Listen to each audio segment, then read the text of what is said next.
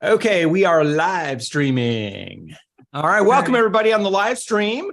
And we got attendees. It's about a minute early on day 3. So these are our overachievers who are popping in right now. Before we get going, so in about an hour, I'll have the yesterday's keynote posted up on all the video play pages. We will email that link out for all attendees to watch that if you missed that yesterday. Again, if you want to know what, over 1,400 podcast interviews with leaders, 6, 7, and 8-figure business leaders, and me asking them, where does your best business come from? Which I'm pretty consistent with asking that question. I condensed that down into the exact roadmap of how to replicate exactly what I've learned and what's been consistent for me as well in terms of how to truly grow your business as a professional and not an amateur. And unfortunately, a lot of amateur tactics get taught. And so, and surprisingly, the amateur tactics are not what the leaders are doing. So anyway, so that keynote will be posted if you missed that yesterday, and that we're going to make that available so you can watch that today.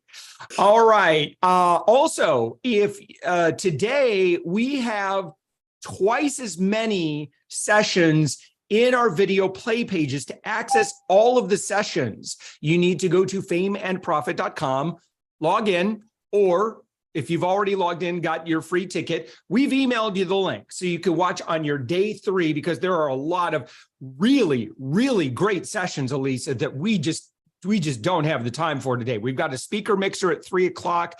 So I've got 6 hours to truck through as much valuable content as we can. This is going to be a day of heavy note-taking. This is going to be a day of big picture leadership, growing, scaling culture, how to attract and work with great teams to fulfill your mission and your desire to do good in the world, make an impact. Increase and drive revenues so you can invest into better outcomes for your clients and your audience, create a better, sustainable living for your team as well, like all of that good stuff, which I would hope would be, as business leaders, our mission, all of those things.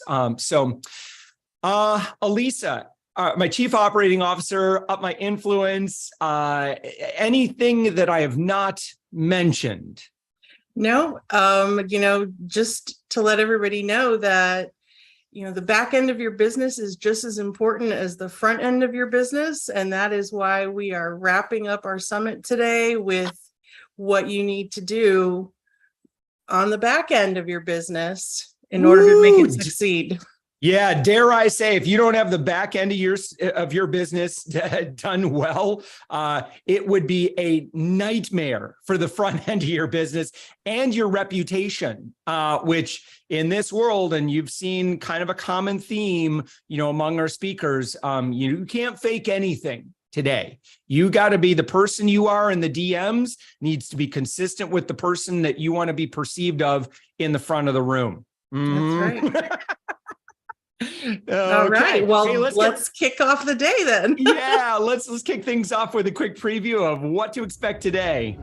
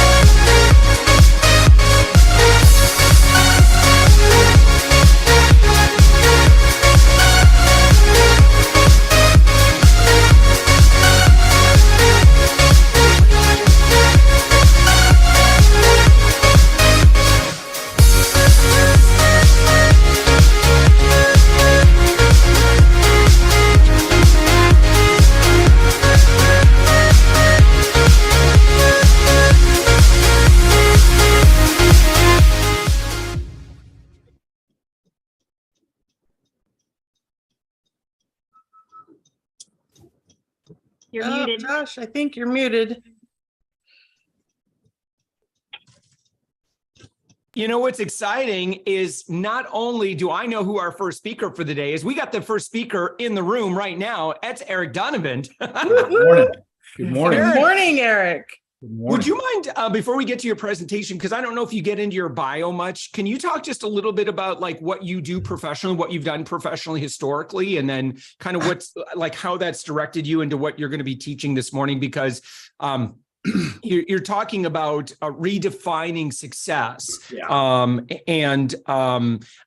know, to again for higher ROI. And I don't mean to steal your joke here, but it's not the ROI you're thinking of. That's right. That's right. How many?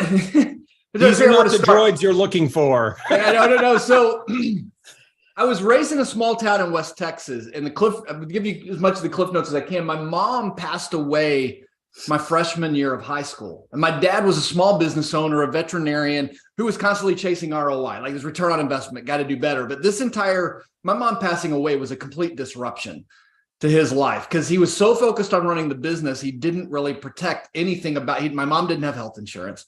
He didn't have life insurance, which means by my senior year of high school, we were completely bankrupt. My dad lost his business.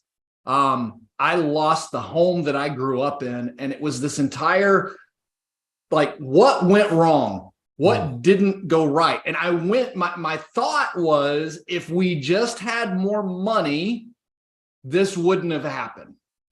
So I went to college and I went and chased everything down with this idea of how do I get rich? How do I make more money? How do I, what are the business and careers that I could do?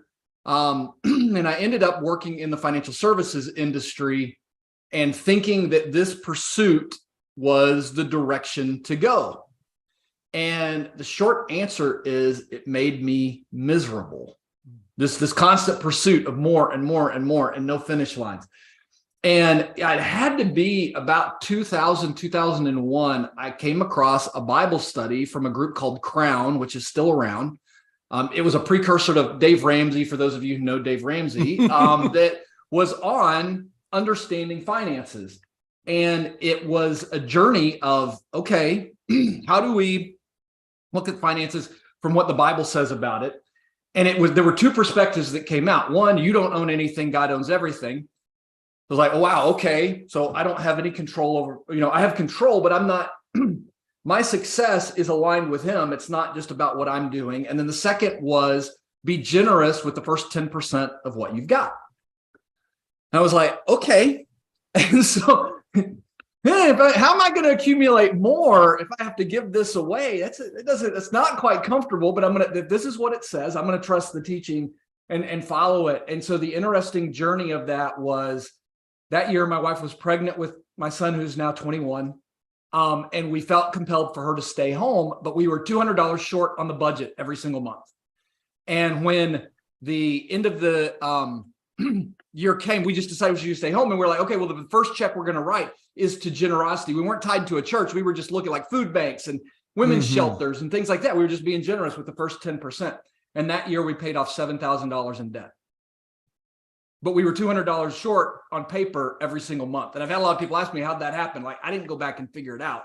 I just found a lot of favor. And that caused me to fall in love with generosity. And I spent the next 10 to 15 years really just exploring what does it look like to look at this from an upside down perspective. And I've continued to walk that journey. I'm going to tell this in the story. Like, I've had my own failures. I've had my own places of where I really messed this up. But I just kept discovering that everything that we think about success is backwards. Generosity creates true success. Slowing down actually creates true success. And the rest of the world is talking to us from all of the things that don't matter and the things that distract us from what we really want. And pursuing return on intention instead of return on investment actually gets us to the return on investment that we want, but also gets us the life that we want. And I'll unpack more of that in the talk today. But that's been the journey. And I'm still on that journey. It was interesting. I was in a meeting professionally, I still kind of run a financial planning family office. And we were in a meeting with a new family this week, and we were just talking about, he's like, well, we were talking about the financial side. And I'm like, I'm really not concerned about the financial side. I'm concerned about you and your spouse I'm concerned about what you want for your kids, because when we begin to understand all of that and the way that you want that to play out, then we can figure out what to do financially. And he was like, no one's ever talked to me this way. That's right. Right. It's like when you know the why, you truly know the why. It's almost like, this kind of thing that we see in our businesses, right? When you know your mission, purpose, values, every decision becomes wildly easier. Eric, let's get to your presentation because I know it's so good. Is that cool? Yeah, absolutely. Thank you. Awesome. Here we go. Without further ado, here's Eric Donovan. Well, I tell you what, this event has just been amazing. And one of our speakers I'm just so excited to share with you, Eric Donovan, you're a friend of mine. We've done some great business together over the years. And I love what you have to share because, again, I think there's a lot of ideas on, what our goals should be or what we should be doing day to day. And sometimes that, I want to say some of it's a little bit of a booby prize. Yep. And what I love what you do, you are a mindset disruption strategist. And, for me, like when you and I have chatted, like you're just really good at helping people get clarity on stuff. And would you mind just giving us a taste of what folks are about to hear in this presentation? Yeah. So I'm going to talk about redefining success for higher ROI, return on intention. And stick around because return on intention is actually higher return on investment, which is what you may think you're here for, but I'm going to flip the script on you. I love it. All right. So without further ado, Eric, let's get to your presentation. Why do you hate your family? Those may sound like harsh words, but those were the words that were spoken to me over 3 years ago by a good friend of mine named Sam Falsafi. At the point that he asked me that question, I was in a very interesting place because it was March. And in February, I had spent 20 of 28 days on the road. Now, I had all the right excuses, right? I was on the road. I was doing it for my family. I was doing business. I'm going to tell you, even, from a reasoning standpoint, I had spent 4 or 5 of those days on college tours with my oldest son. So in my mind, I had rationalized everything that I had been doing. But at that moment, I was facing down this question of, why do you hate your family? And my response, right, is like, I don't hate my family. I love my family. I'm doing this for my family. But he wouldn't let it go. And it just kept attacking me. And I'm trying to understand his rationale. And he's like, Eric, look, I just need to understand because I've never known a man who was gone from home 20 of 28 days who didn't hate his family. And honestly, I was gutted. I had no response. Because at the end of the day, as much as I didn't want to believe the truth of what he was saying, there was some truth in what he was saying. And then all of the conversations started coming back and everything really started reflecting back to me. I remember my middle son, Austin, looking at me, and I had been on the road quite a bit for years. And it was always this comment of, you know what, next year, things are going to be better. Next year, things are going to be better. And he looked at me one Christmas and he said, next year is never coming, is it?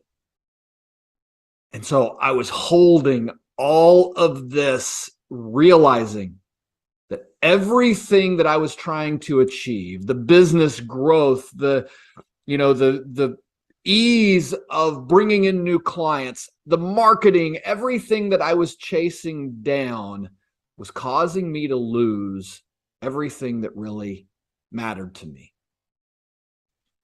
And I want to tell you the end of the story a little bit later. But my talk today is on this idea of redefining success for higher ROI. Because at the end of the day, don't we all want higher ROI? I mean, higher return on investment. I mean, what would a higher ROI mean to you, right? Would it mean that you would have more profits? Would a higher ROI mean that you're growing your top line? Would it mean that you could hire more people and give more jobs to people that you know? Would higher ROI mean that you could finally have that liquidity event and sell your business the way that you've been wanting to so that you could move on to the next thing?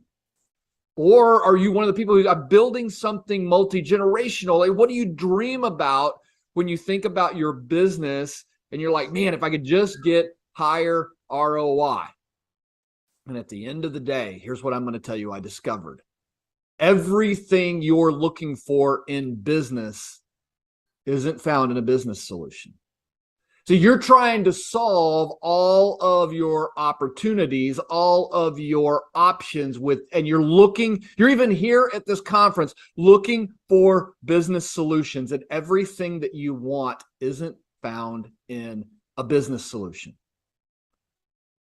So the truth is this: if you want higher ROI, you're going to have to change your thinking. Because the truth is, God has built a kingdom that operates upside down and backwards from the way the rest of the world works. My name is Eric L. Donovan. Some people know me as the mindset disruption strategist, because what I try and do is disrupt the way that you think. But my motto is this: if it's not broke, break it. Because at the end of the day, what I've found is many times what I'm looking for is put together in a way that's not working. Chasing return on investment for us is not working. And so let me just ask this question: who here wants higher ROI? I know you do. It has to be one of the reasons that you're here, but can I show you? Can I present to you why higher ROI is not getting you what you want and why it's causing more problems than you realize? So when the world talks to you about higher ROI, the first thing that it wants to really start from is from a place of fear or greed. Do you recognize this? I mean, fear, FOMO, right? Fear of missing out. Oh my goodness, I might miss out on this performance or this if I don't do this particular solution. So the entire pursuit itself puts you into a place of fear.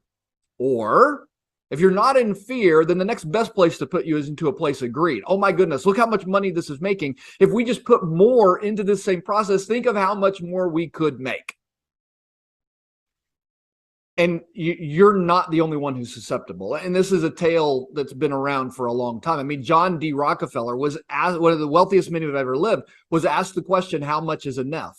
And his response was, just a little bit more.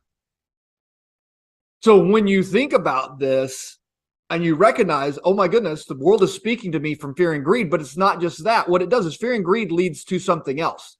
Fear and greed leads you to a place of scarcity. There's not going to be enough for me. I'm fearful of missing out because the thing that's going to work may run out.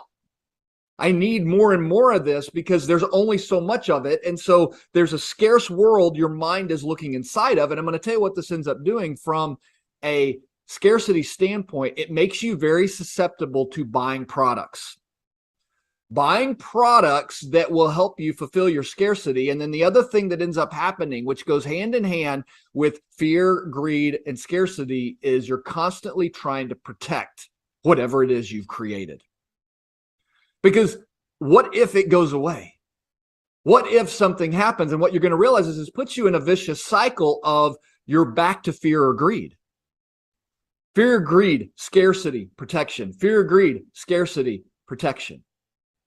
And what I want you to recognize is this is the way that almost everything that gets presented to you gets presented. And if you don't recognize it when you're trying to get a higher ROI, a higher return on investment, you're stuck inside of this mindset, chasing products, chasing ideas, instead of looking at it from a different perspective. And that's what I want you to see. And so what I want to do with the rest of my time here today is disrupt your mindset. See, God wants you to pursue a different ROI. And what I've termed this is return on intention. This is the kingdom ROI. This is the definition of ROI when we redefine success. And I'm going to unpack this more as we go and talk about this specifically, but let me tell you why this matters. Because return on intention starts from a different place. Instead of fear or greed, what if the way that you thought about the world started from a place of peace? I mean, can you even imagine what it would be like to just wake up in the morning with complete peace, complete certainty around what you want to do? When you operate from a place of peace, it actually puts you in a prosperity mindset. Right? A prosperity mindset that says there are so many things that are possible for me to do. There's no scarcity. Everything is available to me that I might want to do. I just need to figure out the best direction and the best way to accomplish it and do it. So instead of being scared that things might run out, you're operating from a place of peace and so much certainty. And the interesting thing about prosperity is instead of buying products, you actually start looking for solutions that'll really make a difference for where you are today, solutions that'll make a difference for tomorrow, but solutions that'll also make a difference for the way that you impact the future and eternity. And so you start with peace and then you move into prosperity. But the real cool thing about this is now you start looking outside of yourself because you're operating from peace and prosperity. Now it's a conversation of what kind of impact can I make? What kind of impact can I make today? What kind of impact can I make for generations? What kind of impact can I make in my community? What kind of impact can I make in the world? And do you realize when you're making impact, guess what that creates? It actually creates more peace. But more than that, here's the punchline of the entire thing I want to talk about for the rest of today. And that is this: return on intention is actually better return on investment. You see, I've had the opportunity to partner with hundreds of business owners and hundreds of families and help them realign their thinking, help them disrupt their mindsets. And I've got hundreds of case studies which prove higher ROI, higher return on intention is better return on investment. So before we get further into this, let's simply just ask the question. And I'm gonna take you on a high level and give you the overview, and then we're going to dig a little bit deeper and talk about each one. But what is return on intention? Well, return on intention is made up of 4 different ROIs. Okay. So the first ROI that I think is important for us to take a look at is your faith ROI, your return on impact. What's your calling? What's your mission? What's your purpose?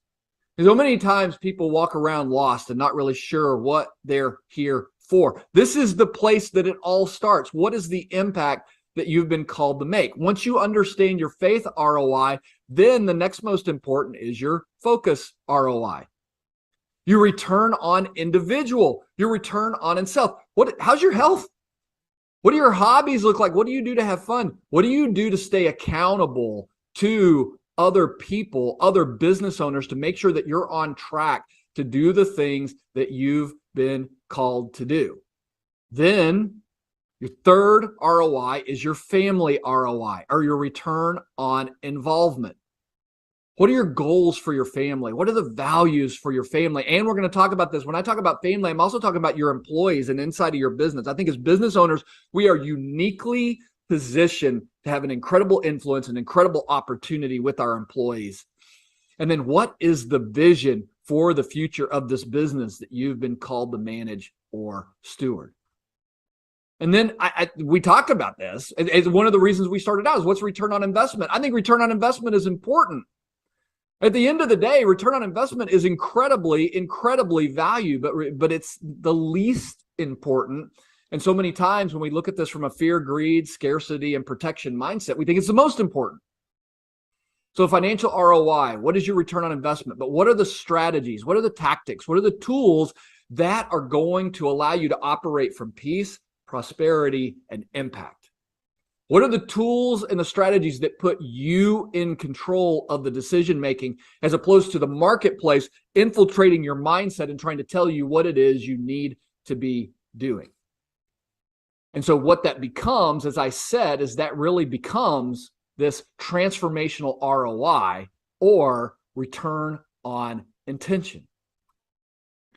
And I told you, I made the comment, I said that return on intention is better return on investment. Can I give you some proof?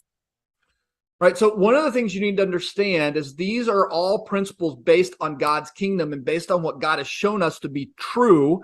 And so what I want to use is a story from the Bible that shows that return on intention is better return on investment. But the first thing that you need to understand is when you truly understand God outside of religion, but when you truly understand God, what you understand is he is more concerned about relationship than he is concerned about money. Now, is he concerned about production and things like that? Sure. But at the end of the day, God is more concerned about relationship. And so let me just prove this to you. There is an account in the Bible of Jesus meeting with 5,000 believers who are, or followers who are on this countryside. And it's getting late in the day. And if you read the account, it is 5,000 men. So what we don't know about the rest of this account is how many women and how many children were there. I think it would be easy to say that there are at least 10,000 people in the crowd for this account. So take this account, there's 10,000 people. And it's getting late in the day. And Jesus' disciples come to him and they make the comment, you need to send these people home. They're getting hungry. Jesus, God, being more concerned with relationship than with the actual outcome, looks at his disciples and says, you feed them. And all of a sudden they start looking like, well, how much money do we have? Oh my God, how would we ever buy enough food? How would we ever take care of this many people? Oh my goodness. And they start thinking through the financial ramifications of how they're going to solve this problem. Again, Jesus more concerned with the relationship. And Jesus says, well, what do we have? And what they find is they have 5 loaves of bread and 2 fish. Jesus takes the 5 loaves of bread and 2 fish and feeds the 10,000 people or 5,000 men. That's what we know. I'm assuming there's at least 10,000 people there. Jesus feeds the 5,000 men. And you would say out of 5 loaves and 2 fish, what an incredible return on investment. But that's not all. Do you know if you read this account, they picked up 12 baskets of leftovers? Right. The leftovers of what was there from a return on investment standpoint was greater than what they initially began with. Why? Because God was more concerned about the people. God was more concerned about the relationship. And so when we look at our own lives, what I'm going to tell you is if you were actually to look at where you are and what you're being called to, if you really want higher return on investment, I'm going to tell you, you need to look at your relationships. You need to look at your return on intention, because at the end of the day, that's what return on intention is about, right? First, return on intention, we said, was the faith ROI. It's our impact, return on impact. And this is about your relationship with God. And I said this before, for some of you, this may be a little bit triggering. You're like, I wish you'd stop talking about God. I'm just going to tell you what, consider the possibility that everything you know about religion has gotten it wrong, but God and the Bible are true. I'm just going to ask you to consider that possibility, because there's a lot of things I don't like about religion, but I'm going to tell you what, every time that I've gone to seek God as a creator, as my provider, he's always shown up. So what is your relationship with God? This may be the number one thing that's standing between you and the return on investment that you're looking for. So we start with our faith ROI, our impact, our return on impact. Here's what's cool about this. If we look at the fact that God is a creator, then what we need to next realize is God created us in his image, which means God created us to create. You are uniquely positioned and uniquely created to be a business owner, because what do business owners do? They create. And so God has created you to do well and succeed in business. Here's the problem that I found to be true, though. In a faith ROI, when I'm looking for return on impact, what I've really got to understand is true return on impact is going to come from a place of surrender. And that's not something that in America we're real comfortable with. And what I've discovered is there's one question that I can ask myself every day, but there's 3 versions of it that really determine my ability to truly live my return on impact. The first version of the question is this: what do I want to do with what I've been given? So here's everything that I've got. Here's the business I've got to run. Here's my family. Here's this and that. What do I want to do with it? The second version of this question says, God, as creator, I understand that you created everything that exists. I thank you for giving it to me, and I thank you for this opportunity to manage it. Now, what do I want to do with it? It still leaves me in control. The third version, though, is the hardest version, but the most important version to consider. God, as creator of the universe, you've entrusted everything that I have here. What do you have in mind? What do you have planned? And what you have to be careful of is that God is a God of relationship. So you getting ready to go into the day. It's like, okay, I have an 8 o'clock meeting. God, what's going to happen in that 8 o'clock meeting? And God may guide you to think more about what's happening relationally in that 8 o'clock meeting than what's happening financially in that 8 o'clock meeting. God may bring relational disruptions into your life. And how are you going to handle that? Are you going to welcome it and say, you know what, this is part of the plan because I'm focusing on my return on impact and how God is using me as a creator? And sometimes you take a step back and you're going to do financial things, but understand it's being in a place of holding your life open and understanding that with open hands, there are tons of different possibilities. Versus if I live with a closed fist and I'm trying to control everything, then the distractions and things that come are actually things that set me off or maybe make me angry because I wasn't ever ready for them. So that's first, our faith ROI, our return on impact. Now we turn our attention to our focus ROI, or our return on individual, our return on you. Right? Can I tell you what I think the most dangerous phrase and book that's been written in the last 10 to 15 years is? There's a book called Leaders Eat Last. Do you know what the problem with this book and this comment is? Do you know what happens when leaders eat last? You end up with a hangry, unfocused leader. And how can someone ever lead if they're hangry and unfocused? They're not in a place where they can provide value because they're distracted by other things. Here's what it's actually led to. It's led to this position of, as leaders, us giving and giving and giving and giving and being so depleted that at the end of the day, we simply fall into our recliner or fall down on the couch and sedate ourselves for the last 2 hours of the day, praying for nighttime to come so we can get up in the morning and do it all again. We don't have anything left for people at home or the people that matter to us most. What if we were to flip the script? There's actually a scripture in the Bible where Jesus says, the most important commandment is to love your God. So we took care of that in faith and return on impact, right? But the next commandment is this: love your neighbor as yourself. And even people who go to church and follow all this, they mess this up because all they see is the love your neighbor. And what they forget is the as yourself component. Love your neighbor as yourself. If you're not loving yourself, how could you ever have enough energy for loving your neighbor? I'm giving you permission to take care of you. I'm giving you permission to prioritize you. First thing, before you ever take care of anybody else. What you find is when you focus on your faith ROI, your return on impact, and now you're connected spiritually, and then you focus on yourself, all of a sudden you have so much more space, so much more bandwidth. And from a mindset standpoint, you are so open to possibilities because you've taken care of spiritually and you've taken care of you. You're going to be amazed at how much more is possible. But we're still not to the financial point yet because now we're connected spiritually. Now we're connected to ourselves, and the next ROI is the focus ROI, return on individual. Return on involvement.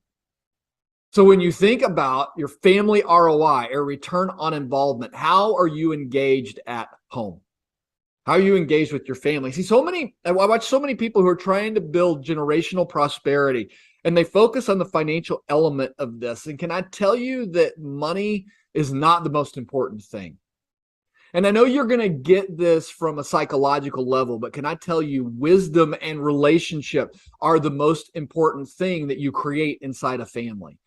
And I'll give you an example of this. Think about this with me. This will make sense. If all you ever do is plan to leave money to your heirs, and you make incredible plans to leave them a ton of wealth, but you don't make any plans to leave them wisdom, how long do you think that money's going to last? Versus, let's flip the script. Let's say that you're someone who constantly is speaking with your children, involved with your wife or husband. You're engaged in a way that you're constantly passing on wisdom, but you never have enough money to leave.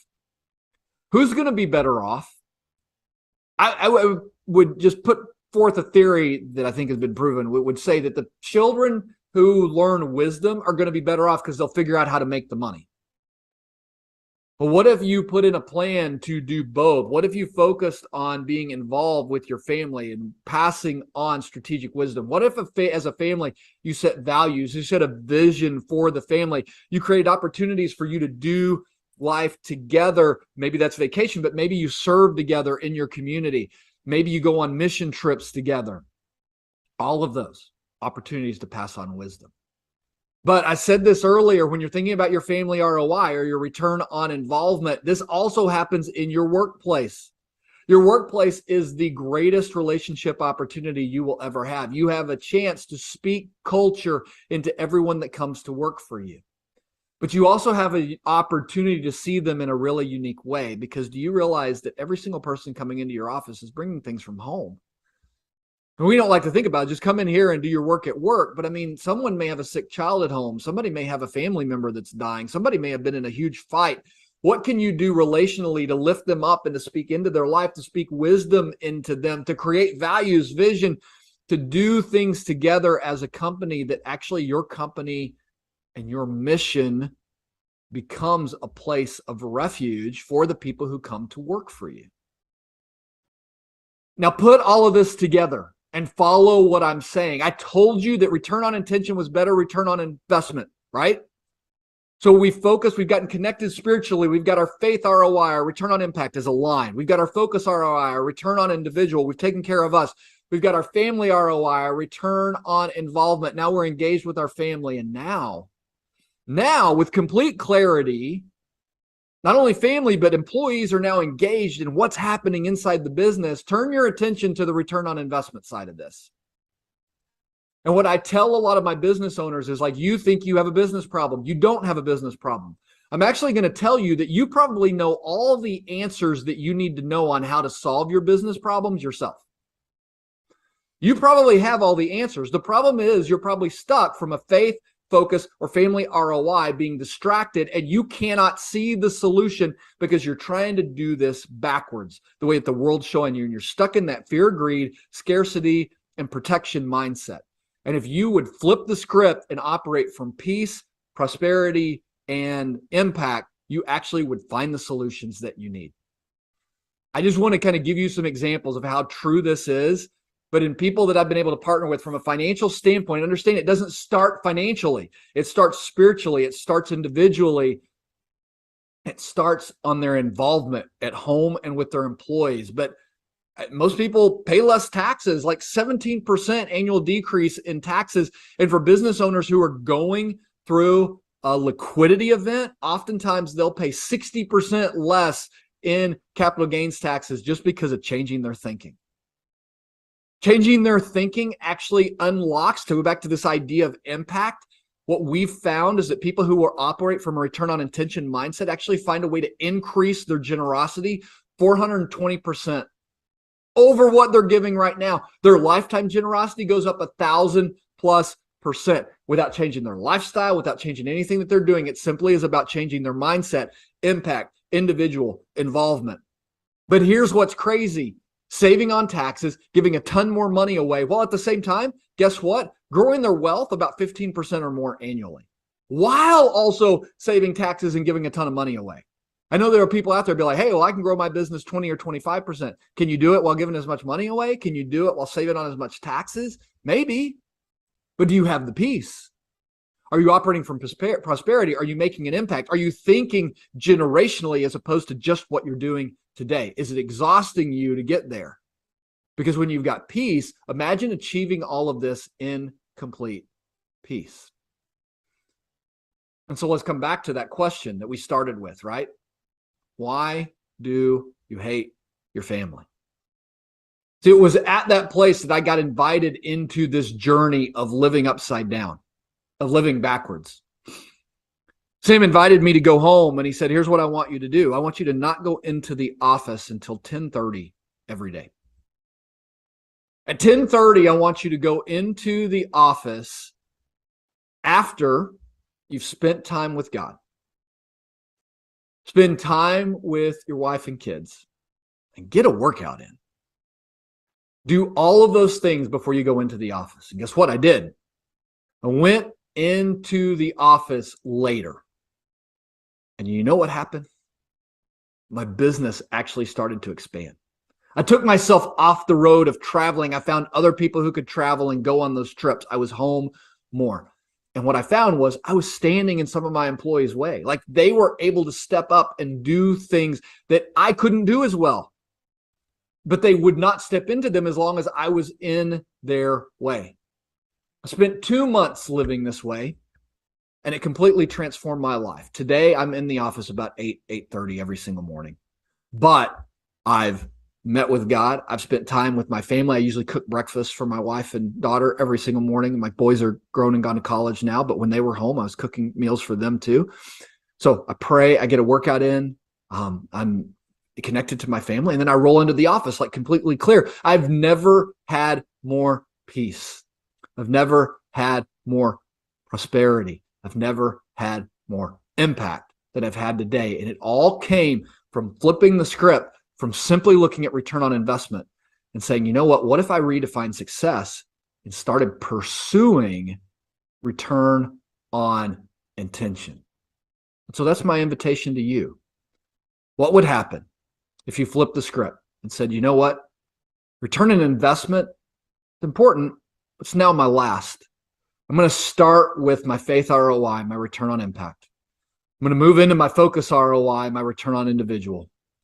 And I'm going to move into my family ROI, my return on involvement. And I know that when I trust that process and do that, I'm going to have more clarity on my return on investment than I've ever had. And it's going to give me the ability to think from a place that I've never thought before. And so I just leave you with this last question. What would your life look like with more peace? What would your life look like with more prosperity? What would your life look like with more impact?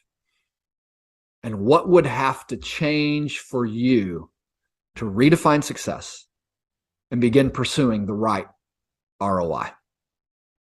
Thank you so much for being with me today. God bless you. Have a fantastic day. Wow, Eric L. Donovan, man, that was powerful stuff. And yeah, I really, really appreciate, first off, it doesn't matter if you were a company of 500 and you're somewhere in middle management, you're the CEO founder of a startup. Doesn't matter if you're a company of one. Doesn't matter if you're an independent contractor for yourself, freelancer, you're working a job for someone else. We are all leaders. And what you just shared, it applies to every single one of us. Who are we? Why are we here? And if it's just, I'll tell you, there are, kind of like what I teased, or what I kind of, the booby prizes in life. And what was it? I think I may have mentioned, we were talking about this. I think it was Jordan L. Peterson. I was listening to his book, and he was talking about, what are we after here? And, he said, some of you envision this dream of sipping Mai Tais on the beach and having unlimited passive income. Let me tell you, that's going to be fun for about 4 or 5 days. And then, and Eric, I know this is just what you've done professionally in terms of like working with ultra high net worth individuals. So I suspect a lot of what you've been able to pick up on, honestly, has been, from a lot of these, it's this wisdom that's gained from, and I know in our personal lives too, I chase the worldly pursuit. I could tell you, let me just add, and I'm sorry, last thought here is I hear this so consistently amongst our, when I'm interviewing, I'm talking with people, 7-8 figure business leaders, man, it is so like, it's almost, I never hear talk about, it's growth for impact's sake. It's growth for, because this is our mission. This is what we do. I almost never hear talk about money. Money is just like it's kind of like a byproduct, as a tool to allow us to do the thing that's really most important. So I just wanted to throw that out there before I kind of get just your reflection on this. What a great way to kick off today. Well, thank you. I'm honored. I really truly believe. I mean, if you look at, here's what I really see. Everyone wants to talk about, oh my goodness, I can't believe where our country is going. I can't believe what's happening. I can't, you get so much, and I don't care if you're left or right. I mean, you get all of this anxiety, but really what I truly believe is that it starts with us, right? And it starts with business, especially I believe it starts in business. It starts with business owners, because if we come in and we take care of us and we raise up the right cultures inside of our business. So that's, if you get into what my passion is right now, is like, man, how can I be helping more business owners and equipping them? Because that's where everything that we want to change begins to change. And again, I think election day, I voted early. So election day is coming, I think next Monday or something like that. But what if the true election was about you stepping into the true role that you've been given inside of your business, or working for somebody else, or things like, what if that was the election that you needed to consider over the next year? Yeah. One other thing that you mentioned, Erica, I just thought was so great was like, I'm paraphrasing here, set the culture, empower your team and get out of the way. Yeah. What do you think of that one, COO Elisa? Well, I of course 100% agree. But, it also, as somebody who works for the entrepreneur, I mean, it's satisfying, but it's also confidence building that you're entrusting everybody who works for you to support the mission. It's not just drudgery. It's almost like investing in who works for you also allows them to invest in you as the entrepreneur of the company. So it's freeing, because, then you're starting to feel that this is also my business too, so the more that your employees feel like they have a piece of this business too, the better they're going to, their work product is going to be, the better the morale overall is going to be, and the happier the customers are going to be, because happy workers give you happy customers. Right. Somehow it's like we've forgotten that. Awesome. Eric, any final thoughts here before we get on to our next presenter? I just want to say that, again, just so perfect for like the kickoff of day 3. Absolutely wonderful. No, my is always flip the script when you're, here's my feedback. I said it at the very beginning. If it's not broke, break it. That would, if anybody's going to take anything away, if it's not broke, break it, because everything we do in life is like, I cannot tell you how many things I look around my office like, why do we do that? Well, because so-and-so do that. But is that the best way for us to do that? If it's not broke, break it. That's what I'll leave you with. Love it. Love it. Well, thank you so much, Erica. And again, if you missed the beginning of Eric's presentation, all you simply have to do is just go to FameandProfit.com, log in, it's free, click on day 3, and that session you can watch on demand right now. If you're watching this or somehow you're getting any piece of this and it's after day 3 and the event is over, just to get unlimited access to Eric's presentation, all the other presentations, just grab a gold ticket and you can have unlimited access to all the recordings. So thank you so much, Eric L. Donovan. Our next speaker, Mary Grothe, is... Again, I love this. All of our speakers that have been just nailing this sales conversation, all female, all kick ass. And Mary is absolutely one of my podcast guests out of the 1,400 some podcast interview. Knows her stuff, very well respected. And without further ado, let's get to Mary Grothe's session. Well, before we get to our speaker session, I want to just invite Derek Van Ness to the stage. Derek Van Ness is a personal friend of mine. We've been working together for years.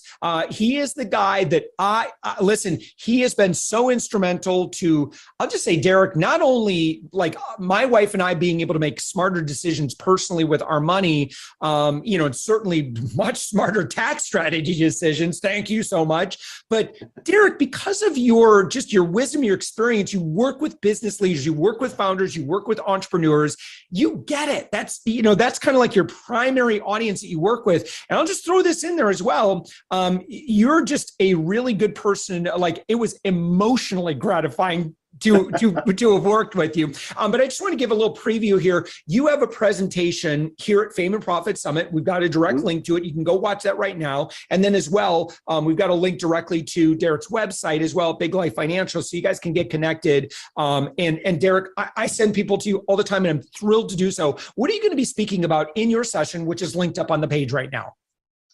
Thanks, Josh. Yeah, we do a ton of different tax and financial strategies, but what I'm going to be talking about in this session is how you can get back up to $26,000 per W-2 employee you had during the pandemic. So do some quick math in your head. How many employees times 26,000? It's a lot of money for most people, and they're unaware of this. It's quite a simple process. So we're going to be talking about, what does that program look like? How do you qualify? What does it take to get that money from the government? It's a lot easier than you think, but I want to make sure you have all the facts. So that's what we're going to be doing on that session. And then if you have any other questions, you can always set up a consult with us through that to find out more. Yeah. Even if you didn't have W-2 employees, I'd highly recommend you watch in on this session, because I tell you what, I've got a neighbor I just thought of. I'm like, I'm going to go and talk to him right now because I know he has a lot of W-2 employees. And you may be, for those of you who just mainly have, 1099s, you may be the biggest hookup, the biggest huge blessing, huge, this is a game changer. Imagine, I know you and I were talking about a friend that they got over $250,000 back from the government as, again, incentive for this particular program. So Derek Van Ness, Big Life Financial, thank you so much, both for being a speaker at this event, for being a friend, for being a mentor, and also for excited to, again, for your presentation here. Thank you so much. Thanks, Josh. Well, I am excited for this session. I'm excited for every session, but Mary, I am so thrilled for our attendees, for people to hear what you are about to share. So I had you as a guest on the podcast, I think earlier this year or last year, and you are the founder and CEO of House of Revenue, and you are addressing in your presentation here a topic that I think is so frustrating for people, where maybe they're doing stuff in business and it's like things are going well, and then they just hit this wall. And it's like, I don't get it. Things were going so well. Why did I not continue in the trajectory, in the direction I was going? And income just continues to rise. And it just kind of stalled out. And so that's what you're going to be talking about. Revenue plateaus are real. They usually happen right after the startup scale.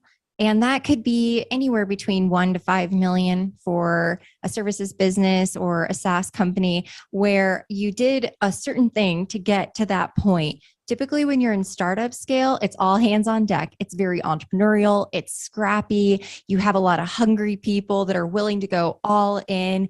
You make non-profitable decisions to make growth happen. You do whatever it takes so that you can reach that threshold. But then you have that awareness point that what got you through startup scale isn't necessarily what's going to get you through what we call second stage scale. And that's usually defined when all of a sudden you hit that plateau. You may be experiencing it for 12, 24, 36 months. And no matter what you do, it's not working. You might hire a sales trainer. You might hire a marketing agency. You might bring in a new VP of sales. You might hire new salespeople. But no matter what you do, it's not working. And then you get frustrated because you just lost money and you can't figure it out. So that's what we're going to talk about in this session is how do you get past this plateau? And it's all about refreshing the go-to-market strategy. We will walk through the step-by-step process, pieces and components to consider how to do it and what results you might be able to achieve.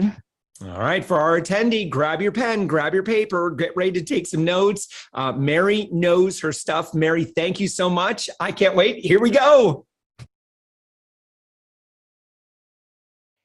I'm Mary Grothy, and today we're going to talk about go-to-market strategy.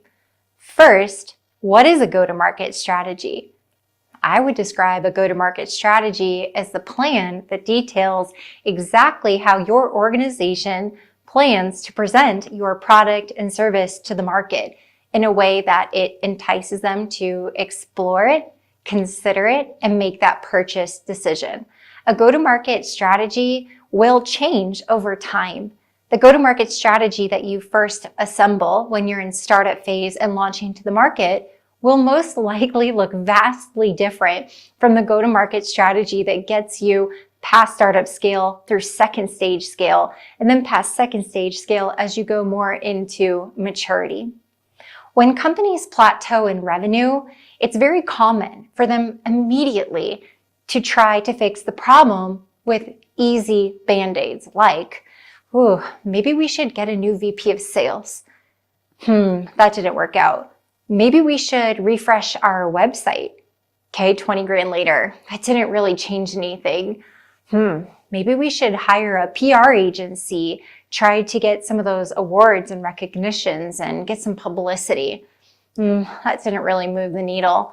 Well, gosh, maybe we should hire more salespeople because right now they're each producing a couple $100,000, maybe $500,000 a year. So if we just add a couple more, does that mean we can replicate that and grow that way? Well, no, that might have diminishing returns, so that didn't work.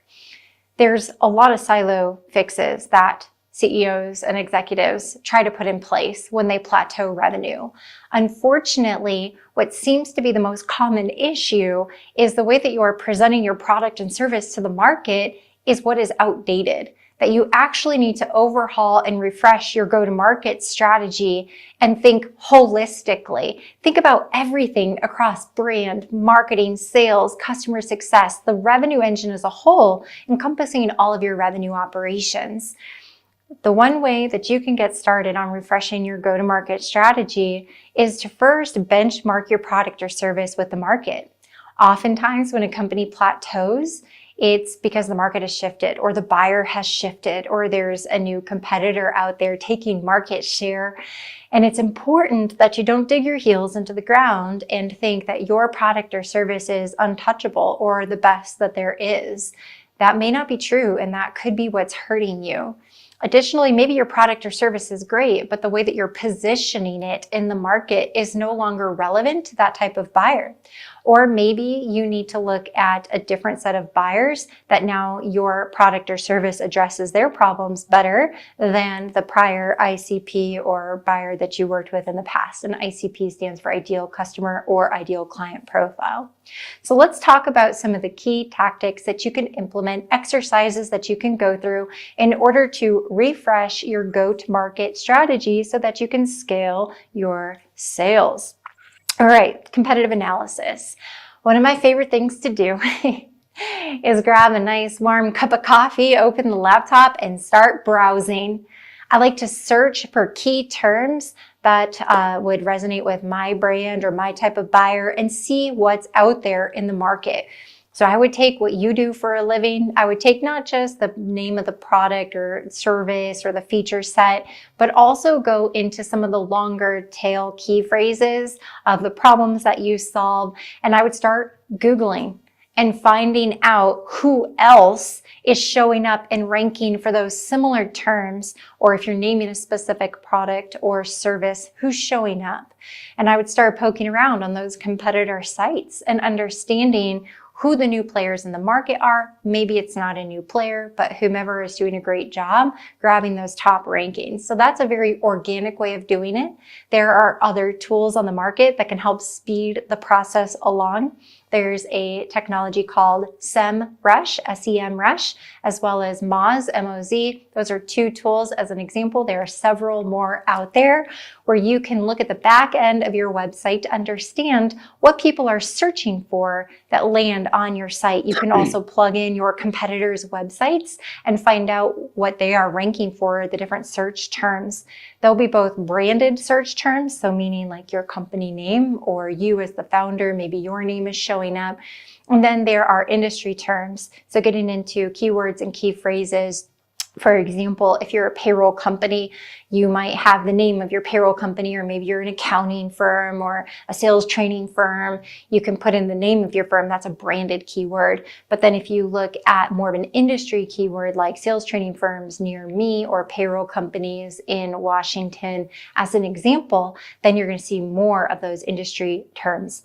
With that, you want to see what people are searching for. And then you can also look at by using those same search terms, you can use those search terms, put them into Google yourself and see the search results. Start poking around, go on their websites, subscribe to their newsletter, download the lead magnet, go through the inbound marketing funnel, test it out, go look at all of their social media handles, study them. If they have a podcast, listen to it. Look at the engagement on their social platforms. Hopefully you'll get a newsletter once you sign up and you can read some of the materials and what's going out, but you'll be able to start interacting with that brand and understanding how they position themselves in the problems that they solve in the market, and hopefully be able to identify who the ideal buyer is that they're going after.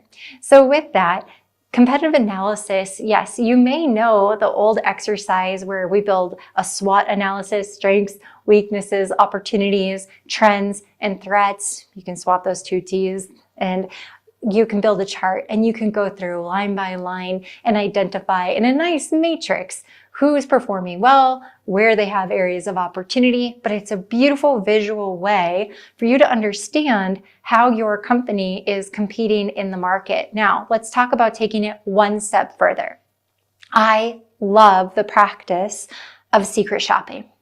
Secret shopping is something that you could do or you can hire a firm to do, and that is where you act as the prospective customer to your competitors and you are able to shop for services.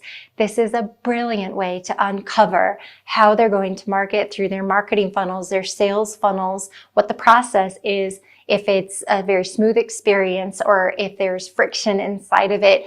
But when secret shopping, make sure you have a pen and paper handy or maybe an Excel spreadsheet or Google sheet so that you can track what every single one of those competitors does as every single step of the process, because then you can compare them side by side and be able to identify where you can find a little wedge in the market to create that competitive differentiation. Also, through secret shopping, you should be able to understand competitors' pricing strategies, be able to see proposals that they might have, how they package their services, if they have ancillary services that they layer in, if they have ad hoc pieces, whether it's a full 12-month contract, maybe it's month to month, if they have initiation or implementation or onboarding fees, you'll be able to understand how others are packaging their services, and this should give you an understanding of how you compete. By doing the secret shopping exercise and being able to have a glimpse into other companies' pricing, It allows you to benchmark your pricing and understand how you compare.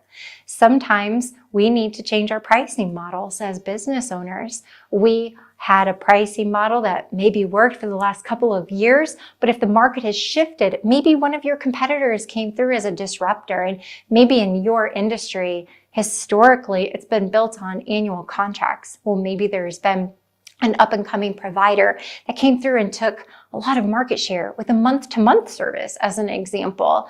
Well, gosh, maybe that's something that you should consider offering. Don't do it just because they are. Make sure it's a well-researched and well-informed decision.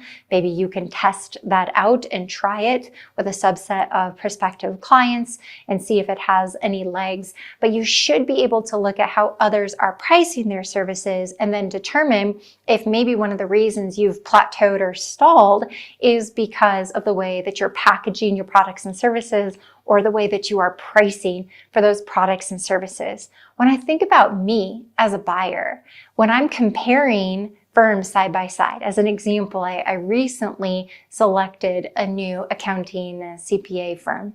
And as I evaluated multiple partners, it was difficult for me when the pricing didn't line up. I wasn't able to look at it side by side. So I feel like I had to make a spreadsheet just to compare so I understood the monthly costs, a quarterly cost, an all-in cost, additional annual fees. And so I created my own pricing chart so that I could figure it out.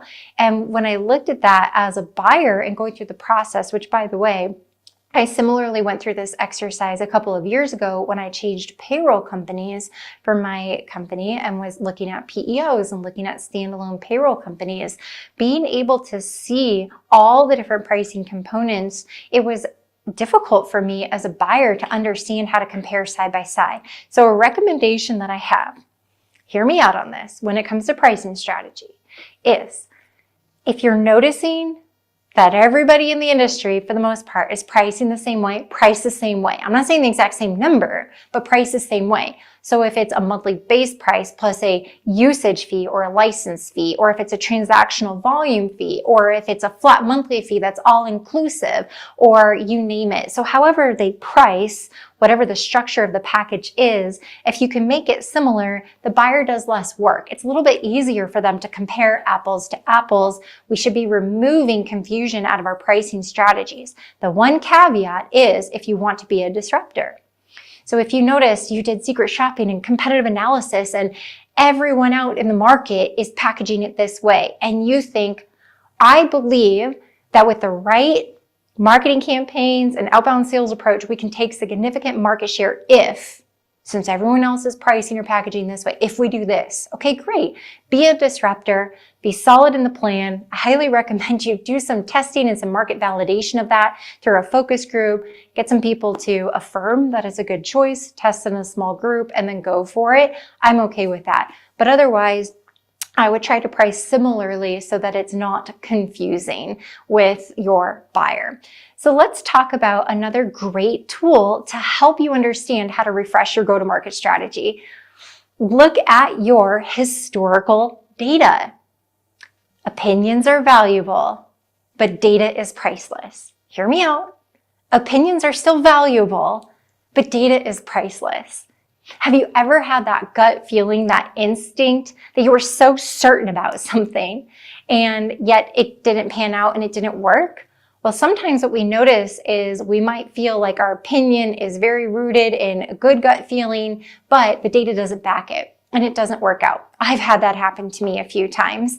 And every time if I go back and look at the data, lo and behold, it was telling me a different story. And so I highly encourage you to go back and review prior year's data. I want you to look for trends in the data. Here are some things that I look at when adjusting our go-to-market strategy. I want to look at our lead sources. I want to know where the business comes from. I want to be able to look quarter over quarter, year over year. I'm looking for seasonality. I'm looking how the lead sources were performing. I'm looking to see if there was a trigger event, something in the market, or maybe there was a big event that brought a lot of people through brand notoriety, recognition to our website. But I'm able to go through and trace back to the lead sources and then track that lead source through the funnel to identify where we have the highest conversion.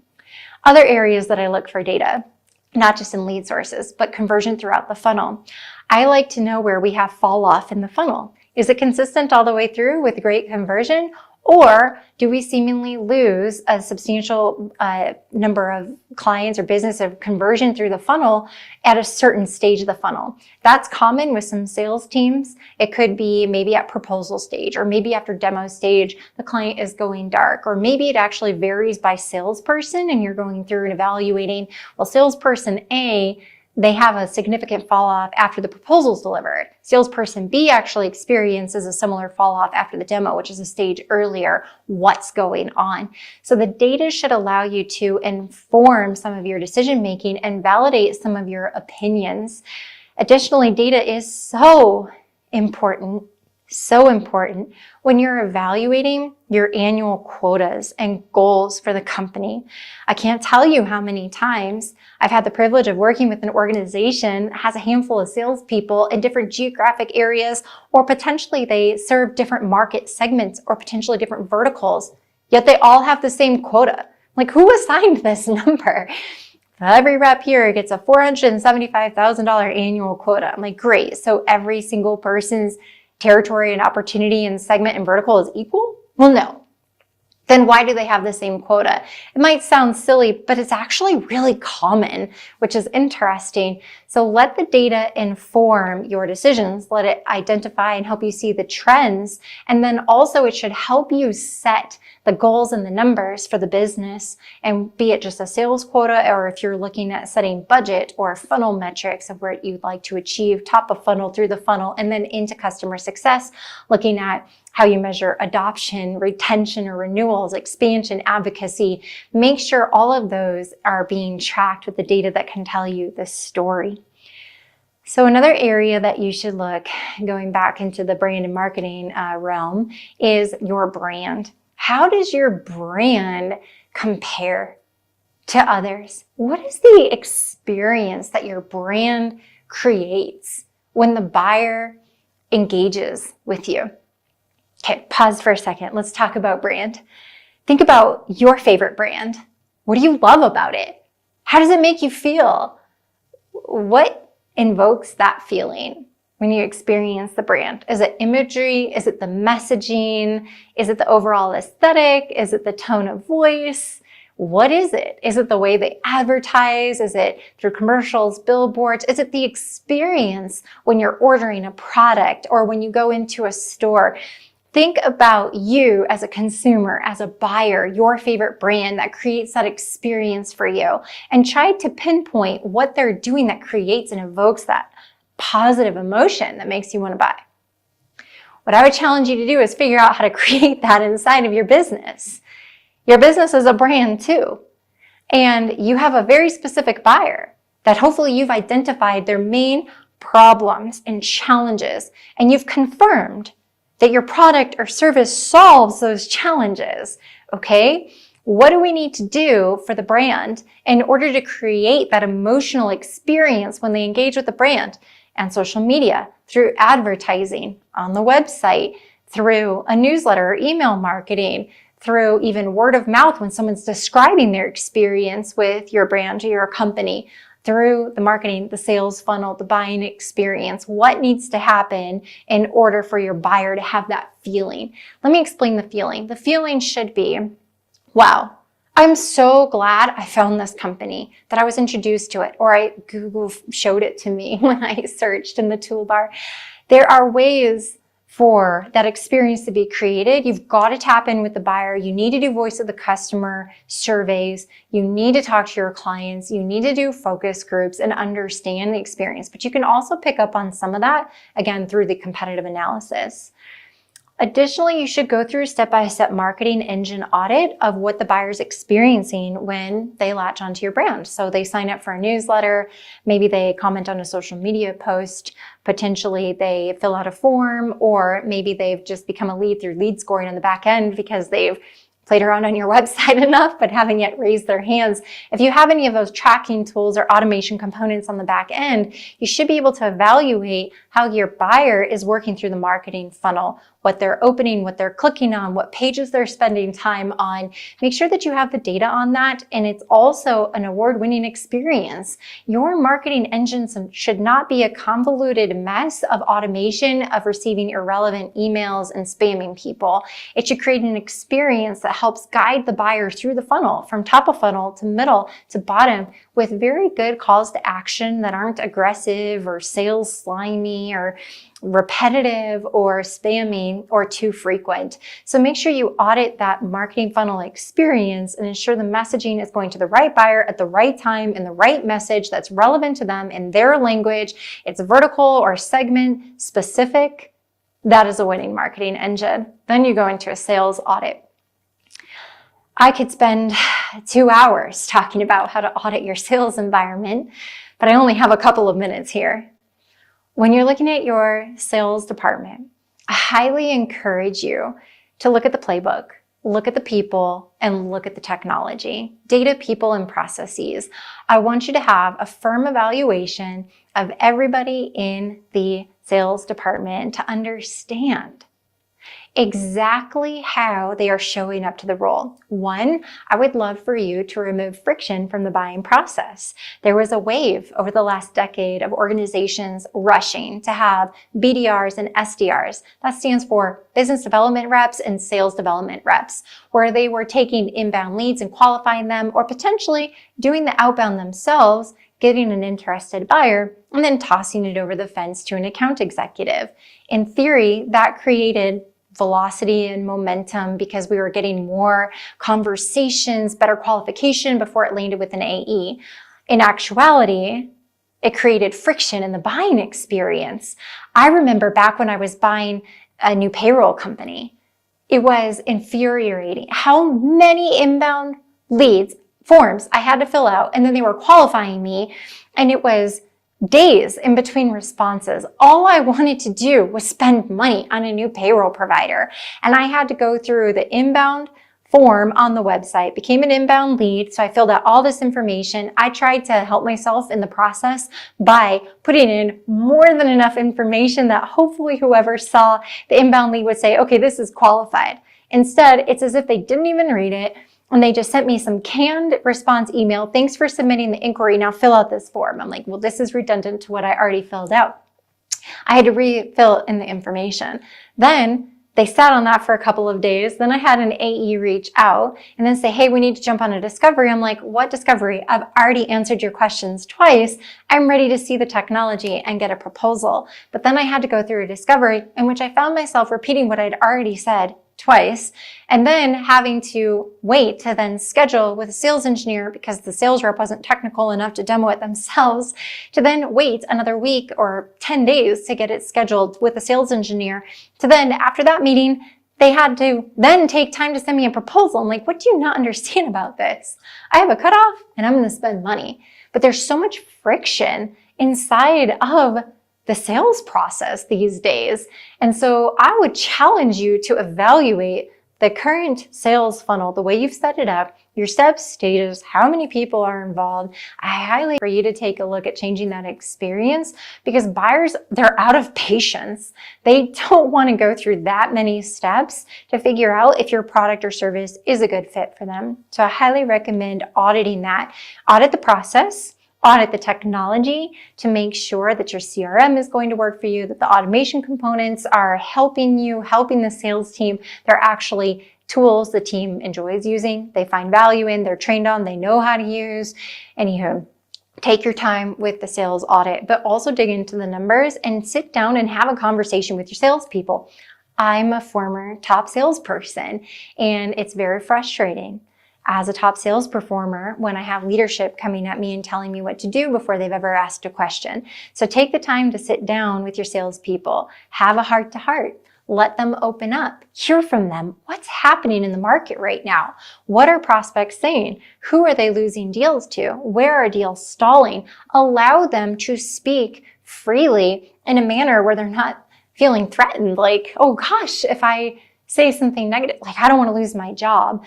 Create a protected environment. Allow your salespeople to share with you what they're experiencing. Better yet, use a tool like Chorus or Gong that records sales calls and produces insights and analytics on the calls, allows you to listen back to recordings or watch them if it was a Zoom meeting, and listen for yourself and get a much better formed opinion based on data and not just your gut on what needs to happen within the sales department. I want you to take that exact same process and apply it then to customer success. If you look at what happens with the client through onboarding and adoption into expansion and then into advocacy, I would challenge you to go through step by step. Look at the tech stack, look at the automation, look at how marketing is contributing in customer success. Evaluate the experience that the customer has while they're on board with you. I would also, again, focus on those voice of the customer surveys. I would focus on CSAT scores, not necessarily NPS. NPS is a hard score in the world of B2B. It was created in the world of B2C. So keep that in mind. Don't rely solely on an NPS score. Bring in other CSAT scoring, customer satisfaction scoring, and surveys and conversations to really get a good pulse on your customer and understand what experience you're creating for them. So ultimately, when you're looking at refreshing your go-to-market strategy, those are some tactical areas for you to dive deep and some exercises for you to complete to understand how to refresh. But all of that work should allow you to answer one question. How are you different? Then challenge yourself when you have that answer to say, and is that rooted in customer need? If you can prove how you're different and can validate that that is rooted in customer need, then you can confirm that the market needs what you have and that you can do it better, different than the competition. Once you're able to solve for those two pieces, you can then build your tactical execution plan around it. You might need a brand refresh. You might need a new website. You might need new content being produced. You might need to elevate some of the staff on sales or your customer success team. You may need an overhaul on your tech stack. You might need to look at bringing in a new CRM or new automation. But your go-to-market strategy exercise, when you're doing the audit and research, should set you up to create a hypothesis. How we're different, confirming we're rooted in customer need. Then you can come up with the plan because you have a gap. Here's where we want to go. Here's where we are today. Here's the gap. How do we fill the gap? And then I'm going to leave you with this tactical process. I want you to remember this. Research, build, test, optimize, then scale. Do not optimize early. Do not attempt to scale early. You need to do the research, which is what we spoke about today at length. That audit and research step is critical. Then you form the hypothesis. Then you're going to build it. But the only perfect plan is the one still sitting on the shelf. Nothing starts without a plan, but nothing ever goes to plan. The testing stage is critical. Your hypothesis, I'm sure, is good, especially if it's data informed, as we spoke about, and not just based on opinions. But you have to test it. You have to confirm that it's getting traction, that the market agrees with you. Test it before you optimize. Optimize is adding budget. It's adding headcount. So once you have the test confirming that it's working, optimize it. Add headcount. Add budget. And as soon as you're seeing that same test perform in a larger data pool, then you can set it for scale. And that is the process to refresh your go-to-market strategy so that you can finally get out of that revenue plateau and scale your sales. Man, I love this. This is the kind of stuff that as leaders, man, we need this stuff.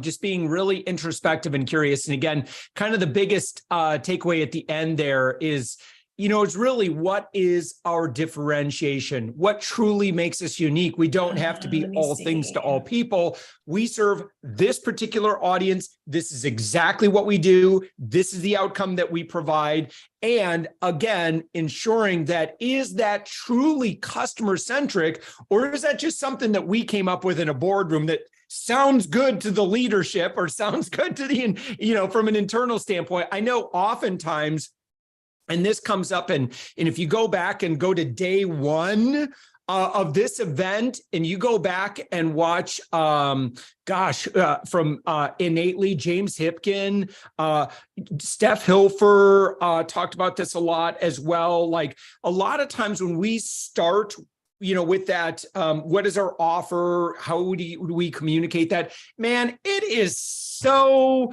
like, it's a nerd sheet for internal documentation.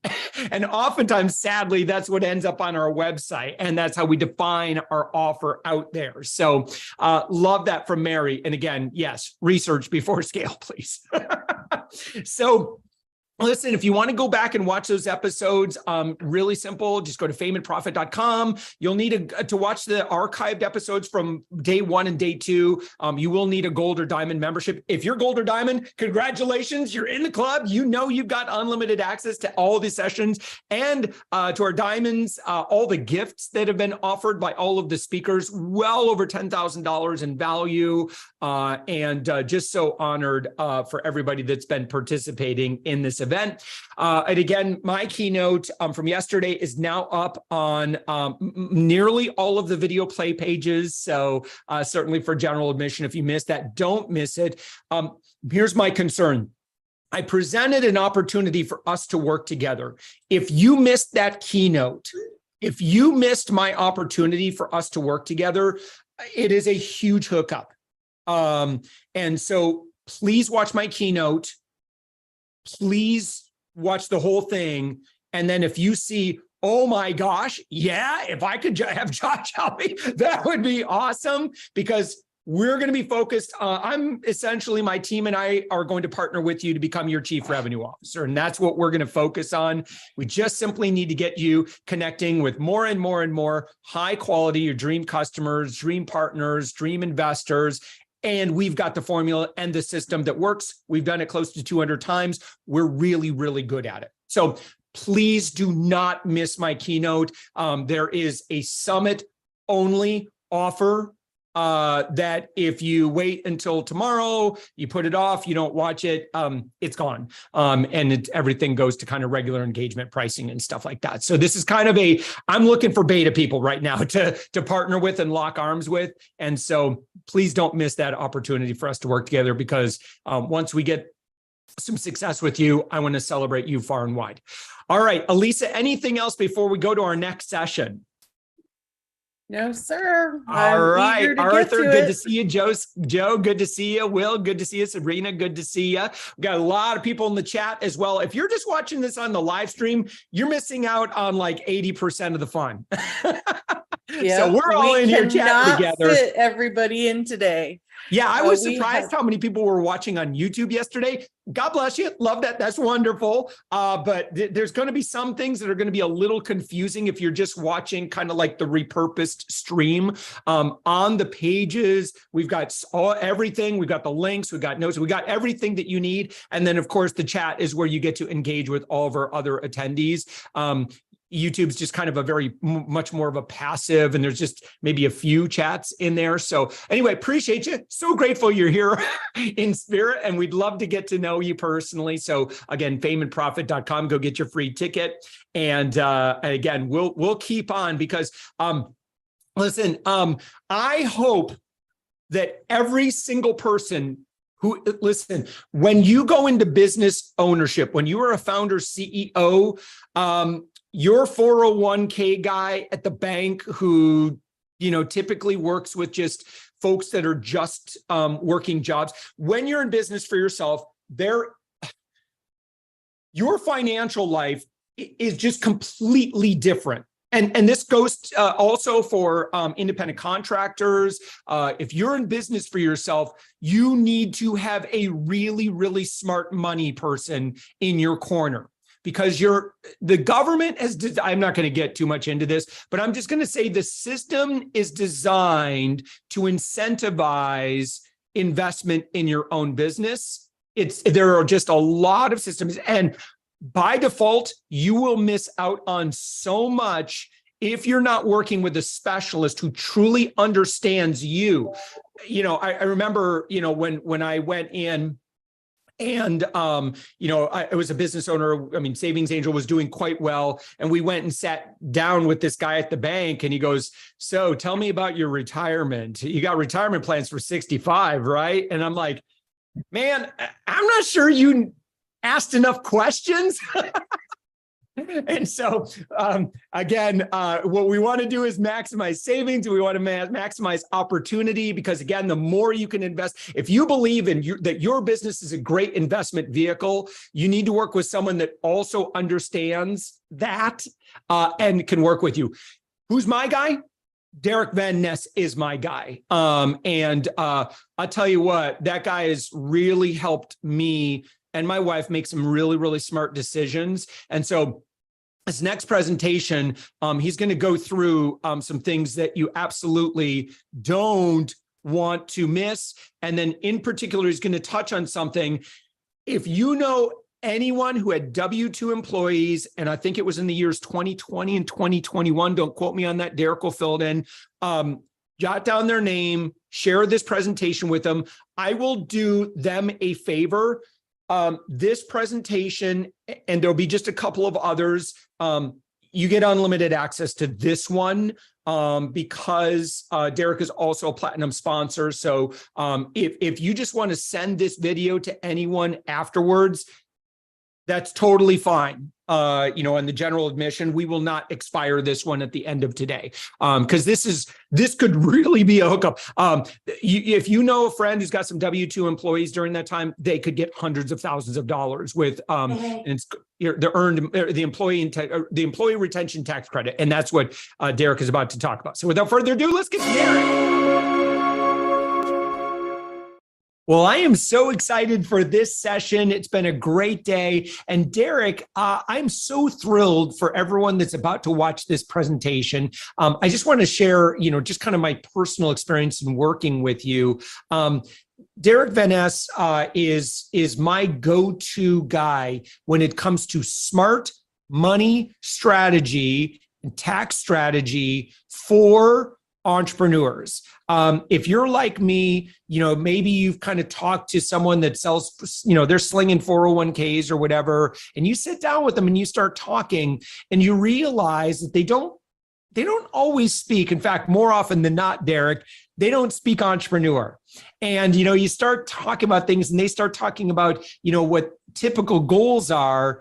And, you kind of like, I think we feel like we're talking two different languages. So Derek, when you and I, full disclosure, I have hired you, you're a client. We've also done work on the other side of things as well. And again, I also want to thank you so much for being a sponsor of this event, because I know that the overall theme of Fame and Profit, again, where we're really focused on growth through relationships, growth through networking, growth through authenticity, growth through, just non-spammy, non-salesy kind of tactics. I know that that's how you've grown a very, very successful business for yourself. But I just want to throw all that into the kitchen sink into it about how much I appreciate, Derek, working with you. And again, I've sent you personal, I send my friends to you. I am just so grateful to have you as both as a business partner and as well a personal friend. So again, I just want to give my full-throated endorsement before we kind of get going on a subject that's going to be, I'll tell you what, Derek, I'm going to say this last thing here, and then I'm going to let you take the floor. Okay. This is going to be very exciting for like 20% of the room, right? And then there's the 80%, like, it sounds like a big deal, but they don't necessarily qualify. Okay, so when we start to talk about this, what I want you to do, because this will be literally life-changing, potentially, for the right business owner and business leader based on what we're about to talk about. So Derek, without further ado, I'm gonna give you the microphone and I'm gonna hit mute, and I'm gonna be an active listener here. Well, thank you, Josh. I really appreciate you giving me such a great endorsement. And it's true, we've become friends. We've definitely talked through a lot of personal stuff, both with me being a client and working with you and Jenny, and it's just been fantastic. And I love that we're continuing to build this relationship even more fully as time goes on. So just really appreciate that. And you bring up something interesting. I feel like most people just talk about money like it's numbers, but I want to let you know this as an entrepreneur, if you're listening to this, money is emotional, and nobody gives you permission for money to be emotional. The reason my company is called Big Life Financial and not Big Money Financial is, what good is the money if you don't have a life, right? Like, the whole point of money is to create a better life. If you can make more money, but your life starts to suck, that's a bad trade, right? So ultimately, we really want to focus on financial things, but financial things that are going to enhance the life that you want to live. So I'm really excited to get into that. So like you said, what we're going to do, and I'm going to pull up my slides here real quick, is we are going to be talking about something called the Employee Retention Credit. And who this applies to is anybody who's got W-2 employees. So if you have W-2 employees in your business, you're going to love this. If you don't have W-2 employees in your business, then it may not apply to you. But what I want you to hear also is that there are always different government programs and credits out there. So even if you don't qualify for this one, we'd love to help support you as these credits do become available in the future.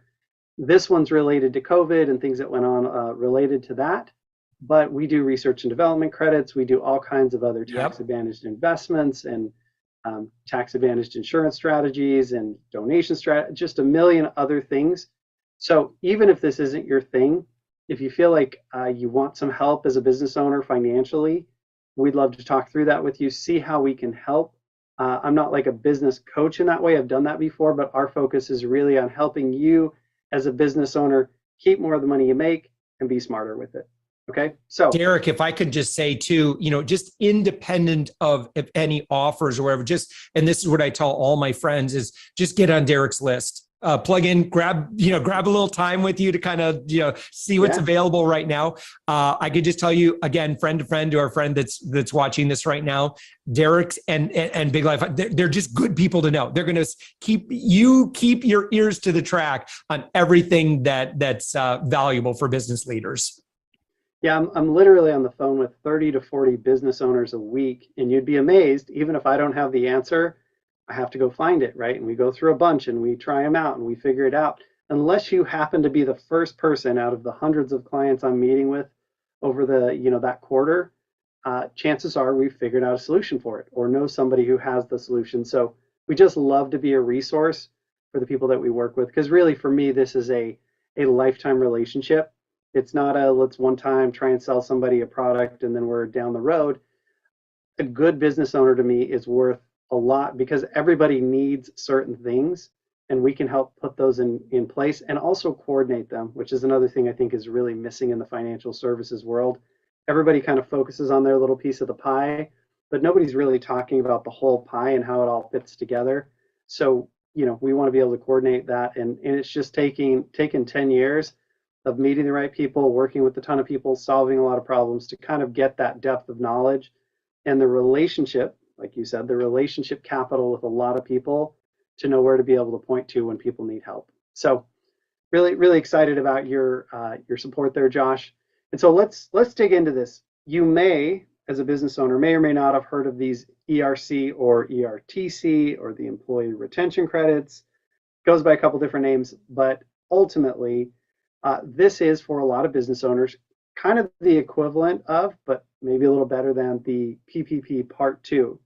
Remember how if you had employees back in 2020 and early 2021, you could apply for PPP. You got this big chunk of money to help you pay wages, and then you were able to take that money and use it to grow your business, right? So ERC is the second part of that, and it's a part that a lot of people are missing. So I want to make sure that you don't miss out, because you can claim up to, as you see here, $26,000 per employee, which if you just do some quick math in your head and say, how many employees do I have? Oh, I've got 10 employees. It could be worth up to $250,000 for you if you qualify. And we're going to talk about what qualifying looks like, where this came from, just so you are aware and educated of what's out there, because, if the government's going to give you $250,000, you should probably understand the rules, right? So what is this? This is a government reimbursement program that's very similar to PPP. In fact, they both came out side by side when the pandemic hit, right? Government didn't know what was going on. Nobody knew, is this the zombie apocalypse?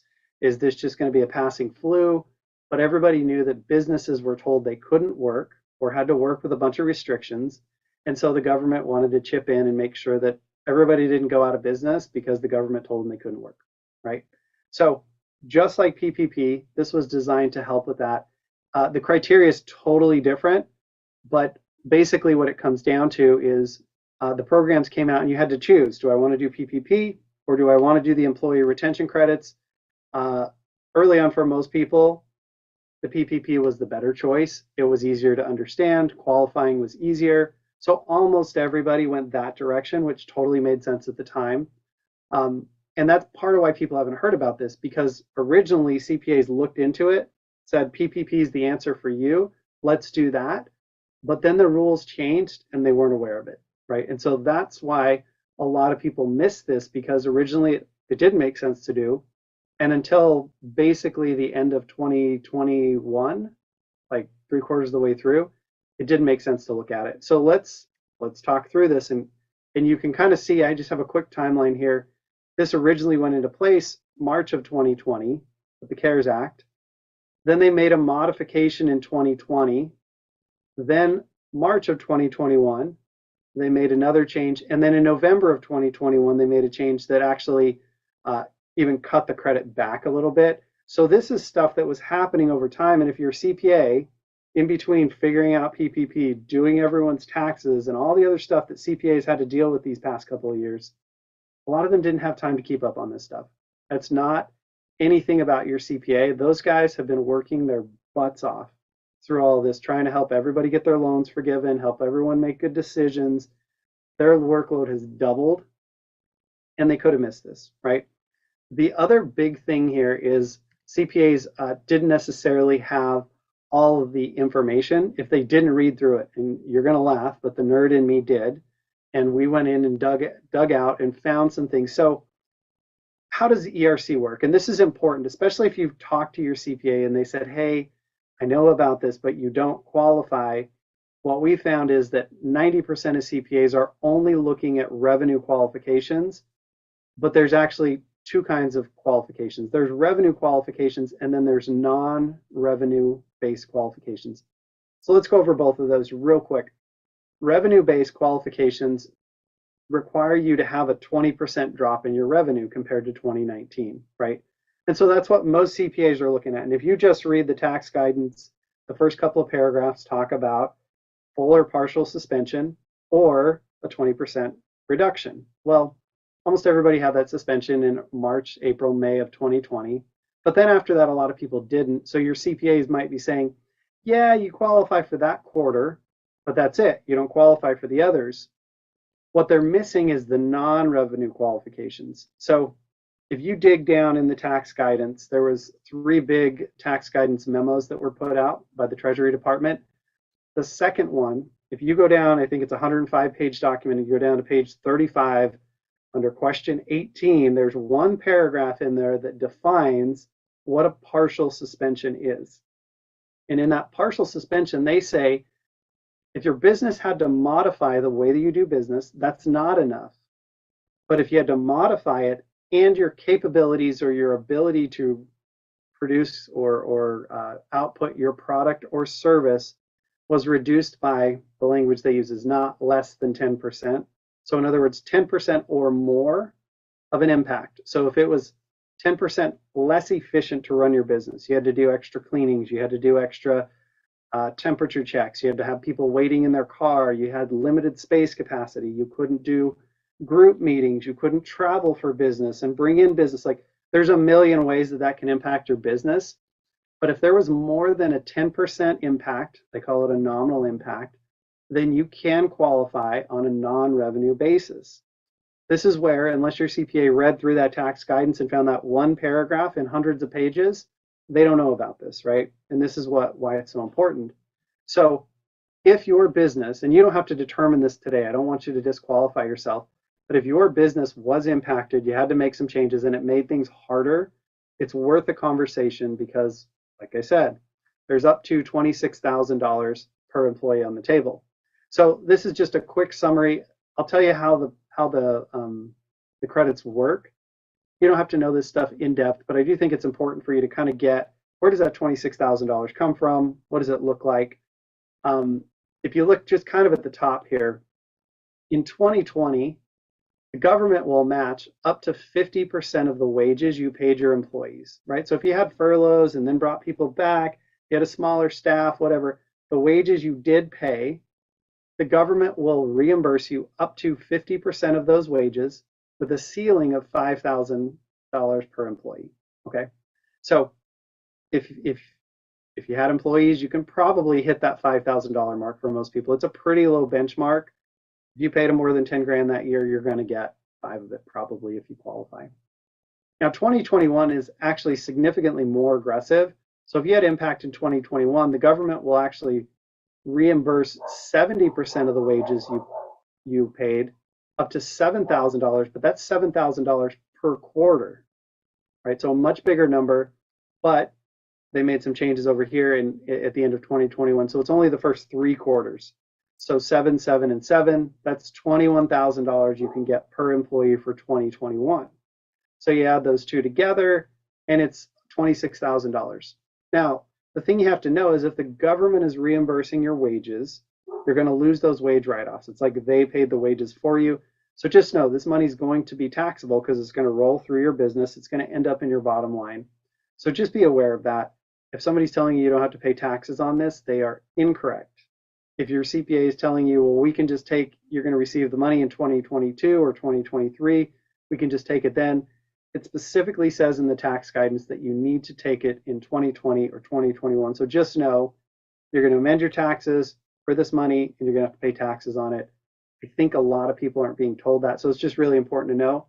Still, it's a massive windfall if you qualify.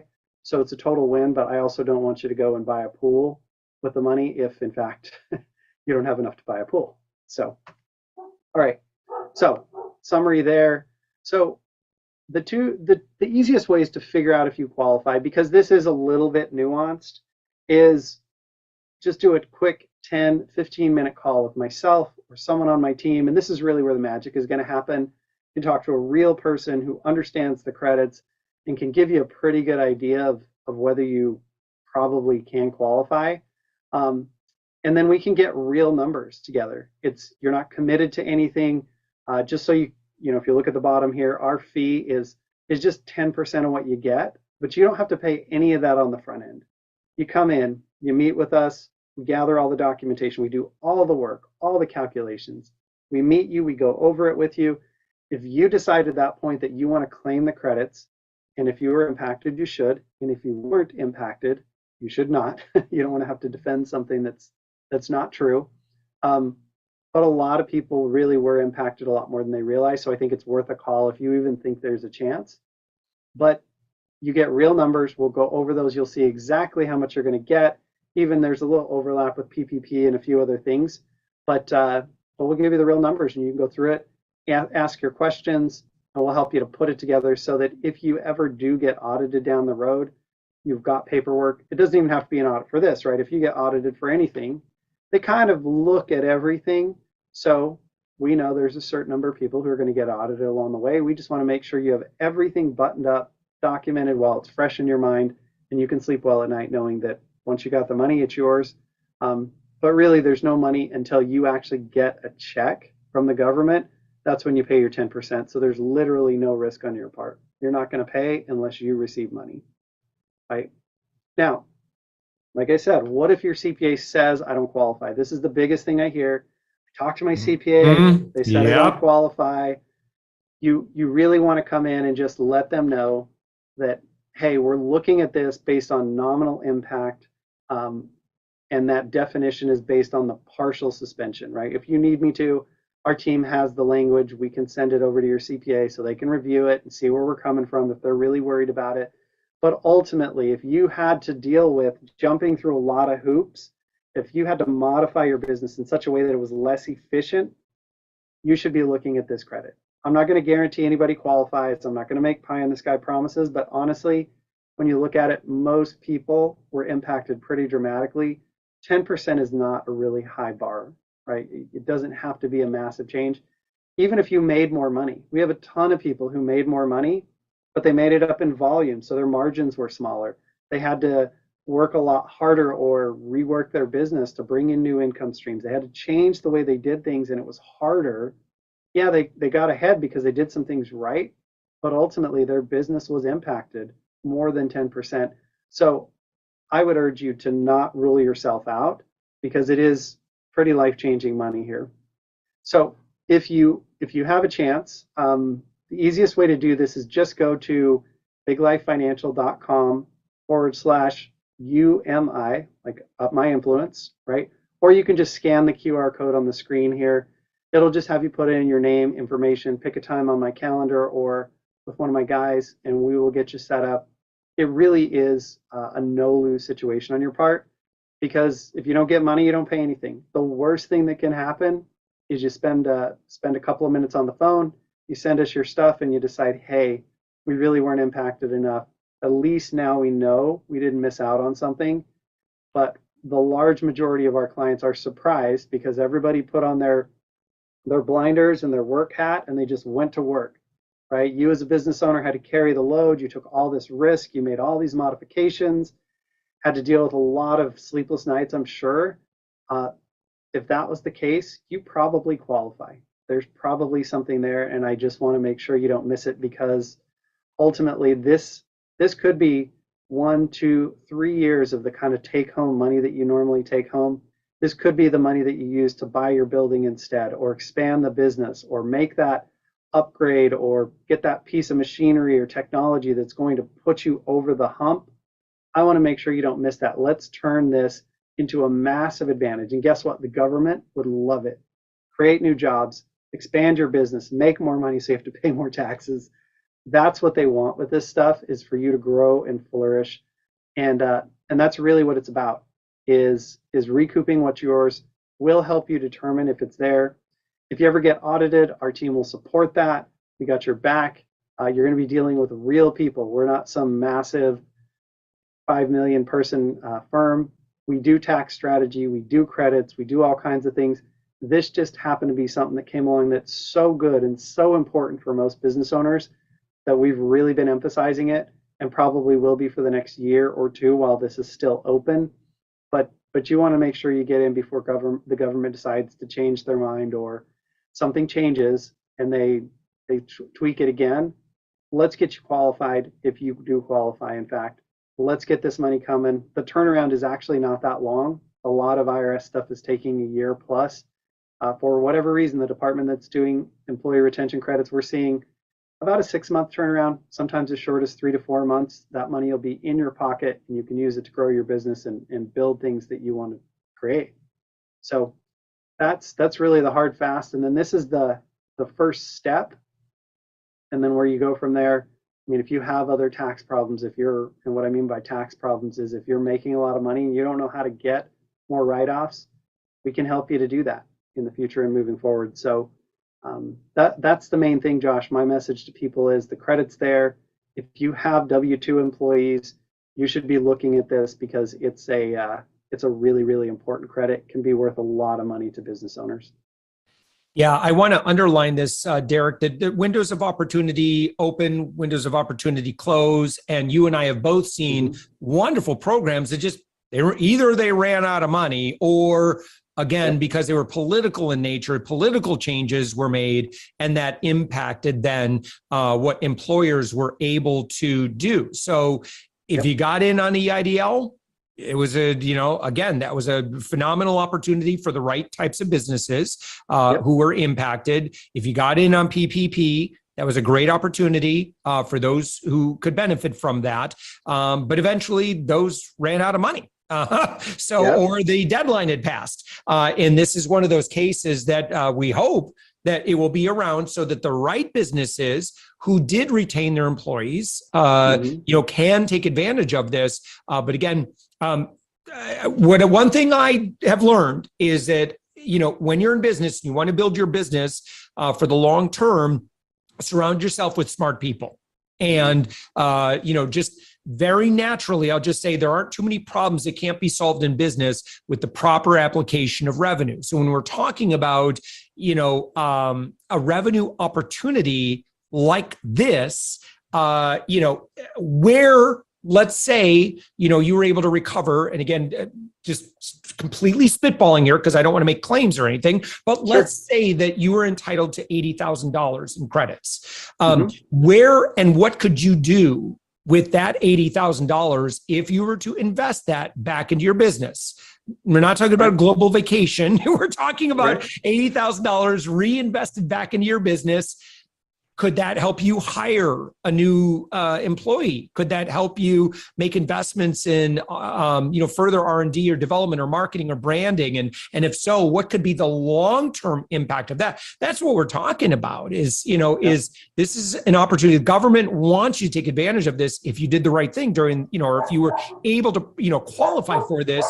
And now, like you mentioned, Derek, again, an opportunity for you to continue to grow, continue to hire, continue to pay more in taxes down the road. That's what these programs are. The government is just simply investing in its economy. And I'm so thrilled that small business SMBs can take advantage of this program. Me too. In fact, the limit on this is 500 employees. So it really is targeted at small businesses. So it's a total home run. I don't know anywhere else where you can spend a couple of hours of work and get this kind of rate of return, right? Like it's a no-brainer. It's low risk. Well, I don't want to say zero risk because there's no such thing, but very low risk. And worst thing that can happen is we tell you, you know what? You didn't have the impact. At least now you know. So again, the website, it's on the screen right now, biglifefinancial.com/UMI. And again, disclosure, Derek, we do have a business relationship together, and this is a sponsored session. But listen, if you qualify, get on this. Seriously. Yeah, Derek, you're a good guy. I really appreciate you. Thank you for our longstanding friendship and, all the great things that we've been able to do together. And I know you've been able to help so many other people. And you mentioned something, I was kind of smiling on camera there. Accountants, God bless them. And boy, do I love having a great accountant. But a lot of times, some of these, it may fall a little bit outside of what their focus has been, or even with some cursory research, I would do some this is a big enough deal. Derek, I think you agree that I would do a little due diligence on this. Absolutely. And we can provide those resources to make it easier, like links to the IRS code or whatever needs to be done so that you can feel comfortable with it. But yes, when you're getting 6 figures, 7 figures of money, you want to make sure it's legit and that it's good. We know it is, but you've got to do that due diligence for yourself. As a good friend of mine says, you can't delegate self-reliance, right? There's certain things that you just have to do for yourself, like your health, like your relationship, and also big money decisions. You really need to know what you're doing. So yeah, we highly encourage people to do that. Be responsible. This isn't some fly-by-night situation. We're in the financial business. And this just happens to be something that right now is a huge opportunity for business owners, bigger than anything I've seen in the last 10 years outside of maybe PPP, but this is even bigger than that. I think you're on mute right now, Josh. Oh, Josh. Hey, Josh, I think you're on mute. Yeah. We'll do a quick edit here. Okay. Oh, no, we Derek, won't. Thank you so much for this again. I really appreciate you again. The website is on the screen right now, biglifefinancial.com/UMI. Thanks, Derek. You got it, Josh. All right. Thank you so much. Josh with the technical gap at the end there. No, so Derek's a pretty good guy. I'll tell you, I do have a really kind of unique position where I get to talk with 8 to 10 business leaders every single week, and I've been doing it for 3 years. You start to get pretty good at sussing people out. After you do this a while, like you said, you ask them questions on the podcast, the interview, and you can figure out people pretty well. You start looking at their communication, their branding, their copy. And I've talked with a few financial advisors. Yeah, they have that, kind of hustler kind of, and God bless them, but Derek's always been, I interviewed him pretty early on. Super chill guy, and we were kind of doing some chatting on Zoom. I like Derek because he's not really a salesperson. Yeah, he runs a company, but he's super prescriptive. And there's been times when I've asked him about certain things. He goes, honestly, Josh, I would not do that. Like, sure, I could, I would have like a commission relationship on something like that. I wouldn't do it right now. Like I would hold on that. I would do. And so I appreciate that. Because I'll tell you, and I don't know if anyone in the room or anyone watching this has had this. I have also had horror. Oh man, boy, did I have a bad experience with one commission guy a number of years back. Sold me into something. It was awful. So I can tell you when it comes to money stuff, I am really conservative on who I work with at this point. So, and I get lots of references. Like, I got to know, like, I got to feel really good in my gut that I'm working with the right person when it comes to that kind of stuff. Cause it can, those kind of decisions are pretty important. And again, kind of, when we're doing that ongoing threat analysis of our businesses and, what could dislodge me, that sort of thing, or, what could be a threat to the business. There's usually a lot of you put a lot of money related things in there, audits, things like that. Those are always ongoing threats. So, all right. So listen, this is really awesome. I wanted to remind, so all of our diamonds in the room, all of our diamonds that are watching, our speakers, there's going to be a mixer at 3 p.m. It's the closing mixer and party. So love to have you there. And again, we're going to have a little bit of fun, but one thing, the best events that I go to are the ones where I make lots of connections and then those connections turn into partnerships. There is so many opportunities when you have a mind for collaboration. And when you approach each relationship with curiosity, like, wow, man, I feel like there's something we should be doing together, right? Let's figure it out, right? And oftentimes it's just like, tell me more about what you do. Great. Now I know exactly who to send to you. And then you're faithful to that. And you really do love to send business back and forth to people. Again, get yourself in a winning position where you've got, a couple hundred relationships like that, and then you're kind of set for life, particularly as you start to get into your industries. Joe, you're just in such a perfect position for that, in your relationship. So I just want to, kind of commend what you've been building in your business with that, just thinking of you, Arthur, like Will, you guys, your reputation is just stellar. You're good business leaders. And, again, I want to drop the Matt Damon joke again. Fortune favors the brave. Crypto.com 1 year ago.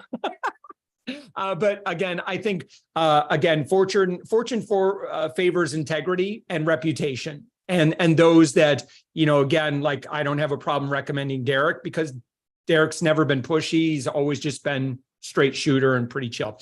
All right. And now, Elisa, anything else before let's go to Molly. I am so excited to hear Molly's presentation. I mean, we have been anticipating this one, so let's kick it off. I'm telling you, culture. If you do not get that right at the beginning, and if you do not consistently get that right, it will kill you in business. And it becomes insidious when not managed well. Oh man, I can talk about this a lot. So, and again, doesn't matter if you're a company of one or a company of, 1,000, this stuff really, really matters. And so let's go ahead and get Molly's presentation. This is Molly McGrath. She is a rock star. Strap in.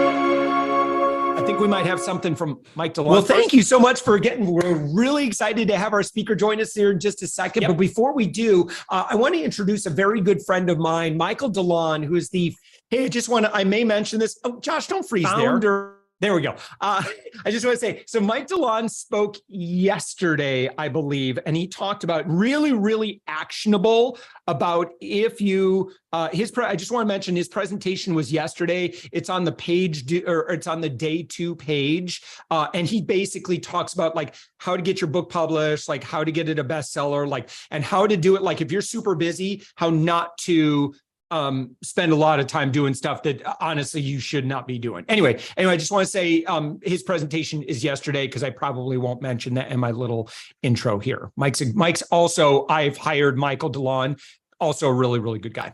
Of Paperback Expert. And Michael, you help business leaders get the book done. And I can tell you this, I've interviewed so many great leaders who have had published books, and I talk about what their book experience is like, and it is so much work. And so I admire anyone who's actually done the hard work. They got the book done. And I've also, Michael, I've talked to many people that provide consulting services in and around getting the book done. And, you know, some of them are just courses, and which is fine. And some of them are really expensive ghostwriters. That's another option. But Michael, when you and I had you as a guest on the podcast and you explained how your program works, I'm like, that is exactly what I want. I became a client immediately. And when this event is done, you and I are going to begin our work. But Michael, I would love to give you just a few moments to kind of talk about what the Paperback Expert program is like how you work with people, how you get it done. And again, I love it because it is just that sweet spot. Yeah. Well, Josh, thanks. I'm glad to be here. And, you know, we help business owners, thought leaders create a book without writing a word. Now, set on that, because that's what stops most business owners. And our process, we've got a 4-step process, Josh. We first clarify your message so that you are going to be separated from all of your competitors with a crystal clear message that's compelling to your audience. Then we're going to go help you create your book. And we actually have a staff of writers. So we're going to assign a writer to you, and they're going to have conversations with you. They're going to ask you questions because, Josh, you've got everything in your head that you need to create your book. We're just going to pull it out of you. And then our writer's going to interview you. We're going to record you as you speak to write your book. And then we're going to craft and massage your words into your book in your voice. It's really, really fun. Then once your book's created, we're going to publish you to Amazon Kindle, make you an Amazon best-selling author, guaranteed. We've got a whole promotion engine to make that happen. And then the 4th step, Josh, is really where the money's made, is in our marketing systems. We create a credibility game plan with and for you that teaches you how to use your book to attract the right types of clients, to convert them, and to get referrals. So it's almost a done for you process, except we're not adding the content, but we're just having conversations with you to bring the content from your head onto the page and get your book created, do it super fast, and it makes you an expert in the eyes of your audience. Now, Michael, we've got a link right on the screen right now. We've got it on the page below. And also, you have a long form session to a friend who's watching this video right now. Click through, you can access, you can watch Michael's after this session, watch the speaker, and then go through. And I think it's just so much fun to actually say, you know what? I'm finally going to be able to do this thing. And so, again, it's that sweet spot, Michael, that you and your team have created. I'm so excited to be a client myself. I believe in what you do so much. And thank you so much for being a sponsor of Fame and Profit. I know that you're a huge advocate of human connection and doing business in an authentic and generous way. So I want to thank you so much for your support of this event as well. But again, you'll see the links directly below on the page. You'll see it on the screen as well. Michael, thank you so much for sharing just a few minutes of your time here. And so excited for everybody who's been dreaming and having that book done. We're going to get it done once and for all. Absolutely. It's been fun, Josh. Thanks for allowing me to be here. Well, I'm really excited that you're about to watch this presentation. I hope you're having a great time at Fame and Profit Summit. Molly McGrath is an A-lister, and she's the head of hiring and empowering. You find her on the web at FameandProfit.com. And Molly's going to be talking about a subject that, listen, as a business leader, you got to get this down right. You have to prioritize this, and that's culture, right? And if you don't get culture set right at the beginning, even if you're a solopreneur and there's just you, right? Your culture starts with you, right? And so if you're having a challenge right now where maybe what your ideas are for your values and culture, mission, purpose, and all that sort of thing, it's just kind of up in your head, or maybe it's on a page on your website and that's it, or maybe it's on a motivational poster in your office and that's pretty much it. You're not doing what you need to be doing. And I'm going to tell you, if you don't fix these things early, it's going to really come back to bite you in down the road. So I am so honored, again, that we have Molly here. Again, she's the head of hiring and empowering, and she has a really valuable giveaway for our diamonds. So make sure that you watch the entire presentation, get to the end. And again, to our diamonds, you'll see the giveaway right on the page here on your page. If you want to upgrade and get that plus all the other speaker freebies, then there's an upgrade link if you're just kind of a general mission right now. Listen, thank you so much. And without further ado, let's get to Molly McGrath. Hello, Fame and Profit attendees. We are so excited to give you an amazing presentation today. We're going to go fast. You're going to have a lot of fun. You're going to learn a lot. So please make sure that you silence your phones and get your journals out with pen and paper. You're going to want to take copious notes. Today, we're talking about what it takes to create and maintain a great culture, especially in this day and age of the great resignation that we've all been hearing about. I'm going to tell you a little bit about who I am and what we know. I've been in business since 2008. So for over 26 years, I've been coached and consulted and directed presidents and founders of national legal organizations. And in particular, my niche is working with law firms and C-suite executives. I am currently writing my fourth book, actually, called Fix My Employees. Excited for that to come out, which coming out in January of 2023. Also, we have a podcast that we have published for going on 4 years now. We drop a new episode every Tuesday. So by all means, please opt in. And every Thursday, we've been vlogging for 14 years now. We haven't missed a single week, giving you all the tips, tricks, techniques, insider view in regards to creating culture, communication, leadership, employee empowerment, etc. So please join us, and we'd love to get in your inbox every single week. All right, let's hit it. Let's talk about who this training is for. This training is for you if you are an entrepreneur, a leader. Maybe you might be an employee listening to this, really wanting to hone your skills. This training's for you if you're in the position of really wanting to create a stop restart with your team and stop the revolving door that we're all hearing about in regards to the great employee resignation, which I am in the process of transforming that into a more positive tonality with the great employee restoration.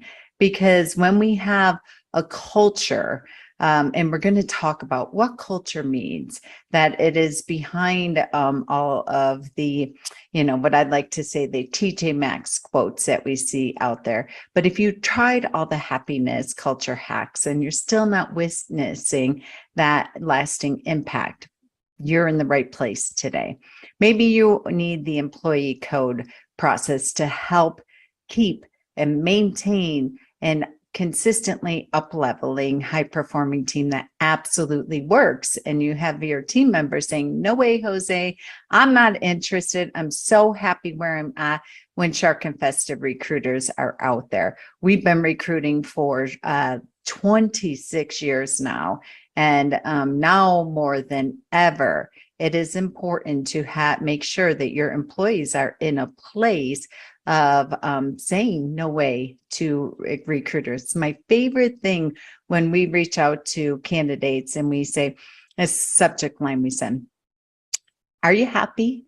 Are you being treated well? And are you making the money that you're worth? If not, let's talk. And it warms my heart when I have employees that'll come out and say, nope, I'm happy where I'm at. They won't even talk to a recruiter. I'll go as far as find the owner of the company or leader of the company and send them an email and say, whatever you're doing in your employee culture, keep doing it. Keep investing in that because your employees won't even speak to recruiters. So great job. And this training, we're going to talk about what you'll learn today, a tried, tested, and proven system for transforming the traditional employee performance reviews into opportunity for strengthening and building and keeping your team, and how to create and keep empowered team engage with a leader's leading leader culture with our proven system that we will provide to all attendees. I just want to say real quick, if there's anything that I shared today that you're saying, tell me more about that, I'm really interested in that. Please email me. My email is molly@hiringandempowering.com. Just put in the subject line, Fame and Profit attendee, and I'm happy to give you everything and anything that I have that can support you with building and maintaining your culture within your business. Okay, so let's talk about this. This visual I love so much about the greatest struggle for any business owner and entrepreneur and leader out there right now. We feel like we are doing it all alone. We're consistently pushing that boulder uphill constantly with nobody having our back. I hear this from business owners all the time. I feel like it's hard to find good people. I feel like it's hard to keep good people. I feel like nobody ever has my back. I feel like nobody cares as much about ... the employee, the clients, the conversions, the cash flow, what have you. And I cannot tell you that when you get to a place of really truly creating that culture, this will stop. And today I'm going to give you this system that I have used to coach over 4,000 business owners. And I've been in the coaching industry since 1997, when coaching was not even a household term. It wasn't a street term back then. And I'm so delighted to hear now more than ever, people like you that are attending this 3-day summit.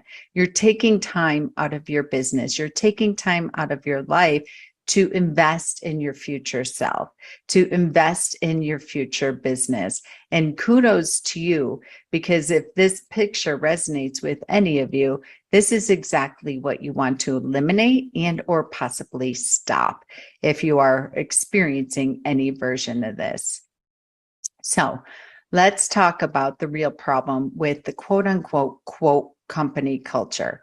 What I'm seeing more and more now, especially since the great pandemic, and I know we're all sick of hearing about the pandemic, but now more than ever that, there was this term out there, culture.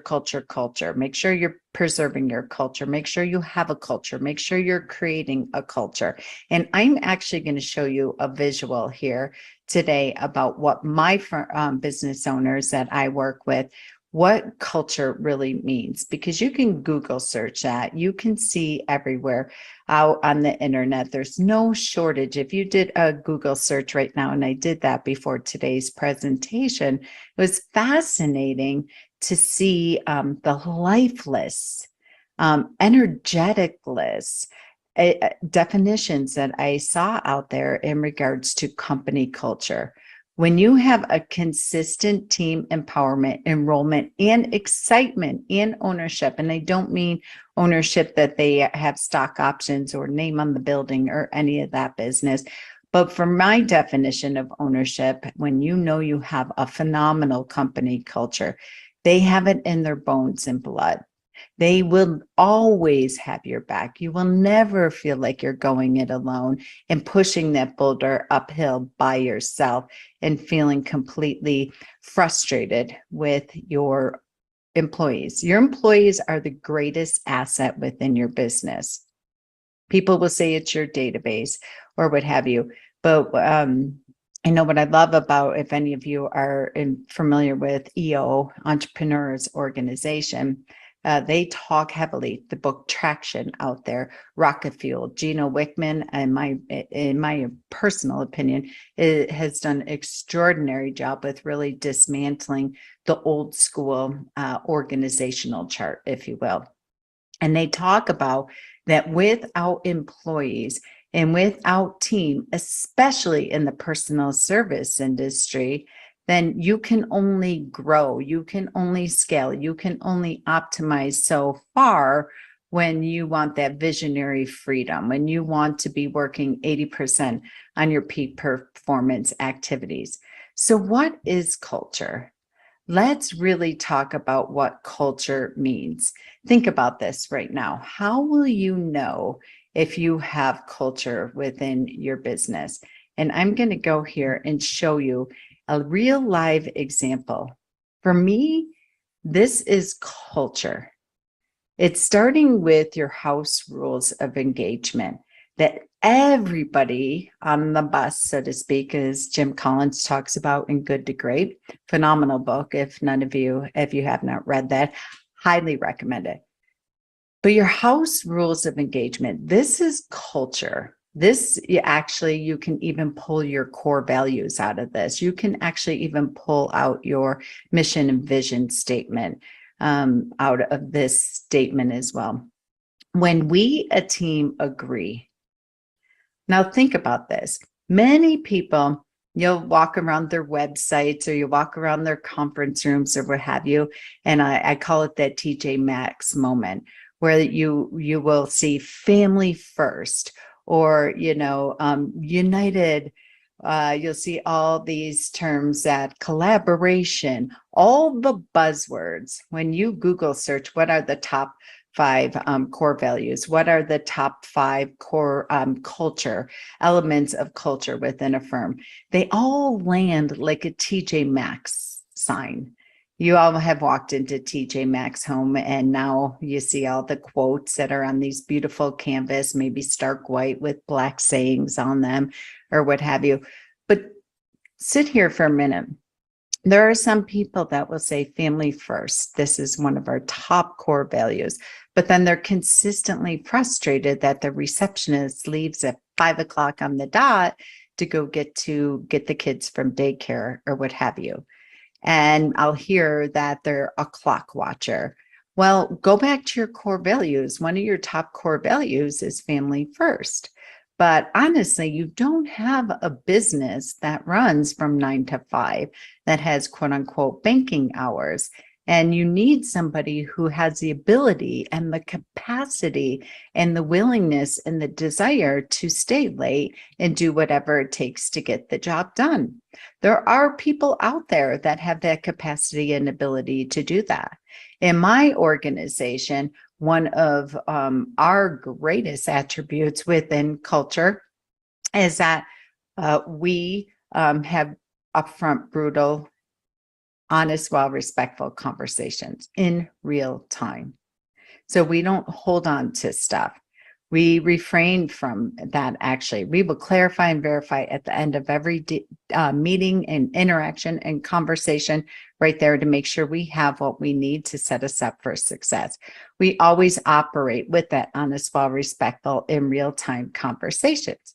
One of ours is not family first. Yes, we absolutely value family as well, but the majority of my business is recruiting, where we are, especially in this day and age, we are working early mornings, we are working nights, we are working weekends and things of that nature at times. Now, we also have unlimited PTO, and where people just need to over communicate and be in conversation with that.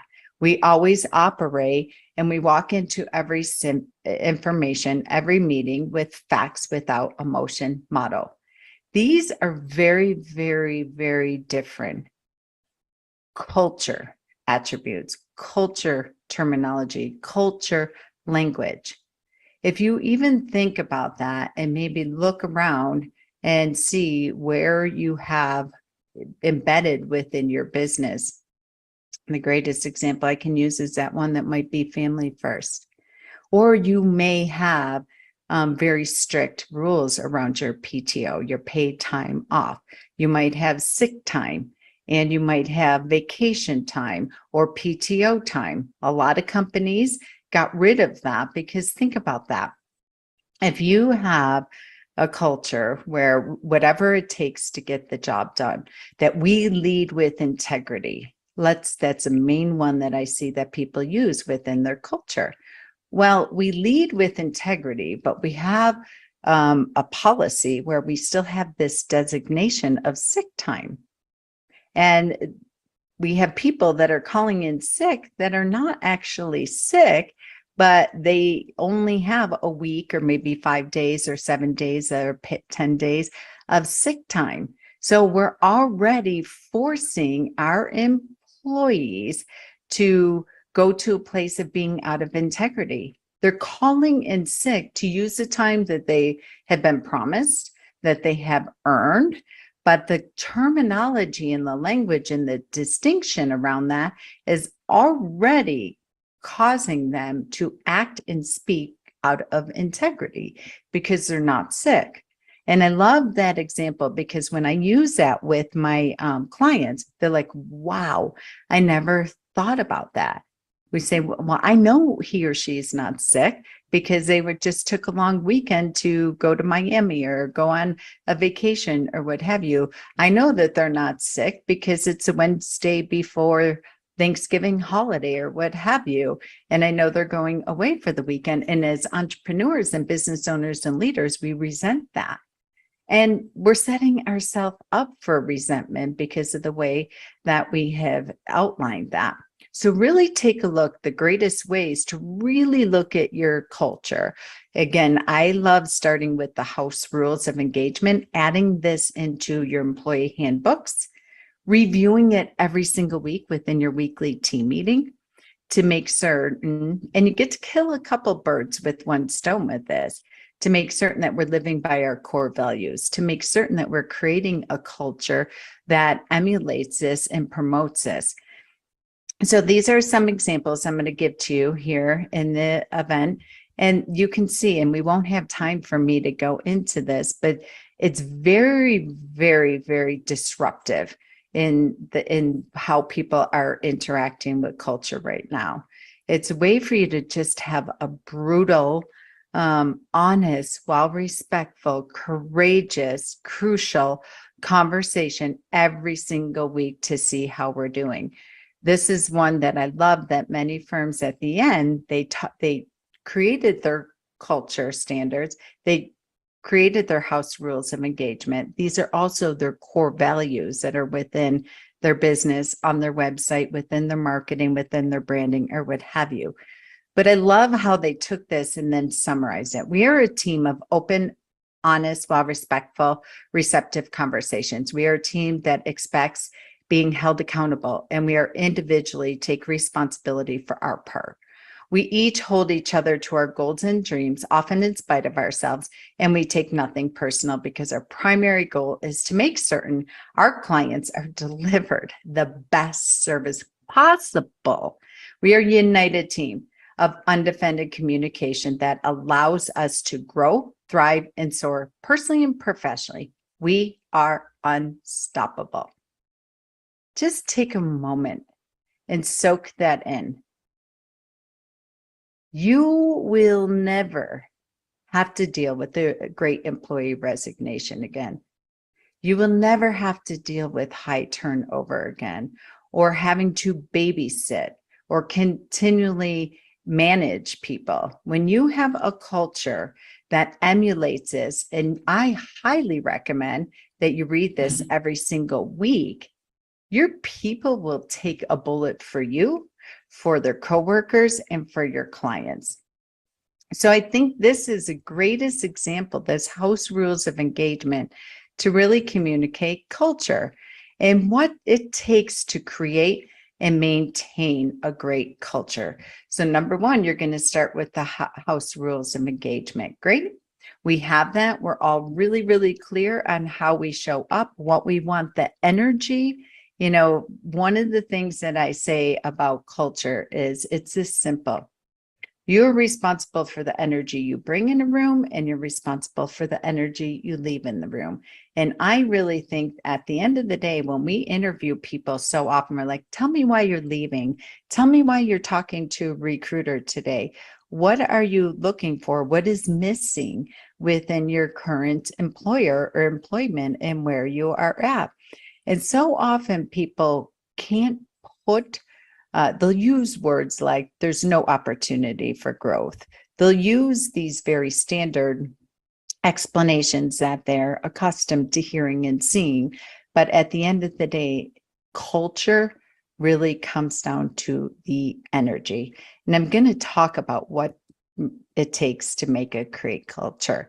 If you are a leader, and again, I'm just going to use the word leader, an entrepreneur, business owner, what have you, whether you're sitting in a C-suite or maybe you are the business owner or what have you. But it starts with transparency. Brene Brown, if you go to YouTube and you type in Brene Brown on vulnerability, it's still the highest viewed YouTube video. And it's been out there for over 10 years when many people didn't even know about YouTube back then. And her presentation was a TED Talk that she did. Now she's written multiple books about this. But she is a vulnerability researcher, and transparency, you know, I feel like really can be interchanged with vulnerability. And Brene Brown, we don't have time to go into this, but I highly recommend that you go back and go in and watch that video. And maybe it's been a while since you watched it. Go back and watch it. Transparency. This is what people are looking for, and this is what creates, but it starts at the top. There's a saying, so go the coach, so go the coachees. So whoever's quote unquote driving this bus, whoever's leading the pack, if you will, leading the tribe and the team, it starts with transparency. This is the word that over the thousands, hundreds of thousands of candidates that I've interviewed over the years, or people calling me when they're leaving a position, they will say to me, there is no opportunity. But when I really peel away the layers of that onion, it comes to there's lack of transparency amongst the leaders, where we're not showing up in our quote unquote jeans and t-shirt and flip-flops or what have you. We're showing up in that stuffy suit with the, three-piece suit, the polished shoes, and the perfect tie and what have you. That's not what employees are looking for anymore within a leader. I don't know that they ever really were, but definitely not in this day and age anymore. We remember when Google and Amazon and Apple and all these progressive hip companies came out. They're riding around on skateboards or what have you. They have whiteboards everywhere. This is the greatest visualization that I can get when it comes to this transparency, that you're willing to be raw, real, and vulnerable. And I'm going to give you the structure of how to do that on a consistent weekly basis to hold yourself accountable, but also to check in with your team and make sure. Again, this is one thing that's within the culture, within the ground rules, within the core values. We have upfront real conversations in real time. We're transparent. When you come in as a leader, you have the ability to say, okay, here's what's working, what's not working. Here's what's going on with the company. So often people will leave because as entrepreneurs, especially if you own a small business, whoever wrote that book called Don't Sweat the Small Stuff back in the early 90s, I really, truly, this is a complete opposite of that. The employees want to see the small stuff. They want to see where we're sweating as a company. Now, I'm not saying that you're opening up your tax returns or your QuickBooks or what have you and showing them all that, but every person in your company, 1099, overseas, W-2, does not matter. Every single employee on your bus, every single person that works for you, outsourced marketing agency, whatever it might be, is a revenue producer within your company. They are an impact maker and they are a game changer. And if you don't have top KPIs for every employee, and I'm going to talk about this earlier, I really highly recommend it. But what creates culture? Great culture creates and maintains. That's the thing. It can't be a one and done or one and wow. That's why I'm going to talk a little bit earlier about keeping it off the shelf and within your weekly construct. Next is clarity. We are very, very clear, concise, well communicated. In fact, clear, concise, and overly communicating about the clarity of the company, where we're at currently, what's working, what's not working. I have clarity on my job description and what my top KPIs, key performance indicators, or some people might say goals for another term, where mine are and how mine all fit into the global picture. It is fascinating to me of how many candidates will talk to a recruiter and they say, we don't know what true north is. We don't know where this thing is going. I'm not really sure. I'll have people that will actually call me and say, I'm not sure if we're making it, if I'm going to be in business, or quote unquote, writing is on the wall, that this thing's collapsing, when I know it's not true. It's actually that we're making some really high level changes in up leveling and improvement within our business. But a lot of times as entrepreneurs, we don't want to freak our employees out, or we feel like they don't need to know this part of it or what have you. But again, they feel the energy of it anyway. So they go to Storyville and make up the stories in their head. And a lot of times, sadly, people are losing phenomenal employees, phenomenal, what I call entrepreneurs in the entrepreneurs world, because we're trying to protect them from sharing true north with them. We're trying to protect them constantly. And with the lack of clarity, they go to a place of really confusion. And I cannot say enough about one of the greatest quotes I ever heard from my very first coach back in the early 90s was, a confused mind says no.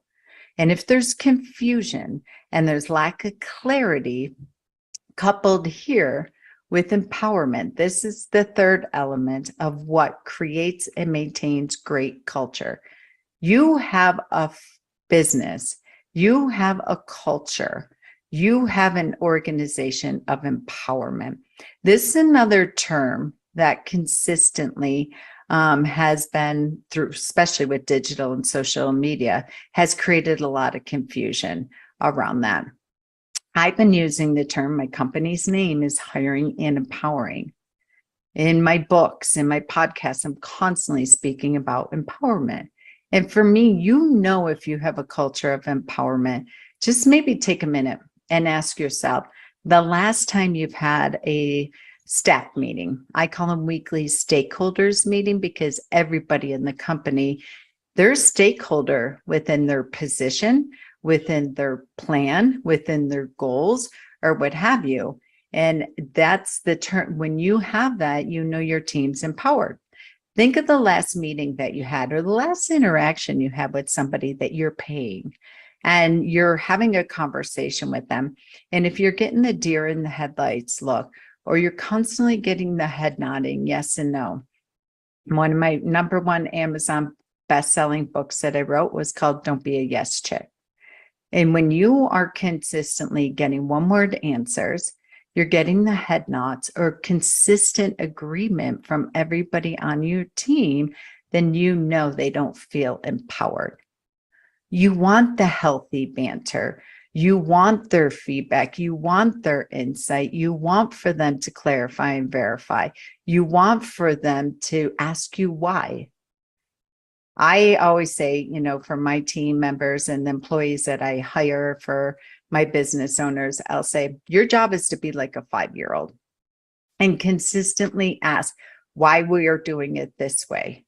because that is when you know you have an empowered team.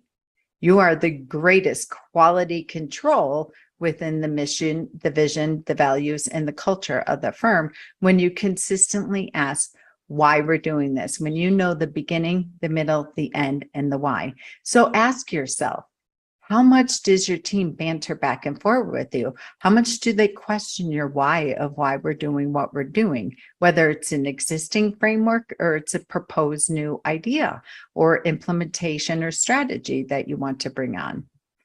Next is connection.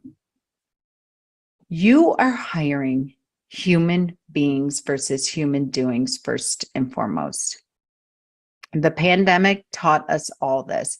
The studies aren't even fully wholly out. We don't even know the magnitude of this thing right now, of where the impact for the lack of connection that people were feeling, unless they had a culture of consistent connection, time, attention, and feedback. That's what human beings want. And you're hiring human beings first and foremost. So when I talk about connection, I don't mean that we've implemented a Slack channel or Microsoft Teams, or, we do a team building session every now and again. I mean that there is consistent connection, and connection comes from the place of the human being side, not just a human doing side, where we are having daily huddles, where we are looking at what's working, what's not working. I just had a business that I'm doing onboarding plan with a new employee, a new CEO that we just placed. And every 30 days we come together, and I'm going to talk about this in a minute, and do employee reviews. And we just talk about their goals and chunk it out into 30 days. And I consistently end the call with asking, so-and-so, are you happy? And I have them rated on a scorecard, 1 to 10, where you're at. And I can't tell you how many people say to me, I have never had an employer or a leader or a business coach ask me if I was happy. Think about that. Something so simplistic. Those 3 words, are you happy, communicates that you are deeply, deeply invested in the connection and making certain that they feel connected. So let's talk about creating and maintaining a great culture. How to create an empowered, growing team 1 week with leaders leading leaders. Number 1, you have daily huddles. I talked about that. And again, I'm happy to share the agenda with all of you. Again, easier to edit than create. Take what works for you, leave the rest. You have a daily huddle where you are operating and checking in. Where are you at? What's working? What's not working? Where are you jammed up? What's your top 3 for the day? How did you do yesterday? Again, the connection, again, the empowerment, again, the transparency. You're creating that culture that allows for that. Think of it as the jeans and a t-shirt conversation. Think of it as a think tank. You're having a weekly stakeholders meeting. Again, I'll give you the agenda. Don't have time to wholly go into that. That is very clear. It's very concise. It is consistent every single week. Same place, same time, same agenda every single week. You're having a proposed solutions versus problems mindset.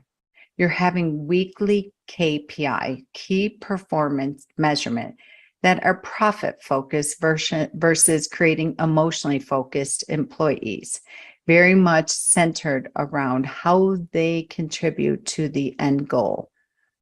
So many people will say, I don't know how I create value for the company. People are done. It doesn't even exist in their mindset, especially if you're hiring, right?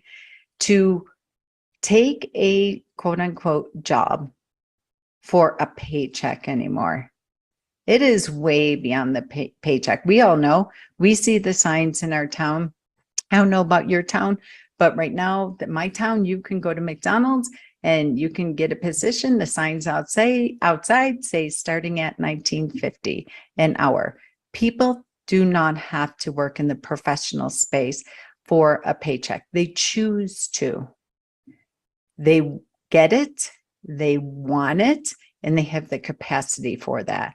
They have the growth mindset for it, regardless of what position that they sit in, right down to the receptionist, if you will. They have employee growth plans with an incentive-based structure. This is how you create and maintain a great culture. Now, this is a great thing about that. Incentive-based structure doesn't necessarily mean money. When you have a culture of empowerment, when you have a culture of connection, when you have a culture of transparency, where their voice matters, their input matters, for some people, that might mean time. Not every human being, their resource or their measuring stick is not just money. It's money, it's time, it's energy of how they're feeling. So I have some firms where their incentive-based structure that they have is that if we reach all of our goals, that we get to take Fridays off. Other ones are, we take Fridays off at noon and use Friday mornings for our future-based projects. We use it for working on our growth projects, what have you. Don't go to the assumption that it's just about money, because a lot of times it's not. And so when you have an employee growth plan that has that incentive-based structure, and I'm going to give you the sample here as well today, please. Again, always easier to edit than create. So what if you never had to worry again about your employee happiness and retention? How would you feel? How would it affect your energy as a leader? How would it affect your life, and how would it impact your home life? Imagine this: if you had a firm, you had a business where you did not feel like you had to manage your employees because they were self-governing, because you've created that culture, because you have created those ground rules where their input matters. There's full transparency, there's full empowerment, there is full connection and over communication. And then this framework that you see here, that we are meeting every single day. It's a daily huddle. Think about it. A lot of times this works in the sports. People can wrap their heads around it when you have the sports context around that. There are constantly locker room huddles before you go out on that Super Bowl playing field. And the goal is for the Super Bowl playing field, even in preseason, even at game 1, even at game 2. We are huddling together because that's the end game. That's the end goal. If we had a weekly stakeholders meeting, all hands on deck, where we're coming there, creating that transparency, creating that empowerment. When you have this meeting, people are showing up like adults. They're showing up self-governing. They're showing up prepared.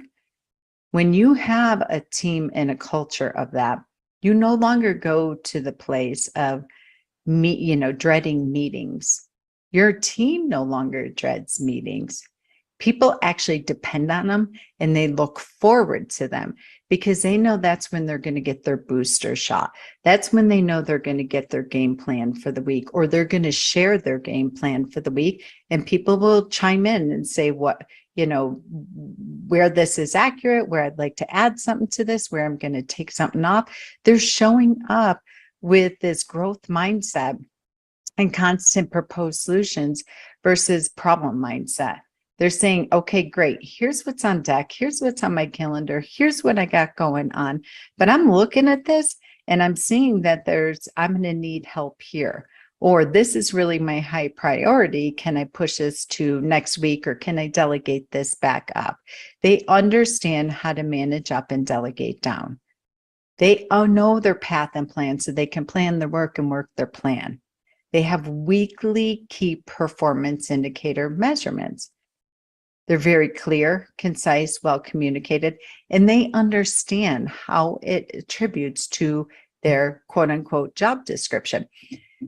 It amazes me how many of us as business owners and leaders, we'll create these job descriptions, right? And maybe we hack them, get them from our colleagues, our friends, the internet, Facebook groups, what have you. We put them out there. We attract someone, to our ad. Then we put them through the interviewing process. We hire them. Then they come in and they start their job.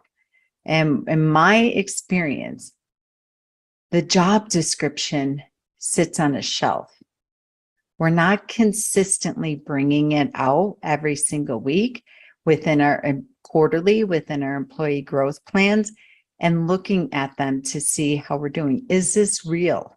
Is this really within my job description? I know this was a job description that somebody used 2, 5, 10 years ago, but it's since grown. It's since evolved. It's since on taking, it's constantly optimizing and leveraging and growing.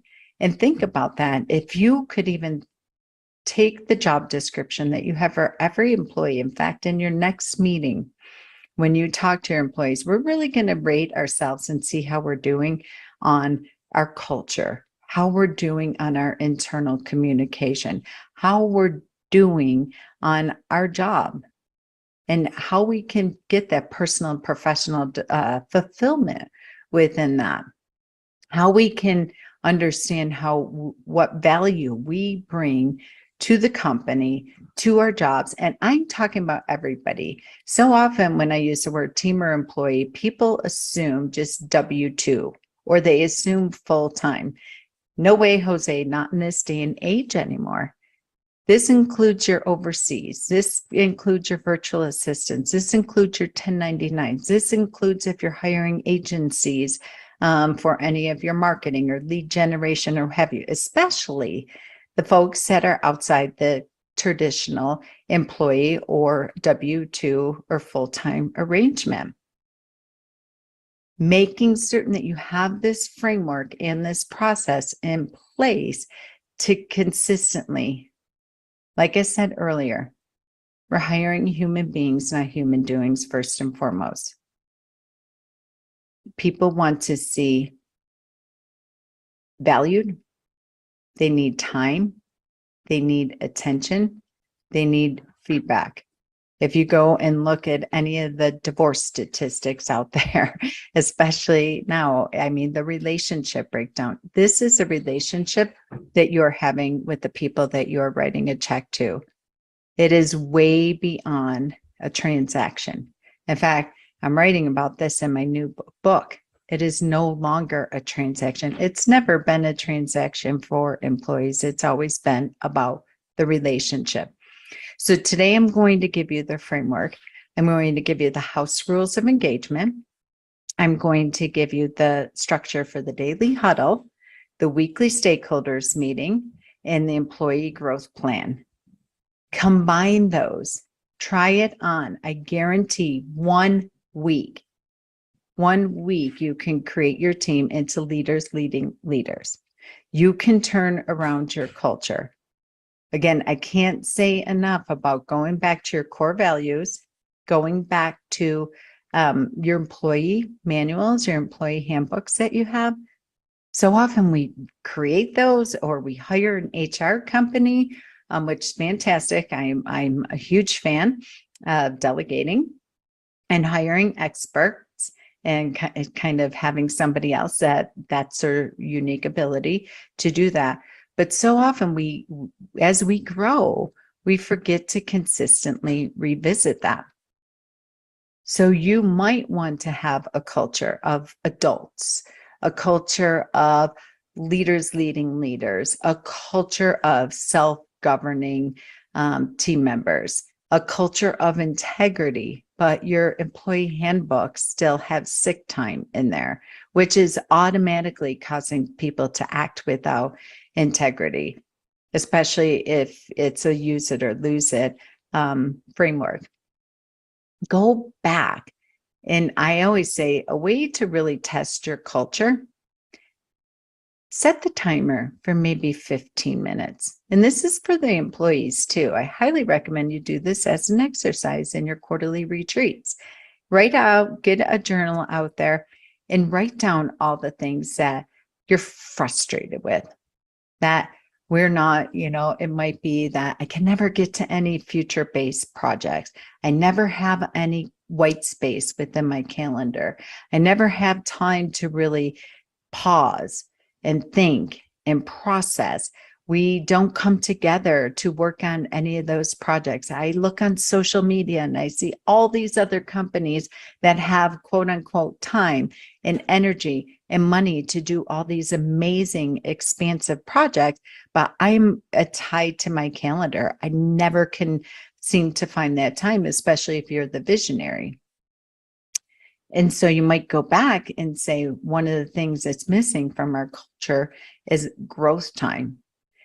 That we're going to put the oxygen mask on us first and foremost. I have my favorite is when I call into companies and on their voicemail or their autoresponder on their email on Fridays, they say, our office is closed on Fridays because we spend Friday morning, half the day working as a team on our growth projects, ways that we can serve you better, client, ways that we can serve you better, customer, whatever terminology you use to really be leaders leading leaders. We are constantly making sure that we are overserving you. And then the second half of the day, we give our entire team time to go and work on themselves, attend to their doctor's appointments, spend time with their family, spend time on self-care, whatever it might be. Clients love it when they get those out of office responders. So the things that in this exercise, when you write down all the things that frustrate you or all the things I wish we could, and go back and look, is this in our core values? Is this in our framework? Is this within our growth time? Do we have this in the fabric, the bones, the blood, the energy, the essence of our business? This is way beyond a TJ Maxx home sign that says family first, that says integrity, that says, possibility, that says we have a growth mindset. That's one that I saw recently within a firm when they sent me their core values and their culture. I'm like, you guys are jam solid from sun up to sundown. You're constantly putting out fires. You're constantly serving clients and customers, which is fantastic, but there's no time for you to work on growth. But you're saying that you're a culture of growth. You have core values of growth, but you're not creating and carving out any hardwired time, sacred time for you to work on growth. And you better believe if that's something you're craving and that's something that's in the bones of your business, but it's not present, it is trickling down throughout your company culture. It is absolutely trickling down in the subconsciously within the tonality and the energy within your customer and client experience. We all know we've called the businesses where the receptionist answers the phone, which I wholeheartedly believe is the most important position in any business. There's your director of first impressions. That is your sales force. That is your marketing. That is your branding. But they're jam solid. They have stacks of paper in front of them. They're not able to get to the things that they really want to. That is within their job description, which is in their value creator, which is in their growth plan, which is part of their key performance indicators. And they answer the phone and everybody knows. We've all called that business. We've received that email from that business of a person who is feeling really stressed out or not able, resenting what they're doing now, having to answer the phones, having to respond to this email, having to put out this fire. And the greatest definition I ever heard of resentment was self-abandonment. So go back and look at You think you have a great culture. And if you do, great, fantastic. Check in with your people, if that's still the truth. Check in with yourself and have every person on your team check in and ask themselves, what are the things that I resent I have to do? Again, self-abandonment. Where do I wish if I had just this blanket of free time where I would spend my time, because we are a business of growth, because we are on a path of growth? Are we operating like that? Are we giving ourselves the grace and space of that time? So we covered a lot today. We went fast, I know, and I want to honor your time. I am here to support you in any way. By all means, please reach out to me. Again, you go to our website. You can send me an email at molly@hiringandempowering.com. Just put in the subject line, Fame and Profit, and let me know where I can support you. Thank you for your time, energy, and investment in your future self. Investment in your future business, in being here and spending time these 3 days at this event. All right. Thank you, Molly McGrath. She is a real pro. Her website, hiringandempowering.com. Hey, Elisa, she had a really super valuable freebie for our diamonds. Do you recall what that is? Yes, I'm pulling that up Pulling now. it up. Yeah. Okay. So so Molly had one of the best packages available for our diamond attendees.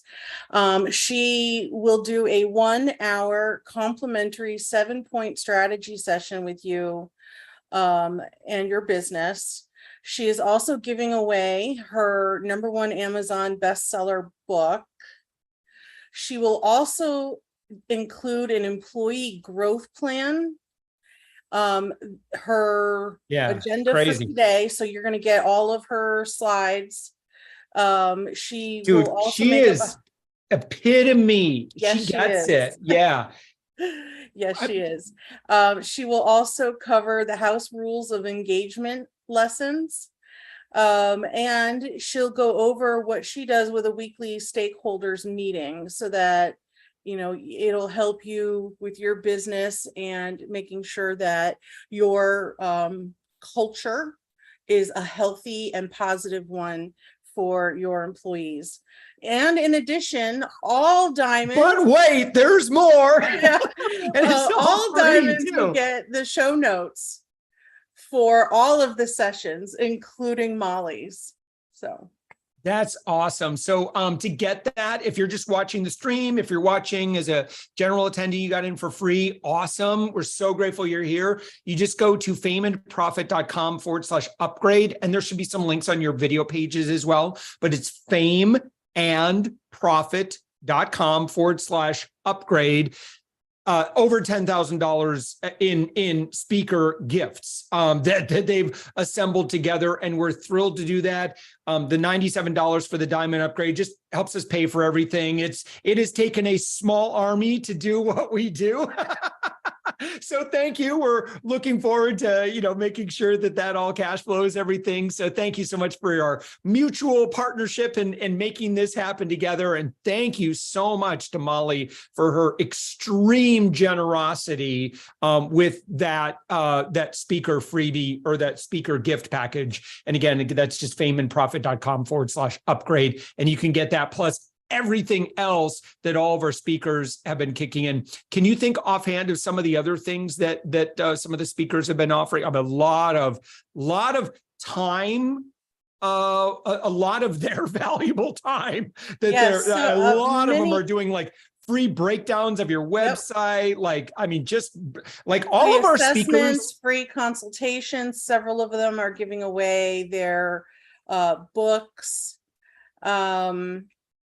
Looking here. What else do we have? Yeah. And I want to let you know too, like all of the people that we collaborate with, the people that we partner with, like we're all adults. We're not in that, hey, let's give them a free consultation so we can sell them. But like nobody does that at this, well, that I know of, like nobody does that at this level. It's let me provide a lot of value. Is there an opportunity here for us? If there's not, okay, cool. Like that's that's kind of the go giver way. That's the way that we always lead. It's just everything. It's collaborate at all costs. Everything is always collaborative. Either it's a fit or it's not, or there's something else for us to do. Like, and sometimes those something else's are way more valuable. Like, oh my gosh, let's partner on this. Oh my gosh, let's, yeah, go ahead. And Josh, as entrepreneurs, what is more valuable than your time? Yeah. And some of them are doing half-hour consultations. Some of them are doing a full hour. Yeah. And just like here, that kind of wisdom cannot actually be purchased. No, a lot of these folks, they're $1,000 an hour kind of people. That's my coaching rate. And a lot of these folks are at that level, and the value that they're able to dispense, it's like what they can, and I'll speak for them, not me, but like what they can offer in like a few sentences may take me many paragraphs, I think, to in terms of like, value for the time. So yeah, definitely grab that. Here's another, for instance, Amanda Abea, who has yeah. already spoken. I mean, she's giving away her sales scripts for our diamond and platinum attendees. Her stuff's legit. That's gold. Yeah. I know, because we've collaborated on a lot of content with her in our members area for all of our concierge and coaching clients. And yeah, she's quite brilliant at that, kind of walking that line, like how to lead without being pushy, but like how to really drive the relationship forward in such a non-salesy, non-spammy, but like, it's like you want... like she's really good at evoking, like, we both want this, right? And so, but the way she does is great. And like I said, we've done a lot of good stuff with her content wise in our own members area, because we've been friends for a long time, but yeah, her stuff's really great. So yeah, get that. And I would like to point out Chris Colt, which didn't make it to the live stream, but one of the things that he's giving away is a step-by-step guide on how to start, launch, and scale an online community. And that's something that we here at My Influence, we started struggling with, and then Chris came on to advise. And so now, our attention will be there, and really we want to make sure that our community is engaged, that we're engaged with our community, and that people are engaging with each other, because networking is your net worth. Yeah, I'm telling you, just even if nothing else, just getting proximity with these guys.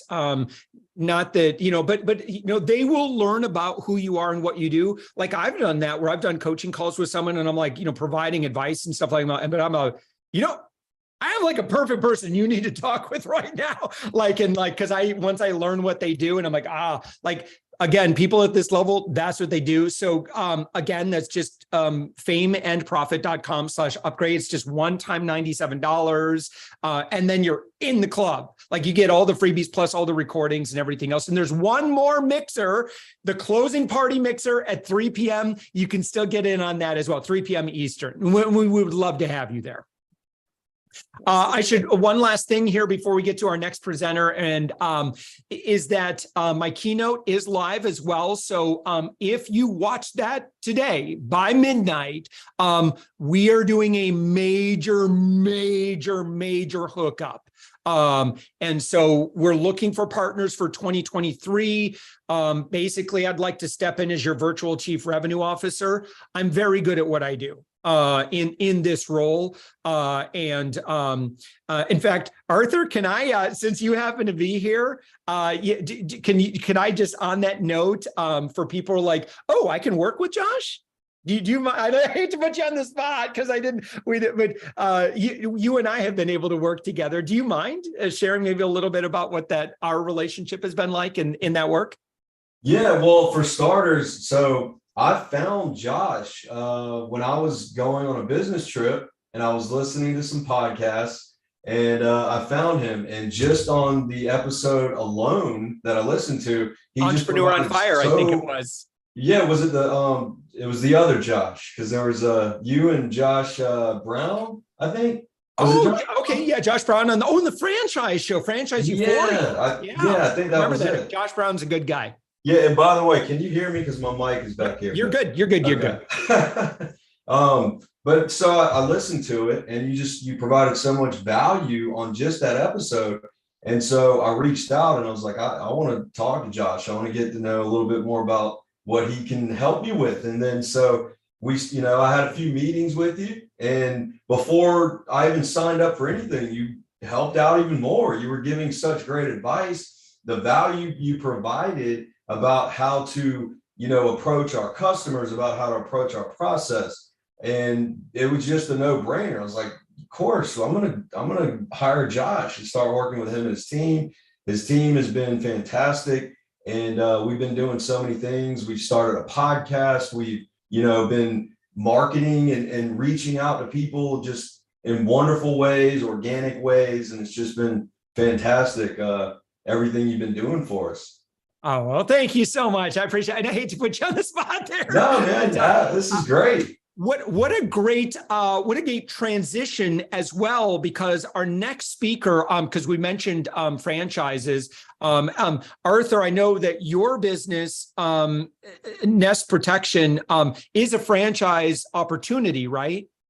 Yes, it is, and we work in multiple ways. Where we work as an add-on franchise with companies that are already doing home services, restoration in particular, where you have companies that deal with floods and fires and mold remediation.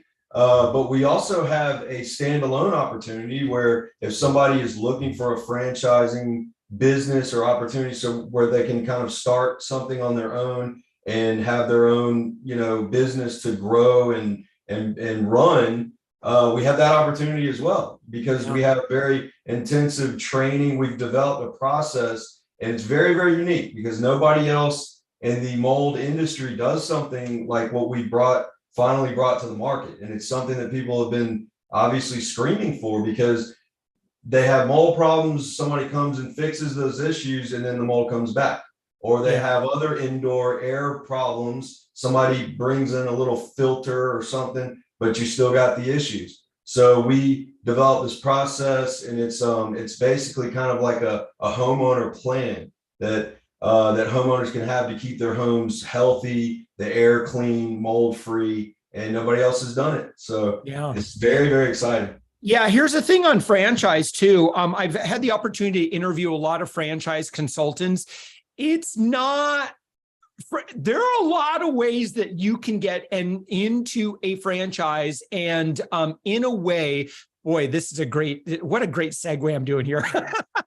Thank you so much, Arthur, by the way, because our next speaker, John Austinson, so he works with a lot of multiple stream business owners and leaders. So in other words, get your primary thing going, get that momentum going. But then, like I think a lot of us think in terms of, you don't ever want to put all of your eggs into one basket. You need to diversify a little bit. John specializes in working with those types of people, and that what he finds you, and he'll speak on this, but like there are franchise opportunities that you can do very, very passively, and the opportunity is pretty incredible. Like, Arthur, I'm just thinking of like how your opportunity works for people that are already providing those services. Look, this is just like a slap on. You already have the thing. Just add this extra. It's like instant. We gotta be careful on like when we start talking about money and stuff, but it's kind of designed to be a no-brainer ROA kind of thing. So, Arthur, what's your website for? Just because we brought you up, just real quick, what's your URL? Yeah, it is nestpp.com. So nestpp.com is the consumer site. So that's where we have information about what we offer for our services to keep homes mold free. And our business opportunity website is jointhenestteam.com. Jointhenestteam.com. Yeah. I appreciate that. I appreciate that. Listen, these are the perks. Arthur's not a paid sponsor. Arthur's just in the room. He's on Zoom. I see his video. So you know me, I love to shine the spotlight on others. So Well, and I appreciate it, Josh. And, Yeah. and this has just been an amazing event. And I've tried so hard to stay as long as I can every day and put some business things aside. So I'm trying to balance everything, but this is amazing. I love this event. I can tell you this, we know this consistently, and Elise is going to shake her head up and down on this one, guaranteed. Our most successful clients are our most coachable clients. Bottom line, who are the other Amen. coaches that know this? They know this dynamic. It is so consistent. The coachable ones are always the ones that are just bringing it in. Yeah. Absolutely. All right. So Amen. yeah. All right. So let's get to John Austinson's presentation. And we're going to, again, kind of talk about, again, kind of developing this thought about multiple streams and if it's possible that franchise might fit into that at some point. Well, I'm really excited for this, John, because I think our audience is about to learn a lot of new things that are going to be very exciting. John, I'd like to thank you again for being one of our amazing speakers. I'm excited for this session right here because, again, I think it's going to be very eye-opening about the opportunity, again, for folks that are doing, they've got a little bit of money to invest, or they certainly have the tenacity and the drive. There are so many great opportunities in the franchise world.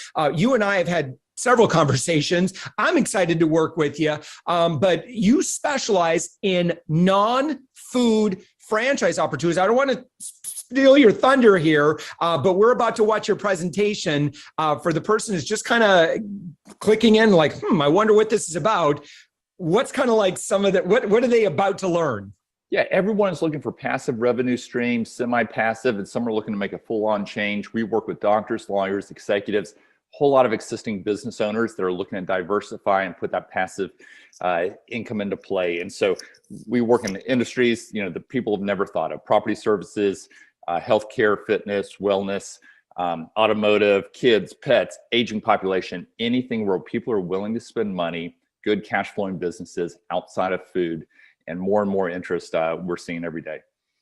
That's awesome. All right. Without further ado, again, John, thank you so much. And again, this is also kind of a featured sponsored session as well. John, thank you so much for supporting Fame and Profit. Because of you, we were able to give tickets away for free to thousands of attendees. And that's just so generous of you. So thank you so much for that. So buckle up, get ready to take some notes because you're going to love the case studies in particular and the stories in this.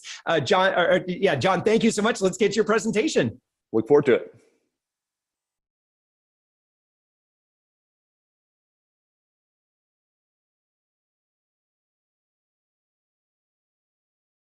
Hello, and welcome to our series on the power of franchising. Now, when you hear the word franchise, what do you think of? McDonald's, Subway, 7-Eleven, or one of the many hotel brands in the market? If so, you are not alone. However, there's an oftentimes overlooked world of opportunities in other industries as well. Opportunities that are part of the roughly $800 billion world of franchising in the US alone, consisting of 800,000 locations and employing close to 8 million people. At the end of the day, franchising can be an excellent avenue for those looking to step away from the corporate world, those looking to put capital to work, entrepreneurs, investors, and yes, even existing business owners. The focus of this video series will be to show you the multiple ways that franchising can benefit your business, from serving as a complement or diversifier to your core business, to the possibility of scaling your business through franchising it, to working with franchises as a vendor, targeting the franchising vertical within your client base, to the best practices of franchising that you can incorporate directly into your business. My name is John Austenson, and I am excited to take you on this journey through franchising. I've had the opportunity to lead FranBridge Consulting, where I help individuals connect with our portfolio of 600 brands across a wide array of industries. In fact, we help more clients get into business every year than 99% of other brokerages. Yes, we stay busy. In addition, I'm an author, investor, and speaker specializing in an area I've coined as non-food franchising. Having served as the president of an Inc. 500 franchise system and as a multi-brand franchisee myself, I leverage these experiences in helping our clients. I'm truly passionate in particular about the opportunity franchising can provide to a wide array of current business owners. By the end of this series, my objectives are that you'll be able to really understand why so many business owners are exploring franchising, oftentimes for the first time. I also want you to understand what the benefits are, what are the trade-offs, and what happens when you want to sell down the road. Second, we'll talk about the types of franchise opportunities that exist outside of just fast food, from health and wellness to home and property services, from automotive to businesses relating to other businesses, such as a B2B model, to kids, pets, the aging population. Yes, there is truly a great variety out there. We'll also talk about the financials, both on the investment side and the return side, and how do you find the right opportunity. Third, I want you to understand the potential that franchising can provide as one of your client's sector verticals, the power of the whole one-to-many relationship behind this. Now, there's certainly best practices and things that I've learned along the way myself, sometimes the hard way. I'll share those with you. Fourth, for some of you, it may make sense to explore franchising as an avenue to scale your current business. We'll talk about both the pros and the cons of this approach. Finally, even if you're not in a position to capitalize on franchising today in one of the areas I just mentioned, there's likely still value in viewing your current business as if you were going to franchise it. What steps would you take, and what are the franchise best practices that by embracing them could serve to improve your current business? And we'll go through some of those questions to ask yourself as you walk through that. We have a lot of great content to cover in the following modules, and I look forward to partnering with you as we unpack the power of franchising.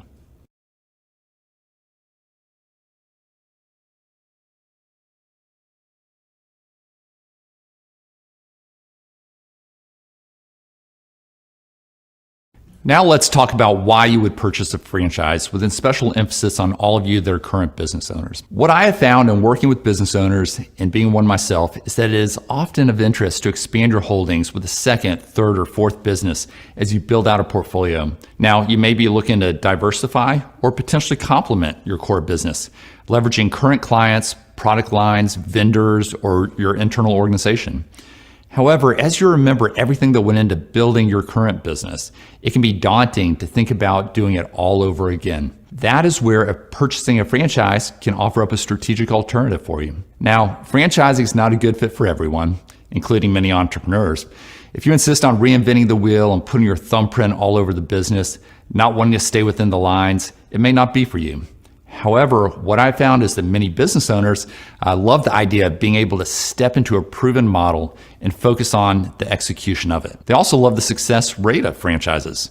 According to the Small Business Administration, the SBA, the failure rate of startups averages around 90% over time. Roughly 25% of those in the first year fail, 30% by the end of the second year, and 50% by the end of the fifth year, and so on. You've probably heard the stats before. On the other hand, studies have shown that roughly 90% of franchises launched are still in business after 2 years and 85% after 5 years. So why is this? Well, here are the top 10 reasons I would point to as why franchises carry a higher success rate and may be worth considering for those of you looking to expand your portfolio. First, to be cliche, you're essentially starting on third base versus first. The model is proven and you're able to insert someone to run the day-to-day operations for you. Nothing is easy, of course, but you benefit from having a head start. The majority of franchise systems allow for an executive or semi-absentee model in which the owner is not the primary operator. As an executive owner, it can be comforting to know that the franchisor's team is also watching out and supporting your operator. Second, franchise owners can be confident that their product market fit has already been established. There's a known market willing to pay for the service or product that you're providing. Third, proven playbooks are provided by the franchisor in areas such as marketing and operations. As a franchise owner, you're handed a proven turnkey marketing system. Fourth, within this established marketing system, you'll likely have aspects such as digital, print, media, etc. Most franchisors have experienced team members and preferred vendors that have learned the business and accumulated large data sets that you can leverage and fine-tune as you optimize your marketing campaigns. Therefore, you can achieve a higher return on investment on your marketing. Fifth, franchise owners can step into a technology stack from the franchisor that's been selected and customized already. The heavy lifting has been done and you have one less thing to think about. Often this technology may include internal development as well as systems and third-party customized software. Sixth, within franchising, you have a mentor or coach on the sidelines in the franchisor. You're not in this alone. To be cliche once more, you're in business for yourself, but not by yourself. Next, an often overlooked benefit of franchising is that you will have the opportunity to exchange best practices and learnings with owners across the country or even the world that are living parallel day-to-day lives as you. The areas for information exchange can include items such as testing of different marketing vehicles, which pools are best to find talent in, how to find and expand your network with potential referral partners. All these best practices can really come into play. Eighth, in many cases, franchise owners can benefit from the collective buying power of a franchise system, whether it be for products, equipment, or services. This can be a massive value add, depending on the nature of the business, and it can often justify much of the royalty investment. Ninth, while it does not completely de-risk the franchise opportunity, having this chance to speak with other franchise owners within the system prior to making your purchasing decision can glean great insights for you. Also, being able to review the FDD or franchise disclosure document ahead of time really should give you a good idea of the financial returns that other markets are averaging. Finally, and probably most eye-opening, is that franchise businesses enjoy a 50% higher exit value when they go to exit. Yes, you heard that right. The Rinker School of Business recently conducted a study of roughly 2,000 transactions across like-kind industries, both those franchised and non-franchised, over a 10-year period, and found that franchises trade at a 1.5 multiple on average. Now, as I led off with, the purchase of a franchise can serve either to complement or diversify from your core business. Let's finish with two examples. Justin Landis is a successful real estate broker in the Atlanta area that built a team and a client base within real estate. He felt he could leverage his team to expand into complementary businesses in which he saw a market need, that being property management. Rather than start a business from scratch, we helped him purchase a very strong property management franchise to complement his brokerage business, and he has never looked back. For an example of a diversification play, I would point to John Bradley from Rochester, New York. John had built a successful pharmaceutical practice over many years and then launched a FedEx routing business on the side as a side hustle. After building it to 25 trucks, John recently approached us with an interest to diversify into the home services arena. After having him speak with 8 opportunities across niches in this sector, he selected a one-stop garage renovation organization franchise, and he was then off to the races. In our next segment, we will talk about how you too can select the right franchise.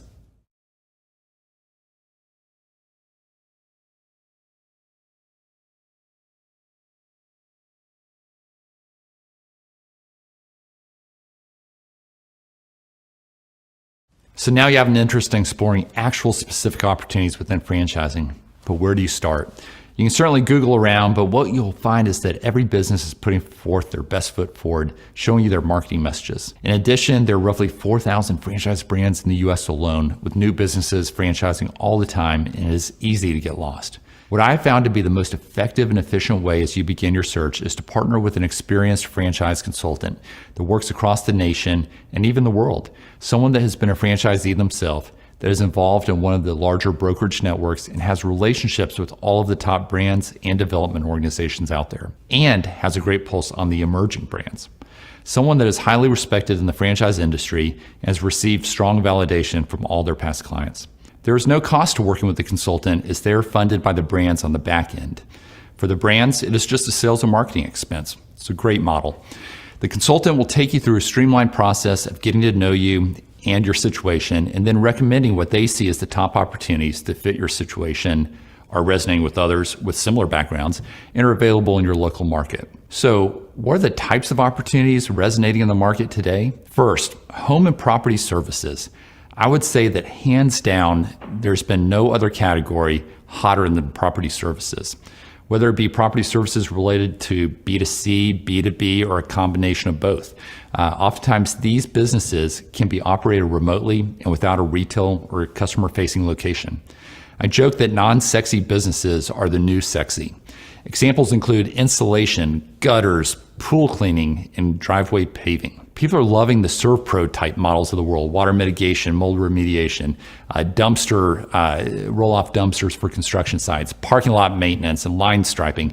There's so many niches and highly fragmented industries in which you can bring a white-collar approach to a blue-collar industry. Next, I would point to health and wellness.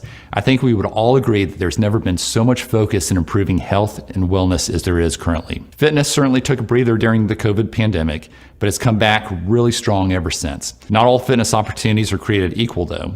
An example of a differentiated model within the fitness space that I really like is one that includes a business in which we helped a client get into recently. We helped her get into a popular concept that offers an amazing technology that guides fitness programs for the market segment of those age 50 and above. And as you may have noticed, many in this demographic don't like the big box environment and would rather work in a smaller format. Yet they're largely uncatered to in the market, despite more and more interest in health and wellness from that sector. A non-fitness example includes one that we had a client purchase in which they bought 10 locations of an IV drip business that's able to boost immunity at the cellular level, fight free radicals, reduce heavy metals in the body. The business model does, of course, require some educating of the public as it's new.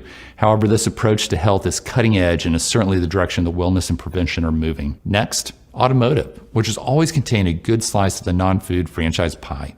From Meineke, Mako to car washes and more, there are new models popping up all the time, including an international waterless car wash. That's revolutionary. In fact, we recently had a pair of clients purchase 10 locations of an oil change franchise that specializes in constructing prefabricated buildings in unused parking spaces of a retailer shopping center. It's a great model. I would be remiss if we didn't mention pets and kids. I've always said that people care about their kids, their pets, their home, and their health, and they're willing to spend on them. From boarding to grooming, from dog walking to big box retail, to veterinary care, to service dog training, there are many franchise opportunities at every price range within the world of pets. Kids are almost as popular as pets. Some examples of franchises that serve this category include computer programming and development training, specialized daycares, tutoring, youth sports, swim lessons, and more.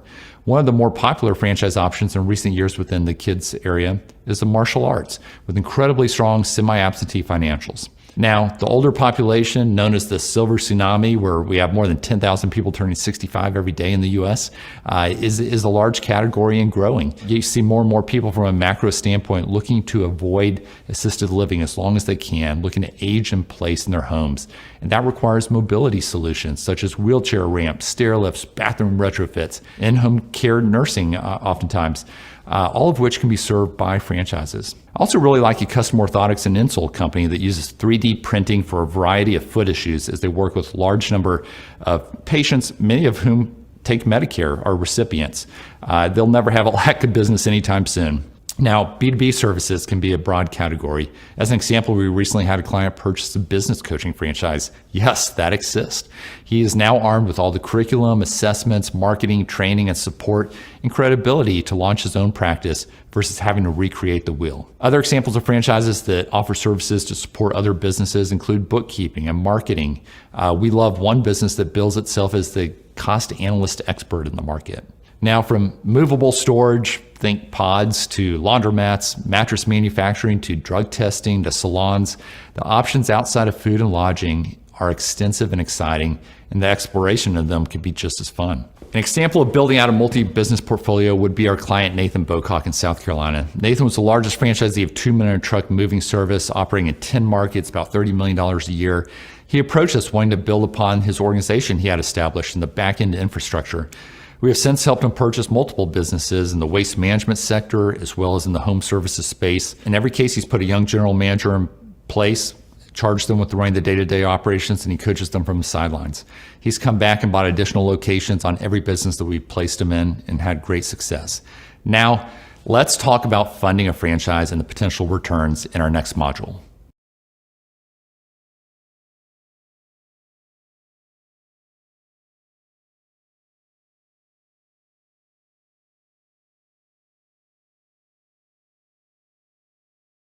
Now let's talk about the very important topic of the financials of franchising. Every franchise system has an Item 7 within their franchise disclosure document, or FDD. This Item 7 represents items such as the franchise fee, any equipment and or vehicles needed, the build out of a retail space if the business is brick and mortar or retail based, the startup cost, technology investments, and typically working capital estimates such as marketing and personnel expenses for the first couple of months of operations. This range in the Item 7 can vary widely. For instance, in some of the businesses we talked about in the last module, in a non-retail style business, the range may be $90,000 to $150,000 with different variables within that. Overall, most purchases that I see across categories fall between $100,000 and $300,000 all in, again, including working capital. As far as funding goes, there's some solid options out there for franchises. Outside of self-funding, which remains fairly common, many will use an SBA loan, while others will use self-directed retirement accounts through what's called a ROBS program. Some may use portfolio loans, home equity, line of credits, HELOCs, and of course, friends, family, equity partners, or some combination of all of these. Now, on the return expectation side, we're able to derive a lot of information from both other franchise owners within a given system during our exploratory process, as well as from the item 19 itself, the financial representation within the FDD. I found it is very common for franchises to deliver margins of 15 to 25% on average on the bottom line.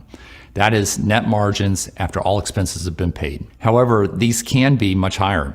In fact, we've had clients buy into the same property services business recently, a gutter business, across 3 different markets. And if they perform average to the rest of the franchise system, they'll have a 30% bottom line. Now, one of these buyers was a Wall Street attorney outside of Boston with 0 experience in the home services space. In fact, that is one of the great things about franchising. You typically do not need to have a background in the industry that you're entering into. Now, while 30% may be the average bottom line for this system, the actual return or ROI is actually much higher. That's because the average investment is roughly $200,000 and the average revenue per location is $1.8 million. So if you do the math, that shakes out to be $540,000, i.e. 30% of $1.8 million, divided by $200,000 equals a 270% return. Now, of course, this business will be ongoing, so the return will actually be much greater than the 1-year snapshot. And they will have a business that down the road, they'll be able to exit as well. As another example, there's an emerging brand right now that comes in at the 15% margin mark, but has some very fast ramp ups. In fact, the first year average revenue across their 30 locations in the item 19 shows $1.7 million as the average revenue, with their second year at $2.8 million and the third year at $3.9 million. The initial investment on this one is also in the $200,000 range, and I'll leave the math to you to figure out the return. So what's the secret to the fast ramp up with this one? Well, for one, very strong national account agreements, where franchisees are able to leverage those relationships that the franchisor has put into place. I will say that not all franchise systems reflect these kind of revenues or that speed of ramping up. And I certainly encourage others to plan conservatively going in with their pro formas. However, I share these examples to demonstrate that franchise opportunities can deliver larger returns than many would expect.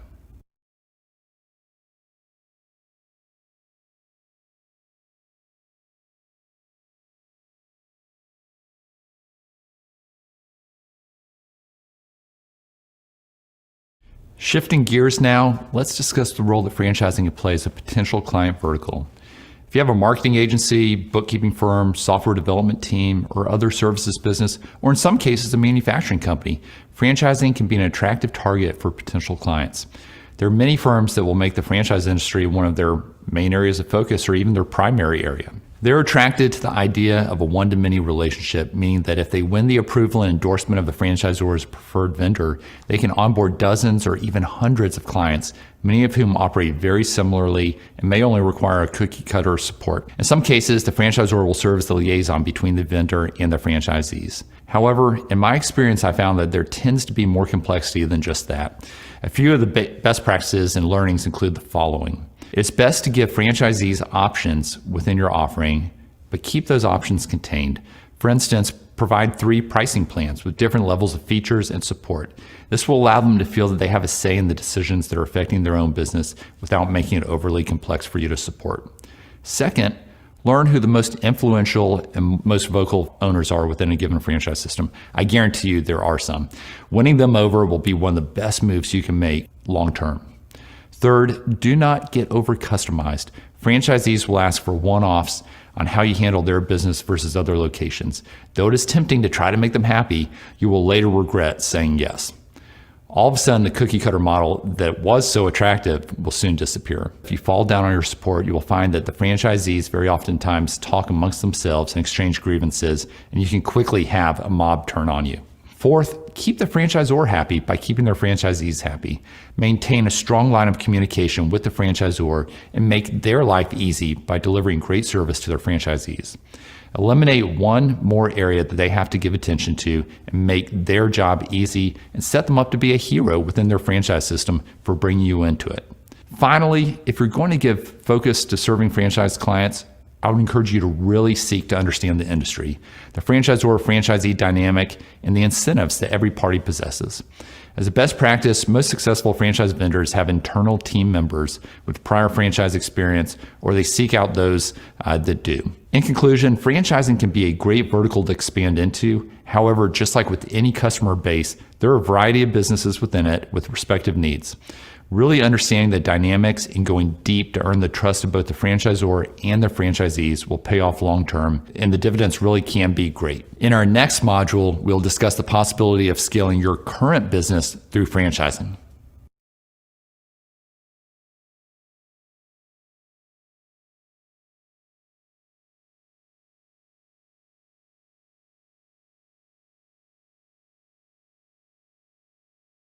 I often have founders and executives curious as to whether they should consider franchising their business as a way to scale it. As they begin to learn that franchising includes many types of businesses outside of the food and hospitality arena, their obvious question is to whether or not their business is franchisable. To build a successful franchise business, it is important to have systems that can be replicated and a business that somebody would want to invest in and run themselves. It has to have a track record of profitability proven out, along with many of the other benefits we've previously discussed, such as a competitive model or niche in the market. I would encourage you to think through if your business has a proprietary element, a wealth of past marketing data a new owner would benefit from, a supply chain owners could tap into, national accounts or strategic relationships they could draft off of, or a support team at the corporate office that could help them get from point A to point Z faster than doing it on their own. What would make you stand out to future candidates from other franchise opportunities in the market? Don't compare yourself just to others in your industry, but other buying options a candidate would encounter. Similar to the point I brought up on serving franchises as a client vertical, if you decide to go the franchising route, I would strongly recommend that you have someone on your staff that has prior franchise experience, or you form a key partnership with someone that does. It's a good idea to bring someone on your team that does, or a key strategic partner that does, that really understands this franchisor-franchisee support dynamic. So what are the benefits of franchising your business? Here are a few thoughts.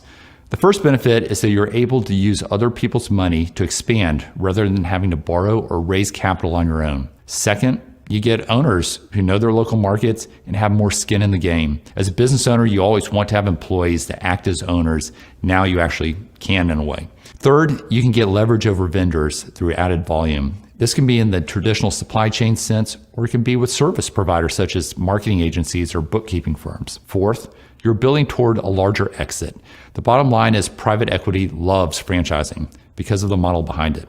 I receive calls daily from private equity firms inquiring about emerging franchises that they could potentially acquire. Fifth, there's a neat altruistic element to franchising your business in that you're helping others successfully achieve their dreams of business ownership, and you're indirectly creating a lot of jobs along the way. So those are some of the positives of franchising. Now, what are the few possible downsides?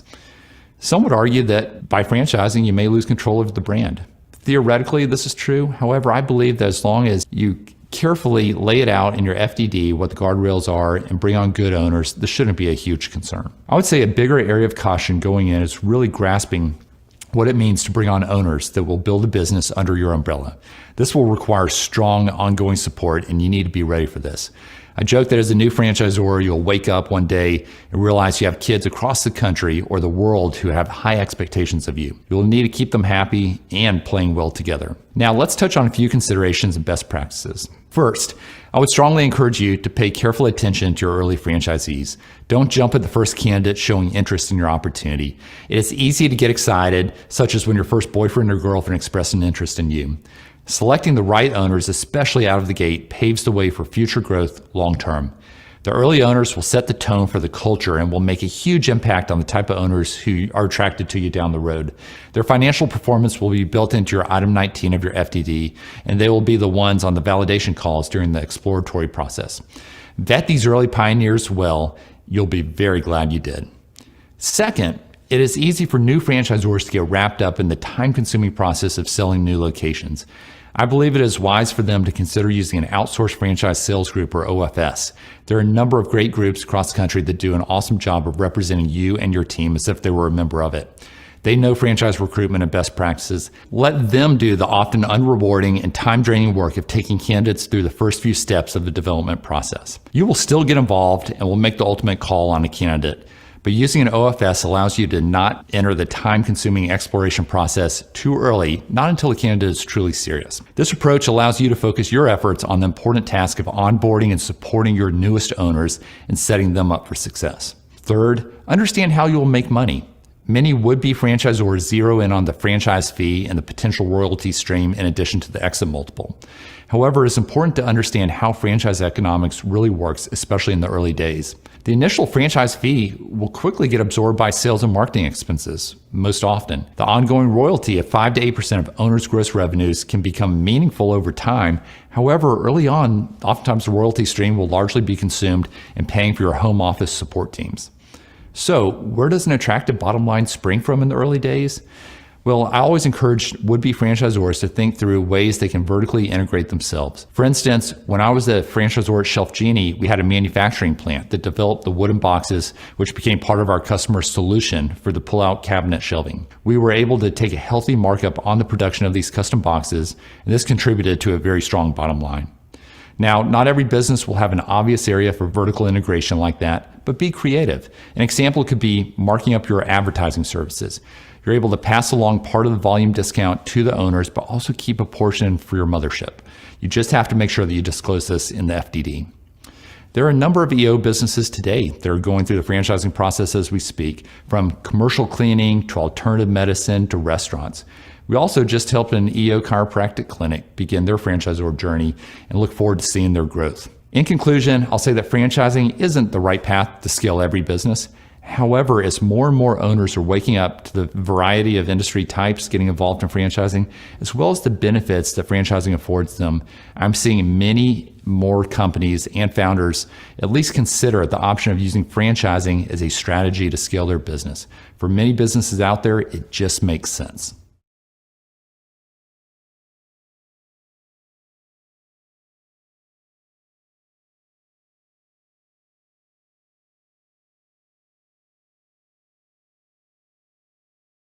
Building off the past couple of modules, let's assume that franchising is not a fit for you personally or for your business, at least not right now. You're not interested in adding a complementary or diversifying business to your portfolio. Your customer base is clearly defined and there isn't an opportunity to enter franchising as a future client vertical. And you don't feel that your business is franchisable, or at least you don't want to franchise it at this time. Are there other benefits to be derived from the franchise framework? I would suggest that there are.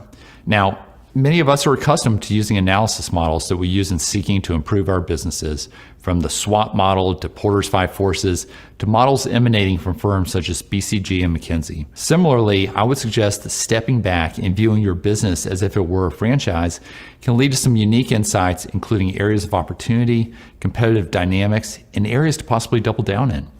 These insights can lead to operational efficiencies, areas for future growth, or even opportunities to implement improvements that can improve the odds of a future profitable exit. Here are a few questions to begin with as we think about the nature of franchises and the industry's best practices. Revisiting the ideas previously mentioned on the benefits of franchising to a prospective owner, how would you rate your business? How would it look to an outsider that is viewing it? Would it be attractive? Why or why not?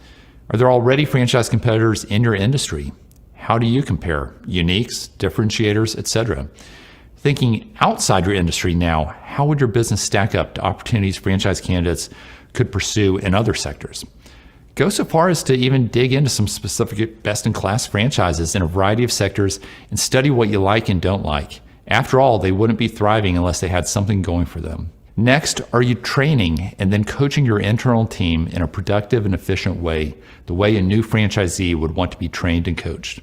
What are the gaps in your playbook? What are the standard processes and the guardrails within your business? Where can one of your operators have leeway to test new ideas, and where is it necessary for them to stay within the lines? What systems do you use? Off-the-shelf third-party software? Customized third-party software? Did you develop software, and does it have proprietary elements? How does it fare versus competition? Speaking of proprietary, are there areas of your business that have unrealized intellectual property potential? Patents, trademarks, other marks? Also, what national accounts on the front end of your business and vendor agreements on the back end do you have in place? Can they be implemented easily in other markets? And would there be potential volume discounts with added buying leverage? How fast could a franchisee ramp up your business in another market? This can help you in thinking through a corporate expansion strategy as well. And it goes without saying, but what would be the financial investment needed as well as the potential returns in another location of your business? What are the fixed versus variable costs? What would be the risk and or opportunities from a market that has different demographics, customer bases, preferences, or competitors? Finally, how would you describe your business to a prospective franchise buyer? What would you emphasize and what would you hide? What would get you the most excited about the potential of discussing the opportunity with them? It has been my experience that when companies franchise, they begin seeing themselves in a whole different light. They begin looking at themselves from the outside in and from the inside out. They think beyond customers and competitors, and they place themselves in the shoes of a prospective owner of the business, an owner that has many other options across different sectors. And this paradigm shift can lead to unique insights that you have not previously uncovered. Whether or not you choose to franchise your business, I believe that using some of the questions shared in this simple framework can provide a very fruitful exercise for you to take your team through.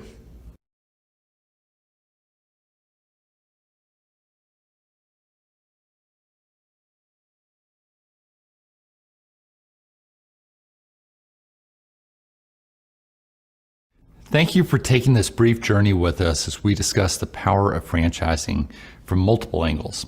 My hope is that you are now with a better understanding that franchising is much more than just McDonald's and Subway. From oil changes to insulation, fitness to dumpsters, business coaching to pets, the aging population to kids. There are businesses across a wide variety of sectors with many more franchise businesses coming online as we speak. Franchising is truly powerful, and it can create an avenue for those looking to step away from the corporate world, those looking to put capital to work, entrepreneurs, investors, and yes, existing business owners, as all of you now understand. As a current owner, you have multiple ways in which you can participate in franchising, from building out your portfolio by purchasing a complementary business opportunity or diversifying one as you seek to extend beyond your current business or businesses. When it comes to launching a new business, you know the effort that goes into it. This past experience is why so many entrepreneurs choose to purchase franchises for their second or third rodeo or more. They have been there and done that and aren't interested in doing it all again. While it certainly still takes effort to launch a new franchise venture, being able to start on third base with a proven model, a playbook, a coach, other owners exchanging best practices, national accounts, leverage buying power, systems, and marketing collateral from day one can be very attractive. As a next step, I would encourage you to begin thinking about the types of businesses that can make for a natural extension to your current portfolio. In addition, are there areas of interest or market needs that you've identified that may support a diversification play? You don't have to have a background in these industries. Most new franchise owners don't. Then begin digging into books, podcasts, and other resources, all of which I'm happy to recommend to learn more about the specific opportunities with momentum in the market today. Next, in our modules, we discuss the role that franchising can play as one of your client verticals. The power of the whole one-to-many relationship. There's certainly best practices and considerations, as it is important to understand these going in. As the next step, I would encourage you to evaluate the types of businesses you may or may not serve today, and then research to see if there are already franchises existing within those industries. Go back and revisit the best practices we discussed for serving franchise businesses, and think through whether you have the infrastructure today or could put it in place to pursue these clients from a support standpoint. We then talked about the power of franchising as an avenue to scale your current business. There are pros and cons to this approach, but we see more and more companies choosing to join in as the upside can make this a very compelling strategy. In this module that followed, we reviewed questions that you can ask yourself and your team, questions as if you were to franchise your business. This line of questioning can lead to insights previously uncovered and can serve as a valuable framework or lens through which to evaluate many aspects of your business. As an action item, I would encourage you to discuss these questions with your executive team, and I guarantee you that it will lead to some robust discussion and potential insights. And it may potentially lead to a decision to explore franchising the business in more detail. As you saw through these videos, I am truly passionate about franchising. From my experiences in multiple franchise roles, I've seen lives changed, fortunes made, investments realized, and jobs created. Like anything, the success rate is not 100%. However, compared to traditional startups, the success rate is significantly higher. It's my hope that through this video series, you now have a better understanding of the franchise model, the franchise landscape, and most importantly, the multiple avenues that it can offer to all business owners. Yeah. All right. Thank you, John Austinson. Yeah. John and I had several conversations. And so, yeah, he's a really good person to know. Like, again, he's a really good connector. He's very well respected, and as well. So whether you're on either side of it, he's a good person to know. So when I say either side of it, meaning, hey, I could potentially be a good franchisee or perhaps a franchisor. John's absolutely a good kind of, yeah, again, like a good connector, which all of the speakers are great connectors. So I'm going to keep on saying that. Hey, Lisa, listen, we've got a couple more presentations. We've got our kickoff, our closing party for our diamonds and speakers, and that'll take place at 3 p.m., which again, if you want to be a part of that, my keynote from yesterday is live. You can watch that right now. Just go to FameandProfit .com. You can log in and you can see that right now. If you didn't, again, I'm going to unlock 1,400 conversations with 6, 7, 8-figure business leaders and distill it down into where that revenue comes from, particularly if you're account-based sales, man. And it is, I mean, I don't mean to spoil it, but it's all about, it's not what you know. And I'll let ... and I'll let you fill in the rest. But man, that's, and I get pretty logical. Hey, Arthur, or in my presentation yesterday, I found myself sometimes like I like to go to that. Let me take you just through it, a very logical flow here, and let me know where I lose you. I feel like I did that a couple of times yesterday, and I like to do that where I kind of like step A leads to step B, right? Just kind of get to the end there. But yeah, in terms of like, where revenue comes from, to our friends out here, if you're account-based sales, again, who man, it just makes it so much easier rather than having to pay for everything every time. And when I say pay, meaning if you want business, your only choice is to advertise. Advertising is great, but if it's the only thing that you can do, it's like you're on that hamster wheel. And so you're, as the founder of Geek Squad said, it's advertising is the tax you pay for being unremarkable. And again, when you've got that network, when you've got that reputation, when you've got that authority, and most importantly, you've diversified your risk across lots of partners that you can collaborate with, it's a great place to be. So that's some of like what you'll catch in my keynote. And again, opportunity, just, if you are at all interested in us maybe doing something together, get on it, because the coaching opportunity is very, very limited. It's limited only to this event. I don't want you going into 2023 just thinking that sending out slimy DMs and emails and spamming and cold calling and ads and just the very super transactional amateur version of doing all that stuff. Don't go into 2023 with that as kind of like your main thing, treating people like numbers. I can show you a better way. We've done it a couple hundred times at this point. Anyway, thank you so much for indulging me. A couple last minute things here too.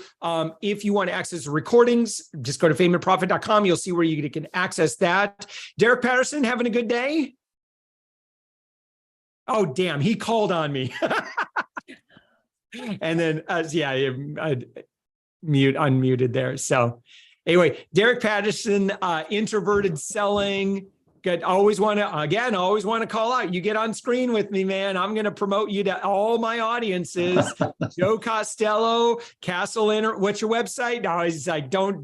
Geez, you've been talking about it. I'm saying, hey, that's the way this works, man. I love to shine the spotlight. Derek Patterson, what's your website? It's DerekPattersonMarketing.com. So Derek Patterson. Marketing.com, introverted selling. Love it. Right. Love it. Joseph Costello, what's your website? Castle Interact. CastleInteract.com. CastleInteract.com. CastleInteract.com. IT consulting service. Need some work as per this conference. Need some work as per this conference. Don't we all? Okay, that's a good thing. If someone were to walk away from this conference and go, I think I'm good. Hey, there are a lot of people out there. If anything this conference tells you is there's a lot of people out there that are a lot smarter than you, even if you think you know a lot. That's true. Absolutely. That's true. Yes, absolutely. And that's like, I think at the beginning, this is really interesting. I felt like at the beginning of my business journey, I felt like there was this intense pressure that I have to know everything. And the longer that I've been doing this, the more I realize, man, that's a waste of time, because a jack of all trades is a master of none in business. And that is a fast path. Man, who hammers that? Is that E-Myth? Like, no, I'm trying to think of, like, just about, Now Discover Your Strengths is a really good book that talks about that. Like, if you like, hey, I'm not even in business for myself, what should I be doing? Now Discover Your Strengths is great, is a really, really great book. But yeah, instead of like trying to be good at like everything, like I just obsess on like, I'm just going to become the best in the world at this one very specific nerdy, niche thing, and all the other stuff, I'm just going to, I'm going to attract amazing talent and, create great opportunities for everybody. Yeah, I'm with you on that. And then Dave Nordell. Hey, Elisa, whose presentation do we have next? Is it Dave or do we have Cheryl? We have Dave's next, but before we get to that. Oh my gosh, Dave, you're on deck. Listen. Yes, but before we get to that. We have Steph Hilfer in the room too. Yeah. Hey, Josh. Before we get to Dave's presentation, I wanted to share a few more of the free gifts that our speakers Steph had a free gift, right? To our diamond attendees. Yeah, Steph, what was your gift? I'm telling you, the speaker gifts are like amazing. Good morning. Yes. Hey. Yes, my gift for the diamonds and platinums is the actual workbook plus video guidance that I walk my one-to-one clients with. So me walking you through all of the exercises that I walk my one-to-one clients about how to discover their brand. So it is typically a 6 to 8 hour day that I'm walking clients through this. So take it bite by bite, but I'm so excited to get it in people's hands and for them to get the value. Yeah. Thank you so much for that. And again, that's just part of the diamond package, $97 one time, and you get access to everything, which again has over $10,000 in value. Steph, you are very good at what you do, by the way. You like your clients' work, and like you can go to Steph's website at getvim.com. That's VIIM, getvim.com, and you could see some examples of the work that Steph does. She's phenomenal. So, and Dave Nordell, listen, we got you on deck, my friend. I tell you what, Dave, you are the, I mean, there's some people that I'm like, I think I'm a pretty good network.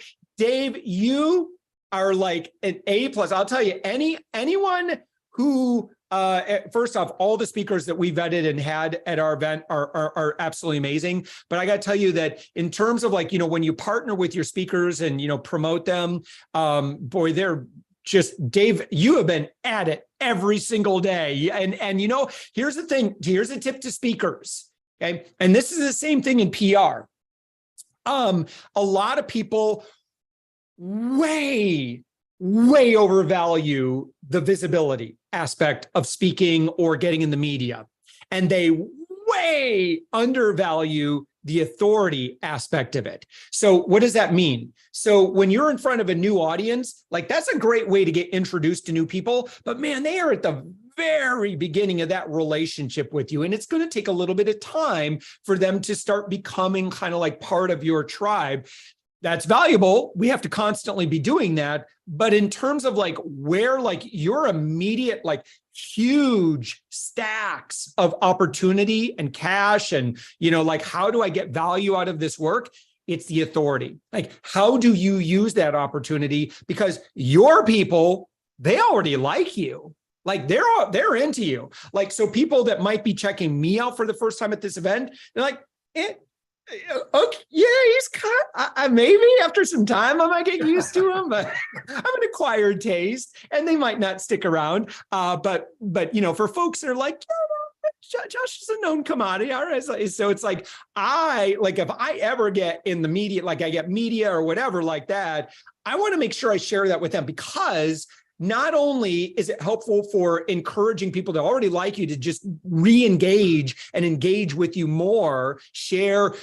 It's incredibly, and this is so important, it validates them. So if they said, I thought Dave's a smart leader. He's a brilliant, leadership coach, whatever. And what you're doing is you're providing confirmation to them that they hitched their wagon to the right horse. So you're not doing it because you're like, look at me, look how awesome I am. Here I am, I'm speaking in another event. It has nothing to do with that. It's like, look at what we are, this message that we all share and we all believe in. This mission is so much bigger than me. Look, here's more validation for what we all agree on. That's it. So keep sharing that with your own audience. Anytime you get again, that visibility, stage opportunities, media opportunities, JVs with other centers of influence, share it with your own tribe, but don't do it in a braggy way. Do it within a, man, see what we're doing together. And man, that brings your community together. It's validating, it's affirming. You make everybody feel good, which that's not a bad gig, right? All right, Elisa, anything else before we get to Dave's presentation? Sure. I would love to share Russ Yeager from Day One. He is going to be giving away his 30-day body transformation Kickstart program. So for all of you out there who have purchased the Diamond and Platinum and have been looking for an excuse to get started but don't know how, Russ will help you. Heck yeah. Right here, which look like this right here. Yes. This is Josh went 30 pounds less than Josh, my birthday last year. I see pictures of that. And for me, not really. Yeah. So 30 pounds over the past under 12 months. Russ was instrumental in getting that kickoff. And what he specializes in, and he works with type A achievers. So if you're like an overachiever and you're successful in a lot of areas in your life, he's really good at kind of figuring that out. And, so that's also amazing free gift. Russ is, again, really, really great guy. James Hipkin. James Hipkin, also from Day One. He is doing complimentary website audits, and he will help you capture people in 6 seconds or less on your website. So definitely, if you're a Diamond or a Platinum attendee, definitely take advantage of what James has to gift. James looked at our front page and he was so quick too. And everything he said, I'm like, yeah, you're right. Yeah, no, that makes sense, James. That's and it's so quickly came up with 5 to 6 very tactical action items. James Hipkin, rock star. He's just awesome at empathy to users and what they're experiencing when they come to your website. All right, a few more, Josh, if you'll. I have to keep. I'm doing color commentary, and my color. I'm using the 128 box of Crayolas. I need to be using the 16. I'm sorry. Go ahead. It's all right. Also from Day One, Jackie Lapin, she is giving away the 12 things to say in your speaker proposal letter that will get you booked. Yep, she knows. When you don't know what to say, she is going to tell you what to say. Having fielded as many 180 or so, I forget how many speaker applications did we get? We got over 177. Okay. So if it's over 177, it must be 178. That's a very precise number, somewhere around there. But I can tell you, when we saw this, it was really fascinating. You saw a lot of professionals that know how it's done. And then I ended up getting some interaction with some folks that were, I'm going to say a different type of professional. And it was not great. It was like, oh man, is that really working for you? Because it feels uncomfortable for me what you're doing right now. I didn't say that, but I was like, my silence or the meeting planner's silence may be speaking volumes. Yeah, good, great from Jackie Levin. Also for all the Diamond folks. Again, it's just one time $97. Again, that helps support the event as well. So thank you so much for that. And thank you for the speakers. Oh my gosh. Oh boy, it's like Christmas. Yeah, one more from day one. Jerry Foster. He is giving away his 1 hour mini course on branding. Now, not to be confused with Steph, because apparently they do 2 different types of branding. Absolutely. And but still, I mean, like Jerry, his whole thing is brand you like your life depended on it. So it's such a valuable course. And he's more of a brand strategist, whereas I think Steph, you get a little bit more like I love like you get like into like the colors and what that means and like, oh, you're right. So what I love about smart experts is that they're on the outside, because I can't diagnose my own stuff. I'm too close to it. So surround myself with really smart people. Awesome. So much value. Hey, Dave, you ready to go? Oh, look, I caught him. As soon as I get off mute. No, you got it. I'm ready. Anything we should share before we get to your presentation? Dave, again, such a classy guy. To other meeting planners out there, book Dave as a speaker. He's just, not only, Dave, are you a fantastic speaker, but you are just a great partner. And I'd say that for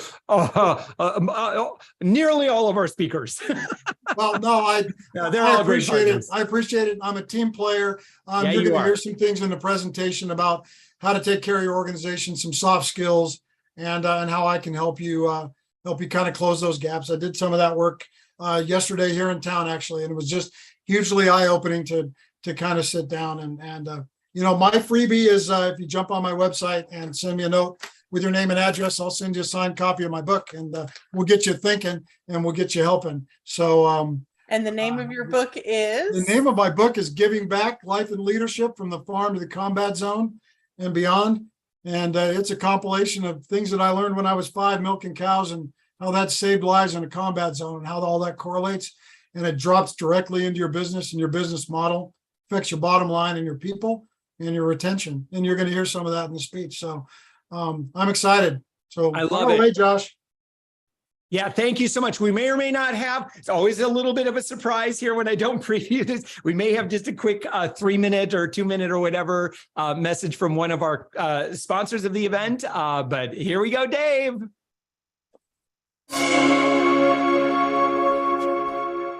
Well, before we get going with this session, Justin Escar, you are the founder CEO of Virtual Computing. You have an amazing session that I want to make sure that people don't miss. Would you kind of give just a preview of what that is? And again, we've got a link on the page where you can watch that session right now. Justin, what are you speaking on?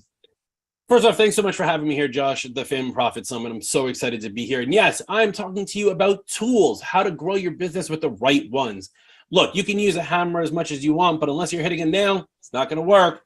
So we talk about how you can pick the right tools, trim your tool set, and possibly even build your own. Right out of the gate, I'm going to tell you one important thing. Think about how many tools you have in your business for someone to be able to contact you and get on your calendar. You probably already have too many. Maybe think about dropping some before you come in here, because you don't want to get shamed by the tool guy. Justin Escar, again, thank you so much for both being a speaker and also a sponsor of the Fame and Profit Summit. Again, you can click below to our attendee right now. You can watch after this session. You watch Justin's session. It's really, really, really good. You want to have good tools in your utility belt. And Justin, you truly bring the value in your session. Thank you so much. Thank you. So at the Fame and Profit event, you've been learning a lot about sales, marketing, again, all of those very tactical business things that you're going to need to do if you want to grow your business. But listen, one thing that you absolutely, if you truly want to grow a thriving business, you cannot do this all on your own. It is going to involve people.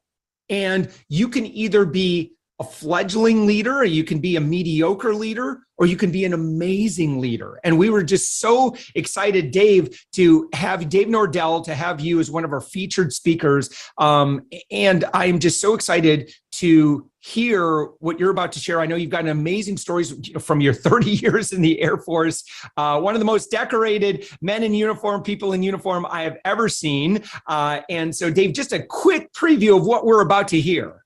Sure, Sure, so, Josh.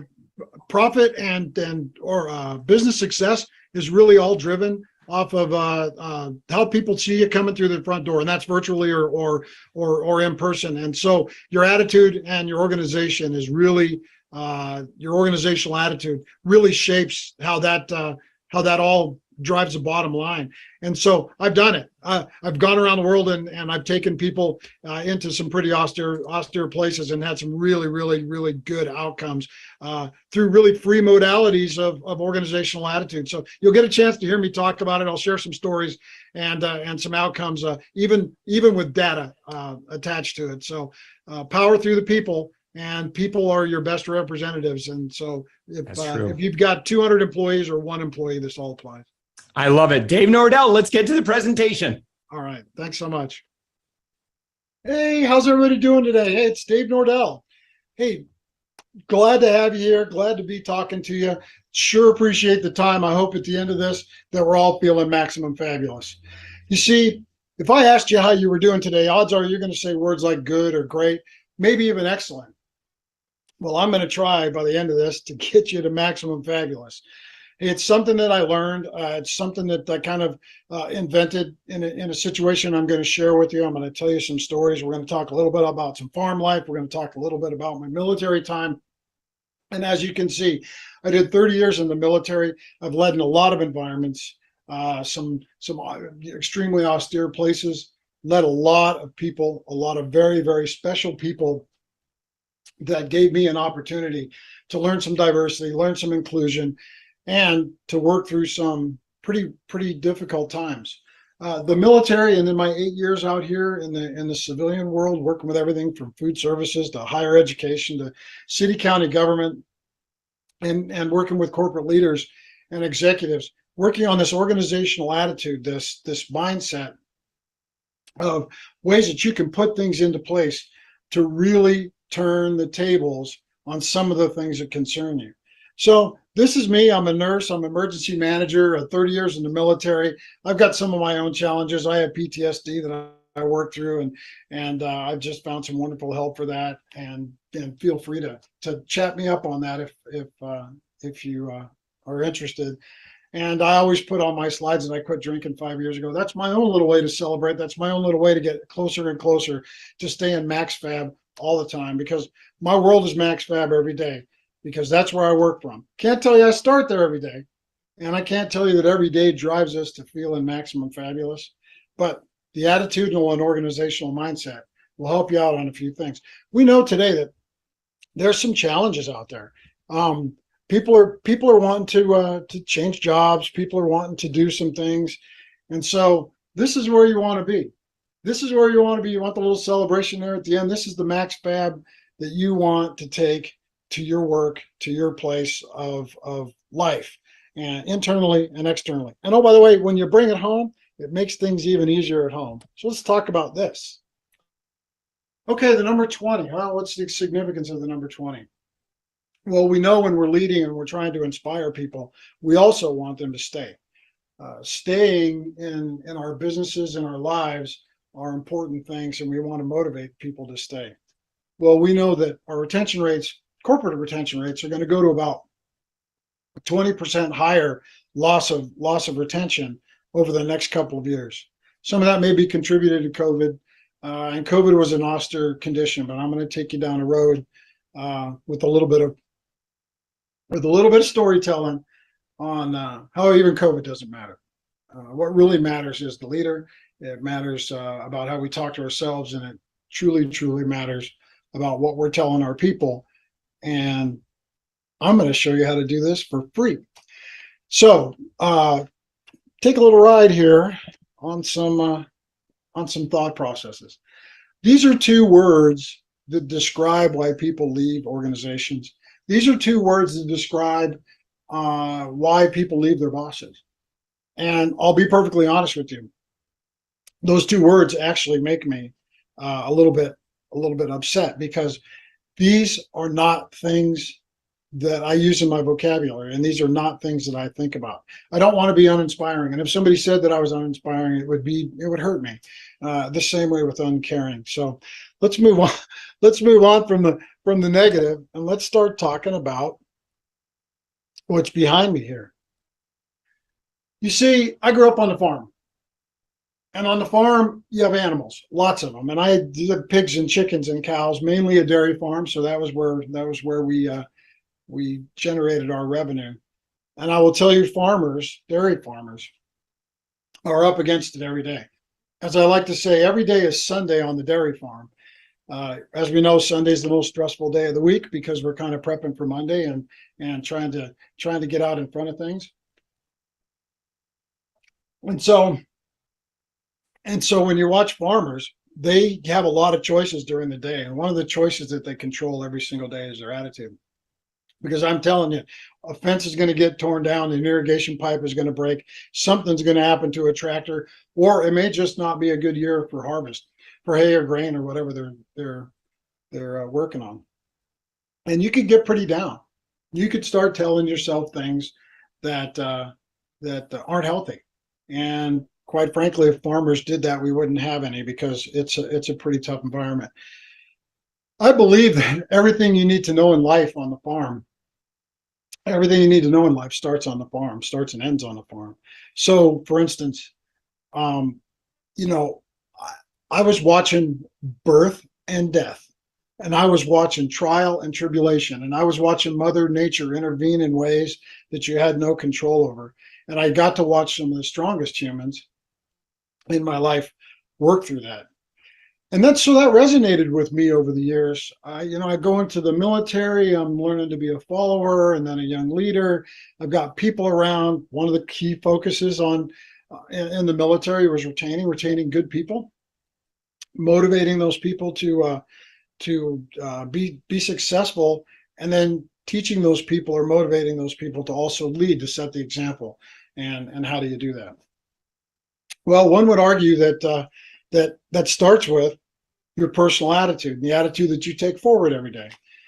So just think about it. Just take a moment and put yourself in your own shoes on a typical Monday, Tuesday, Wednesday of the week. And what kind of conversations are you having? What are you saying to the people around you? And how do you think that they're feeling after you leave those conversations? Because a lot of times I get people in, oh, I'm good. And you can just see in their body language, they're a little slumped, and they're not moving around. And you think, okay, well, that's good. And you just kind of go by it, because it's just kind of a ritual. Well, when I go into the coffee shop occasionally, the ladies working in the coffee shop, it's a preponderance of ladies. There's some guys in there, but there's a preponderance of ladies. And the ladies working in the coffee shop will always go, good morning, how are you doing? Well, in my response to that, I will always say, I'm maximum fabulous. And it freezes the room. It freezes them. They all stop working. Manager and all of them, they stop working. They say, what does that mean? What does maximum fabulous mean? What are you talking about? And I'll tell them, I may not be maximum fabulous right now, but my whole day I'm going to work towards being maximum fabulous, because everybody around me deserves that. And you deserve that. I deserve that. So how does that work? Where's the story? What is the key to maximum fabulous, and how do you make it work? How do you operationalize it? Well, follow me on a journey here. And as you can see, I've had the flag up for quite some time. And this is my last slide. And it's my last slide for a reason, because I want you to reflect on this. Because it's a flag.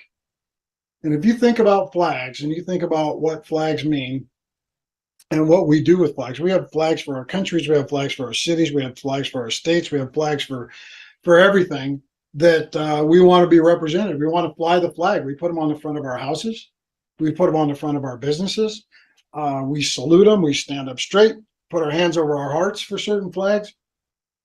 So when you have a flag, it's fairly significant. But how do you get a flag that looks like this?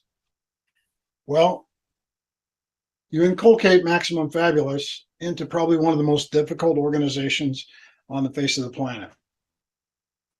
Back in 2007 and 2008, President Bush decided that we needed more troops in Iraq to take on the challenges that we had there. And I was called upon to go there. You see the time frames, to go there and on the executive staff and lead a core group of 235 medical professionals. These are young people. Some of these people, it's their first combat tour. It's the first place that they've ever been outside of their normal day-to-day operations. And they look like they're lab techs and administrative people. We'll talk about the admin folks here in a minute. Administrative people. And there's some of the top neurosurgeons in the United States of America, top trauma surgeons in the United States of America. And we're all coming to this place. We're gonna replace the people that were there before us, and we're all coming to this place with a mission. The mission is not unlike the mission that you have every single day in your organization. You have people, you have a mission and a product that you need to produce, and you have statistics to go along with that. So hold your thought, and we'll talk a little bit more about the farm and some statistics and Maximum Fabulous. So as I'm charged with this duty, and I don't know any of these people because we're all gonna amalgamate in Iraq, I'm thinking, how do you take 235 people and for 6 months keep them completely emotionally, physically, and mentally healthy, so that not only can they do the job, not only can they stay engaged, but when they're done, they stay. And the reason I say when they're done, they stay is we know that the statistics, those statistics that I showed you earlier, we know that some of those statistics are very similar in the military. People that we want to stay that are really good contributors to the United States military, or even to the sandwich shops that I manage. The same all applies. But in this situation, when they're exposed to these really, really rough conditions, a lot of people leave. And you have a lot of impact on retention, and you have a lot of impact on attitude. If you go back to those two awful words that I won't mention anymore, if you go back to those, if you look at uncaring, I'm going to mention them, I guess, uncaring and uninspiring. If you go back to those two words and you look at that, where do you think that's driven from? Well, it's obviously driven from leadership, right? It's driven from culture, and it's driven from repeated behaviors. So what are the repeated behaviors? So I get on a plane, I'm in North Dakota, and I get on a plane and I'm starting my journey to Iraq. And I'm thinking to myself, okay, well, we're gonna have some really rough days. Probably a lot, maybe every day is gonna be rough. And so how do you shape that for your people? How do you start off every day in the right way to make it as successful at the end and have people still be engaged, involved, committed, and like I said, mentally, physically, and emotionally healthy? So I picked two things. These things were free, by the way. I want you to understand, MaxFab and organizational attitude is something that's can be absolutely free, or just very, very pennies on the dollar, because it doesn't require policies and board meetings and sit downs and Zoom meetings and having to talk to a lot of people. It's just a projection of who you are and what your organization is about. I know we have core values, and we try our best to live up to each and every one of these. And maybe Maximum Fabulous is a core value as long as it's explained. But as I've traveled around, and my Iraq story, as I'll continue, and was sent to organizations to work in those organizations and to get a feel for things and to see if there was some Maximum Fabulous or maybe less, and report back on these type of things to work through it. What I found was that the leaders, not just the leader, not just the top, but the leaders of the organization projected. And in 5 minutes or less, you can figure out what that projection is, and then you can go ask a couple of key questions throughout the institution, and you can pretty much see what the leaders are projecting, emulated from the people that are your followers and your subordinates and people that are carrying out whatever mission that you have. So I know I'm going to a painful place. I know we're going to be facing a lot of adversity. And so I came up with two strategies. The first one may not be for you, but as I'm talking about this, think about what your brand of push-ups would be in your organization. You see, I hate push-ups, and I do just about anything not to have to do them. But when you're in the military, you're going to do some push-ups, especially when it's based on your performance, your evaluation. So I've got number one. We're going to do some push-ups. I'm going to do some push-ups, and I'm going to have people do push-ups with me. A couple of reasons for that. One is you're sharing a little bit of pain, and you should always share a little bit of pain. You should be together as you share some pain. And we were going to share some pain. So push-ups was going to be number one. Push-ups was also going to make me better. So that's being stronger and being more physically fit is always good. So push-ups was going to make me better. Number two was I knew that we had to have something every single day that came out of my mouth as I worked with all of these people, that came out of my mouth that was completely indicative of how I wanted the organization to feel. And so if you can imagine this, we land in Iraq in the middle of the night. It's always deserty and hot, and there's certain smells that come with that part of the world. And so we land in Iraq. I'm off the plane. It's the middle of the night. We're getting our bags and we're putting everything together. My boss at that time had been there for a bit. We were changing over the preponderance of the rest of the institution. And he says to me after flying for about 3 straight days, he says, Chief, how are you doing? And I said, I'm maximum fabulous, sir. And he smiled, put his hand on my back, and kind of off we went. And they dropped my bags off where I was going to be staying for the next 6 months.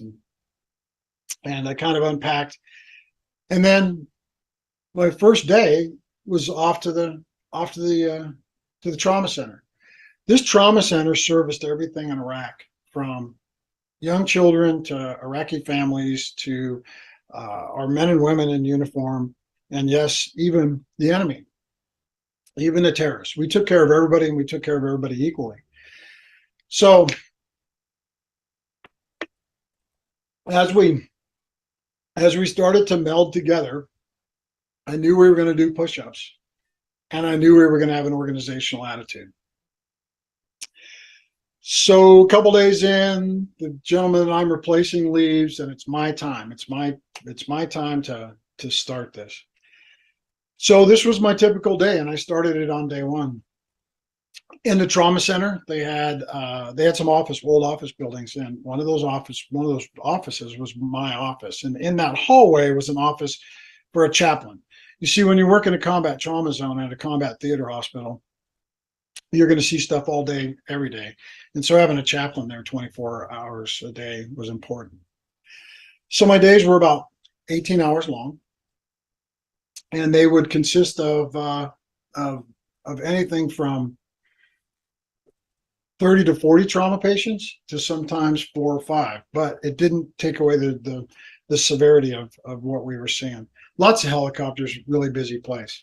One thing I knew was if I didn't keep myself squared away, keep this attitude, then nobody else could. So my first stop was in the chaplain's office, and I'd physically get down on my knees and let the chaplain put their hands on me. And the amazing part of this, that I talked about diverse organizations and working with just diverse people. The amazing part of this was it wasn't the same chaplain every day. So one day it's the rabbi, and the next day it's the Catholic priest, and the next day it's a Protestant. And the amazing thing is that they always said some very similar words, and they were very encouraging words, gave me a little bit of strength for the day, and off I went. So my first stop in the hallway was the admin people, and I told you I'd come back to that. They were called administrators, but they really weren't administrators. These were the people that administratively moved airplanes and resources all over the world so that our men and women, from the time that they were injured on the battlefield, would be at a high level of definitive care, and usually back with their families within as short as 24, but up to 48 hours. And they were just amazing folks. And they were there all night. So you got to imagine I'm rolling in at about 4:35 in the morning. I'm going to be there until about 10 o'clock at night, sometimes later. Sometimes I get out a little earlier. And so they've kind of been through the mill, and I wanted to be there while they were doing a shift change. And so we decided to do some push-ups. We're going to do some push-ups, and they're all looking at me like I'm crazy, because I think that they probably hated push-ups as much as I did, which comes to sharing the pain. So I said, no, we're going to share a little pain, but I was easy at first. I said, we're going to do 5. We're going to do 5 push-ups. There's always an overachiever in the room, right? Somebody wants to do 150 and everybody wants to, throw them out. But we're going to do 5 push-ups. And that doesn't sound like much, but it was a start. So we do our 5 push-ups, and I'd stand up. And as some of you know, or as some of you are starting to experience, especially out in the business world, people truly, honestly want to know how you're doing. And it's a really important question. It seems so innocuous, and it's hugely important question. They're going to say to you, how are you doing? In my case, it was, Chief, how are you doing? And I would say, I'm maximum fabulous. And it would make people would giggle, and people would look at me kind of funny, and they would say, tell me, what are you talking about, Chief? What is maximum fabulous? And I said, it's the highest of the hierarchy of personal and organizational attitude. And all of us need to work to get to feeling maximum fabulous every single day. Because if we're working towards it, then what's in here is positive, and what's in here is positive. And that is going to translate to our patients, to our wounded, and to the customers that we have all across this theater, to include our international customers and those type of things, where you've got a lot of people coming to this. It was a world-class trauma center, and you got a lot of people coming to do a lot of things. So when I started to look at how we were doing and how things were rolling, the folks before us had a tremendous survival rate. And that survival rate was dictated by, if you were breathing, if you were actually physically breathing, you had vital signs when you got to us. Did you stay that way? Did we keep you? Did we save you? And so they were a tough group, the group before us. I won't take anything away from them. But this group, this organizational attitude group, the ones that started to tell themselves the right things, started to do some amazing things, and I'll tell you here in a second. You see, when I was getting ready to leave Iraq, I had a conversation with my boss, and we're kind of recapping the 6 months. We're working through some things we could have done better. We've got to do some reports and report writing and those type of things. And we talked about Max Fab. We talked about including our Ugandan guards and our Turkish housekeepers and our international people in the organization to include. They even by the time I left, it was amazing to see our custodial people, who were all from Turkey, do a couple of things. I had lived in Turkey, so they when they would go home to visit their families, they'd bring me back baklava. And it was fresh baklava, which was a big treat. So if you know baklava, you'll appreciate that. They bring back fresh baklava, but you know what else they do? They did push-ups. They wanted to be part of the team, and they did push-ups, and they did maximum fabulous. When I was there, I used to eat a lot of mangoes, and they knew that. And not very often, I would leave and go to a meeting or go be someplace else on the installation. And not long after that, almost every day, a mango would show up on my desk, ready to eat. They knew it. They knew how to do fresh mangoes. So as the boss and I were reflecting on this, and how all this was shaped, he had lost his son young, and he told me, we have coins, we have these challenge coins. And he said, Chief, he says, I don't know if we can take away the skills and the abilities of our people, because they're fabulous and they do this work all the time. He said, but I do know that the numbers that we created are because of Maximum Fabulous, because of this organizational attitude. And he gave me a coin, and the coin's got the number 2 on it. The coins were numbered 1 until, we'll just say 100. Could have went to 1,000. And he gave me the second coin. And the first coin was for him. And he said to me, he said, Chief, I'm going to give you number 2 coin. He says, if my son was still alive, he would have gotten number 2. But you deserve number 2. So let's talk about why that is, and let's talk about why this is important, and let's talk about why people stayed and stay under certain leadership. See, he was asking me, you're leaving, Chief. You're going away, and we really want to send you off in the right way. We want to do the right things for you. And I said, sir, I want the American flag from Heroes Highway.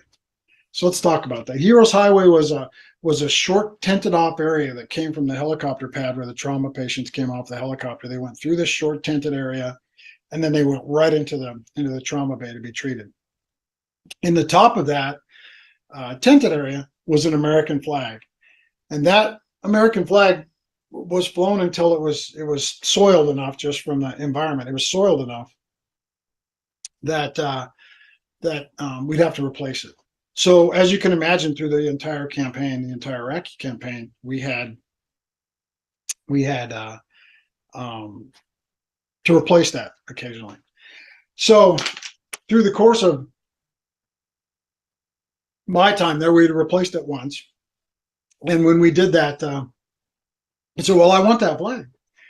And he laughed, and I already knew the answer. He laughed and he said, Chief, he said, these flags are all spoken for. They're in the museums of America. And if you get a chance, go out and see them, especially if you get to a medical and science museum in the DC area. There's odds that you'll be able to see these flags. They're huge. They're gigantic. So he said, Chief, you can't have one of those. And I said, I know, sir. I said, but what I would like is the flag. And you remember how I talked about flags? Flags are symbols, right? They're symbols of things that are important to us. They're symbols of things that we want to belong to, and they're symbols of commitment.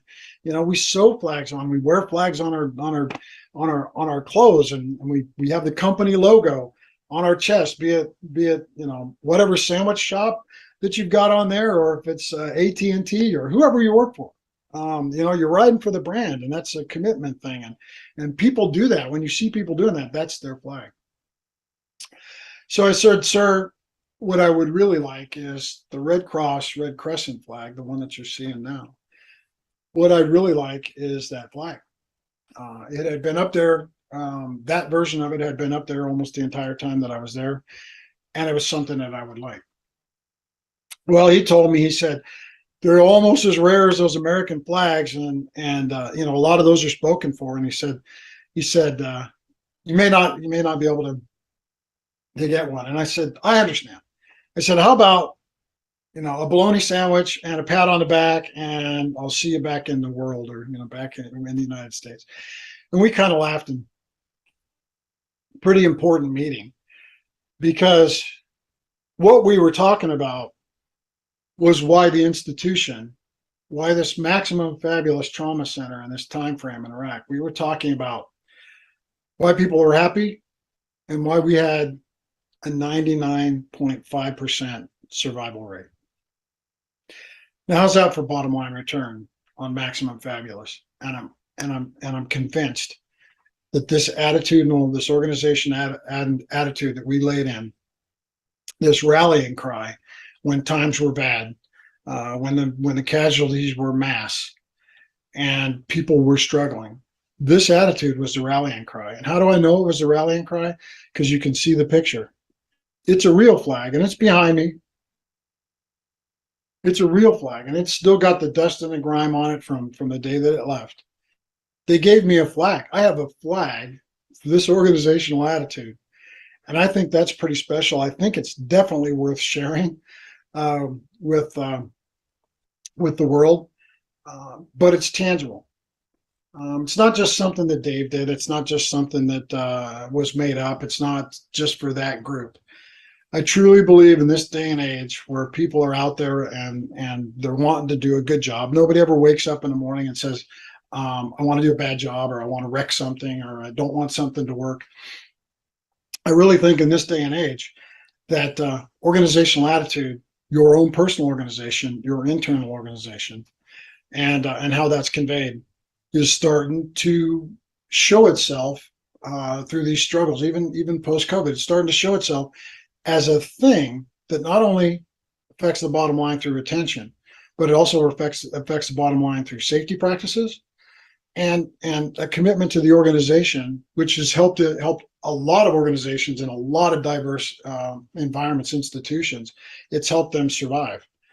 You see, when I came to Billings, Montana, when I retired to Montana and I came to Billings, Montana, organizations hired me to help work through COVID. And I did a year at higher education institution. And I will tell you, the feedback was organizational attitude. When we did the after action, it was organizational attitude. It was about attitude, how we approached every day, how we approached our challenges, and how we just dealt with people. You remember those two ugly words at the beginning? Let's not get there. I never want to be called those words. I never want to be labeled that way. But I do want a flag, and the flag is special. So I challenge you in a couple of areas.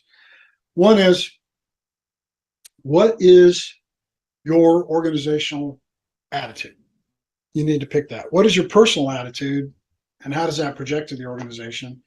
And then two is, what are your push-ups? What are your push-ups? What's the pain in your organization that you can share? People like to share and they want to be involved in things. So what are your organizational push-ups? And then who's helping you do that? Who's the coach? Who's the mentor? Who's the person that's the driving force behind your Maximum Fabulous and your push-ups and your culture? I guarantee you that if you put all those together and you start to work towards something that looks like a new culture but hasn't changed anything, that's caused an uproar in culture change, that's fun, that people can really get their head around.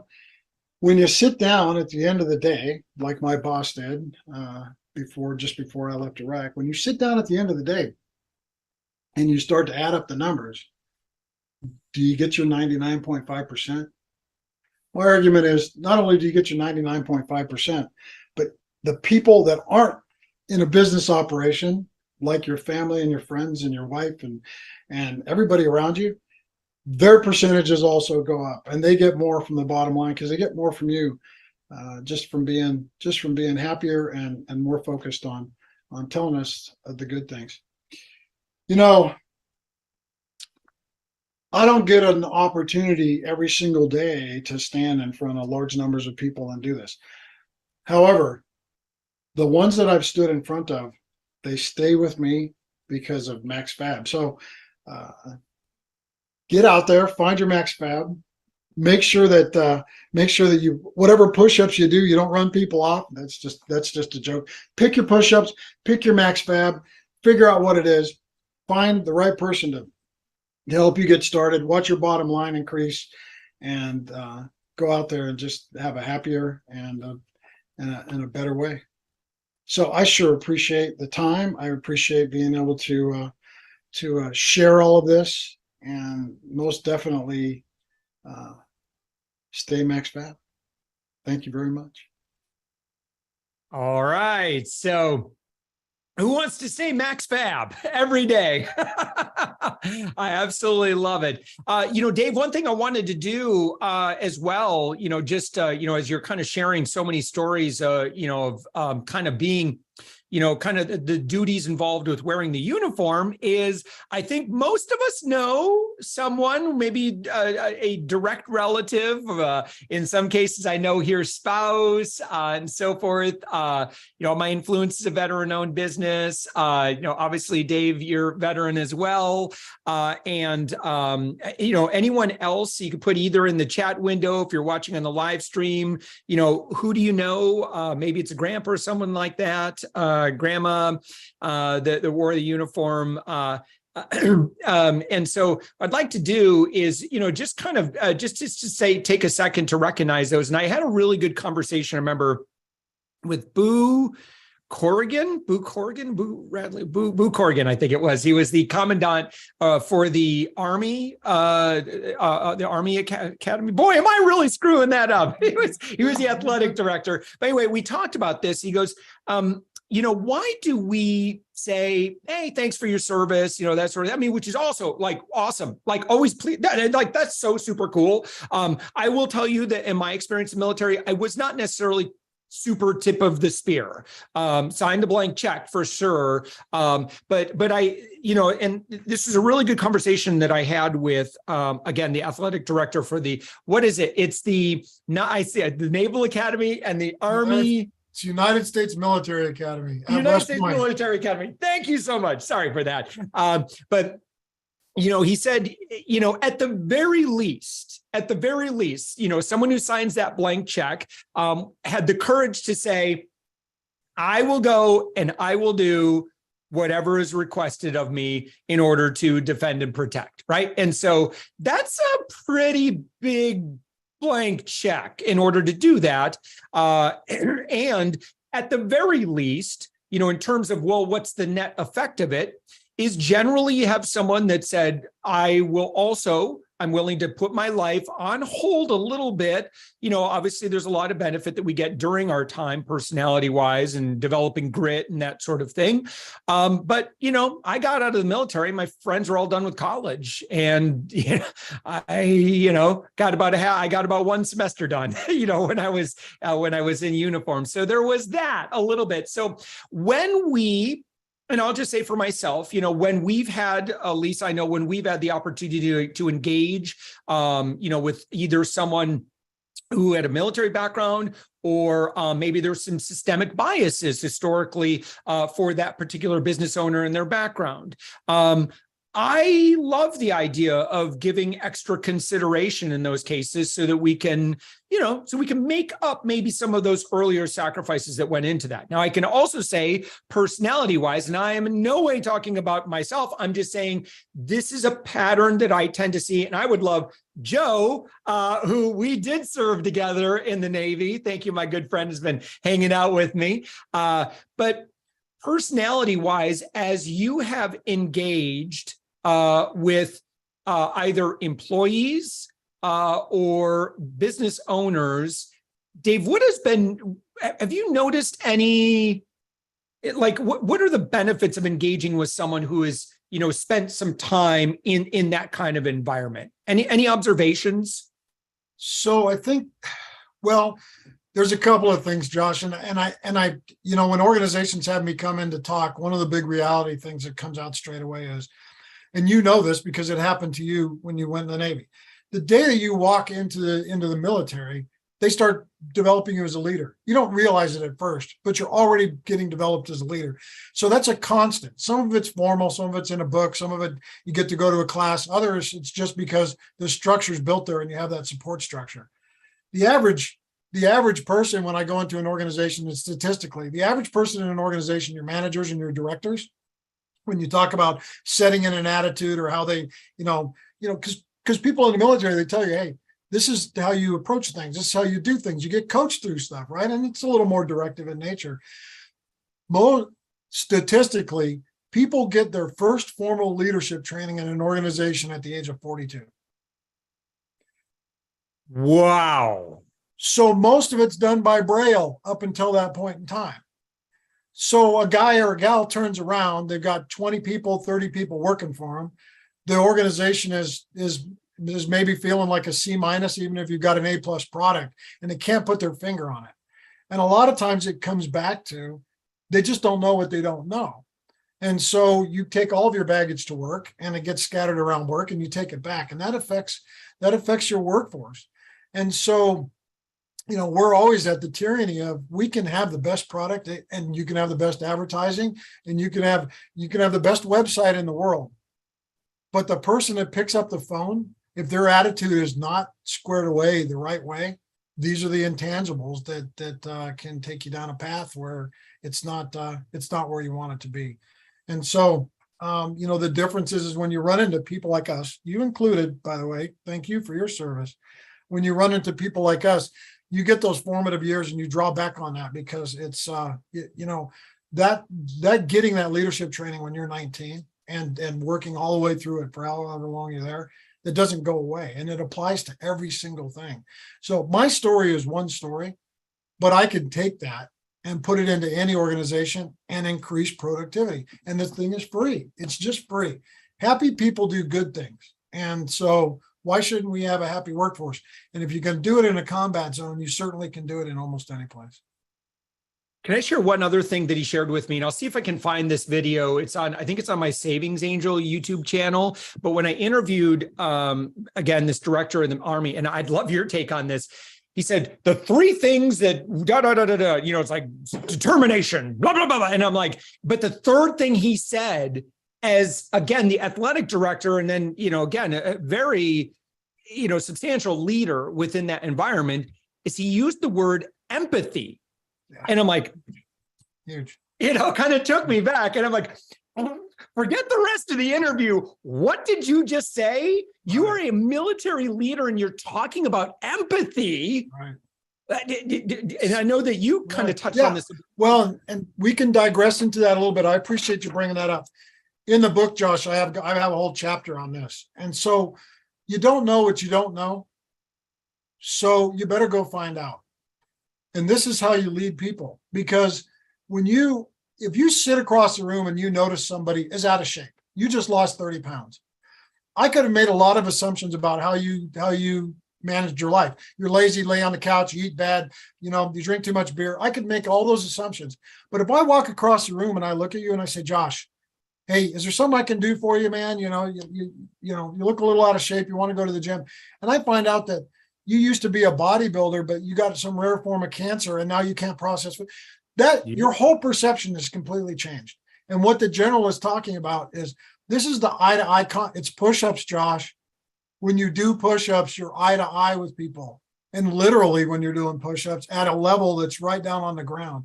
And when you're eye to eye with people, you can build levels of empathy that lets you stomp on the gas and pull off of the gas. And it lets the team rally around people because you can tell their story. These are things, this is coaching. This is professional coaching. You take it with all the great advertising, you take it with all the A+ products that you produce, and you throw in some people coaching, and the machine's humming. It's the little tweaks in the finely tuned organizations that we're all out there building. One people or thousands. I love it, Dave. Dave, you have a website too. What's your website? You may have put that on the screen. I do. It's one man, one plan, MT like Montana. .com. And if they go on there, the freebie is if you go on there and you click on work with Dave and you type your information in the box and leave your address and your contact information, I will sign a book and send it to you. I love it. Dave Nordell, man, what a fun conversation. What a fun presentation. Thank you so much. Super, super classy. Very, very cool guy. Thank you so much for everything. All right, Elisa, any announcements before we get to our next speaker? We have at 3 p.m. We got the mixer. If you go to Fame and Profit, you can log in and get to that. We'd love to have you. What I love to do is make connections, make things happen. So let me know who you're looking for, who you need to connect with. If it's clients, be transparent about that and let me know what kind of clients you're looking for. And we'll see what we can collectively do to help you out. So making business happen. I love it. We're stimulating the economy, whether or not you have a lot of confidence in the folks in Washington or not. I tell you what, the business leaders of America, hopefully the majority of us are out there doing good every day. Well, I'll just cover sidestepping something controversial. I'll cover a few more gifts. Yeah. Oh, yeah. Freebies. Come on in. Yes. All right. So Katie Brinkley from day 2 yesterday, she's giving away an Instagram bio builder. So if you are totally into Instagram, she is the lady to talk to. Fabi Paolini, she is giving away 5 strategies to attract more ready to invest premium coaching clients. And she is working with us on our website as well. And then from today, and today is a really big day for the number of speakers that we have. Let's see, Scott Ritzheimer is giving away a free 6-week course on how to scale your business. That's good. Huge course. Yep. Scott's a smart dude. Very, yeah, he's a systems guy. Yep. And Cheryl Lynn, who is coming up, she is giving away a 30-minute session on how to build resilience to get what you want. Yeah. So she is all about creating and maintaining a great culture. So as we're talking about, the internal aspects of your business today, and we've seen all the fluctuation in the job market, and why are businesses losing employees? Because they don't have a great culture. Mm-hmm. And it's what folks are looking for. Yep. Yeah, absolutely. They're flocking to businesses who care about them. Yeah. Does what I do day to day matter? Or am I just showing up to exchange time for dollars? That doesn't.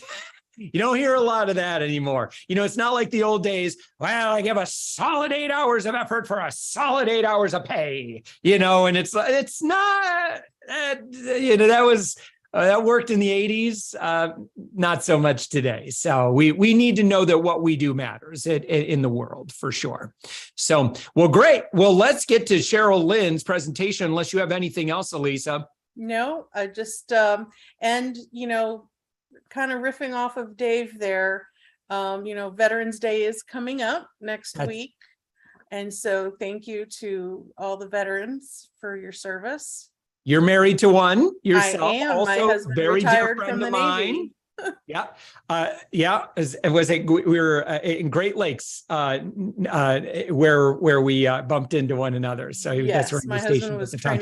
He was pushing Ricks, Joe. And company commander. I did 4 years as an ombudsman for Riverine Squadron 3. So if anybody out there is from that, yeah. Awesome. Yeah. Awesome. All right. Well, let's get to our next presenter. And this is going to be Cheryl Lynn. And let's get this pulled up and go. Might be a thing with Lynn first. Thank you so much for your participation in the Fame and Profit Summit. Before we get going with this session, I want to introduce a very dear friend of mine. Lynn Whitbeck is both one of our featured speakers. Lynn, you are also a sponsor of the Fame and Profit Summit. You're a longtime friend. Before we even discussed potentially having you sponsor the event, we had already picked you as a speaker because your message is so vital to this hope that I think we all have is, can we grow our sales? Can we grow our revenue? Can we grow our businesses without all of the spammy, sleazy tactics that unfortunately a lot of gurus are teaching? Lynn, I want to also disclose that I am a client of yours. My team and I, Elisa and I, my chief operating officer and I, we went through your whole program. And I'm just going to tell you right now that you have changed the trajectory of my life, of Elisa's life, my family's life. The fact that we now have the size team that we have today, that we have the sales volume that we have today, that the impact that we get to have in this world, Lynn, thank you, because you influence that in such a huge way. I get to enjoy the kind of just blessings that, I'm humbled and I'm honored. But a lot of this stuff, I think that I knew some of these things innately, but I couldn't define the sales skills that we learned and gained from you. That said, Lynn, I want to just promote before I have you share just a quick message. Lynn, your topic right now, you have a long form segment right now that our attendees can watch right now. I'd highly recommend you do it. If you're serious about this and you're curious about, man, how do I work in that? When I'm on a sales call, when I'm talking with someone, like, how do I navigate that without feeling pushy? Because I don't think any of us want to feel that way. Like, we want to work with our people. And Lynn, you're just masterful at how you break that down. And you give great business owners that truly believe in what they do, the tools and the comfort to know that they're absolutely doing the right thing. Lynn, thank you so much. Again, your brand, we've got links directly to your website as well for Petite to Queen. So you'll see those links on the page, and it's also in the video here. But Lynn, would you mind just sharing a few words about, kind of who you are, what you do, and, maybe just something that, kind of takeaway that someone could use right now? All right. Takeaway number one, think like the client. What your client wants, needs, and lacks, why it matters to them, what problem are they trying to solve, what solution are they looking to address, so they can. So they can what? People buy the so they can. All right. So get out of your own way, get out of your own head and start thinking like your client. And you will use this all the way through your sales. It matters from that initial spark to when they're a long-term client like Josh, and you can come up with new and exciting ways to continue to work together. So this is the most critical piece of your sales strategy, is to think like your client. The next one I'm going to tell you is, as Josh mentioned, all right, there is no room for sleazy, manipulative sales tactics in this world. Just stop. It's another human being. I want you to come with worthy intent. That means that you have a genuine curiosity about the other person, their business, their needs, who they are, their career, their family, wherever your space is that you're trying to help them with. All right. When you come with worthy intent, everything else paves the way, because once again, it's about them. It's about another human being and making that connection, because maybe they won't become a client. They could become a partner or a promoter. This is a long-term, lifelong relationship that you can create when you approach every relationship with worthy intent. Lynn, this is just fantastic. Can you just share briefly how you work with business leaders? And then again, call to action. There's a link directly on the page. It's on the screen right here as well. Just visit that website, visit that link, and share how you can help folks. Absolutely. So I help, I should say, business owners and entrepreneurs hire me so that they can work out their sales strategy, because most are chasing down clients. They're stuck in an endless sales cycle and they're lacking client retention, conversion, and profits. So I help you unleash that hidden profit that's within your business. And we're going to be talking about that on our session, Josh. We're going to be talking about referrals and 7 surefire ways that you can boost your referrals and then your sales.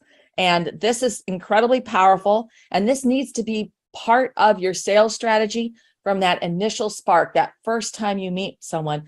Oh my gosh, Josh, it's so great to be meeting you. Most of my clients come from referrals. So the fact that we've had this immediate rapport is just tremendous. I just seeded the idea that most of my clients come from referrals from that first time we met. And you're going to mention it early. You're going to mention it often. And that's just the beginning of what you're going to learn. So come ready. I talk fast. Have your pen ready so that you can get all this. But I am so excited and so honored, Josh, to be a part of your summit. Thank you so much. Lynn, thank you so much for being a speaker. Your session is amazing. I've previewed what you're talking about. Thank you so much for supporting this event as well. I truly believe that together we can undo a lot of damage in the marketplace. And unfortunately, a lot of very frustrated entrepreneurs who have tried all the sleazy stuff, they don't like it. It feels uncomfortable. It doesn't work. There is a better way. And so you are among the great pillars out there that are advocating for a very thoughtful and intentional and again, generosity first approach. So thank you for sponsoring this event. And again, thank you for being a friend. Lynn Whitbeck, Petite to Queen, thank you so much for this quick little interlude here before this segment. It's a pleasure. I'm so thrilled to be a part of this. Thank you, Josh. Well, I am just so delighted. Listen, I don't think there are any accidents. For some reason, you happen to be tuning in right now. For some reason, your curiosity provoked you to say, I wonder what this presentation is about. You're in the right place because Cheryl, you are, I'm just so excited for this presentation because I believe in being present for people who I love, people who I know I am called to serve. So my clients, customers, audiences, my team, they deserve the best of me. My family deserves the best of me. My wife deserves the best of me. But in order for me to be the person that I need to be for them, or I want to be, I desire to be, I know it's for me to be for them, right? And I'm not being ooey gooey, airy fairy here. I'm just like, I want to be present for them. I don't want my kids to get the leftovers. I absolutely must practice self-care so that I can be that person. And so, Cheryl, I don't mean to, I'll let you just kind of give us just a quick preview of what folks are about to learn. But man, I'm just excited for the person that's about ready to watch this presentation. So Josh, you do such a good job of your own self-care. So everything you just said is on point. And I think if I could just take that even a tiny bit further, what we teach is that Josh thinks about what he thinks about. Like you can actually know that when he's off camera, he's working on who and what he's going to be when he presents himself on stage. So we're talking about a metacognition tool, that exact thing where you can have an experience where you can get back to a state of mind so you can get back to more productivity and profitability. And I've had people increase their bottom line with a $7 million deal using this. So this is not funny business. This is not airy fairy. This is real life. And it's important because 85% of us suffer with self-confidence, and out of business owners and entrepreneurs, Josh, 1 to 3 people are kind of wanting to check out. So there's a lot of value here in all different ways for a variety of people. And I show you ways that you can use this in your teams as well. I love it. And speaking of that, Cheryl, you have a couple of freebies at the end of this, one for everybody. And to our diamonds, there's a really cool experience. Cheryl, I had the opportunity to experience that with you. And you know what? I have myself a chair of joy. And it absolutely works. And I also have another, I don't know what you call the other one, but I don't know if you recall, but Levi comes in for his belly rub. Levi's my doggy. And that's also part of the tool that you equipped me with. And it really, really does work. So again, so excited to have you, Cheryl. Let's get to the presentation.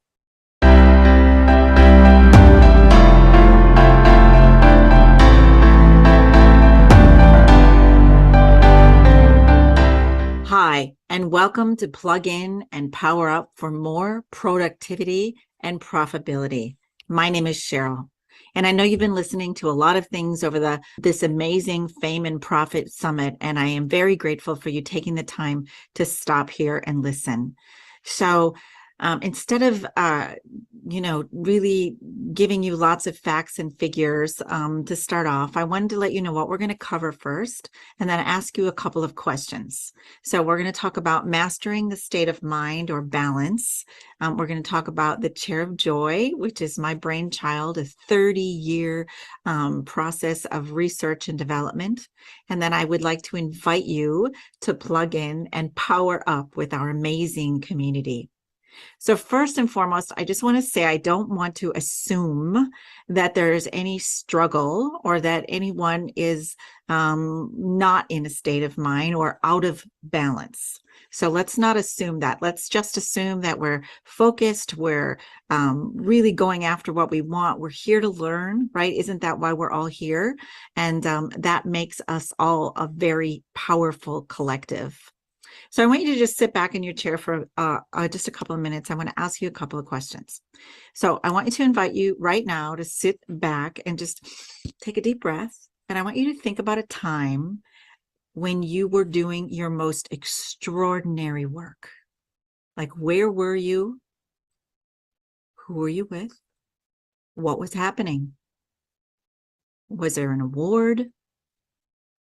And I want you to sort of tap into what your frame of mind was. Who were you? What were you thinking about? What were your routines? What was your exercise program? How did you address relationships? And I want you to think about that in both the context of an individual as well as a larger team. What was your frame of mind in these most successful situations?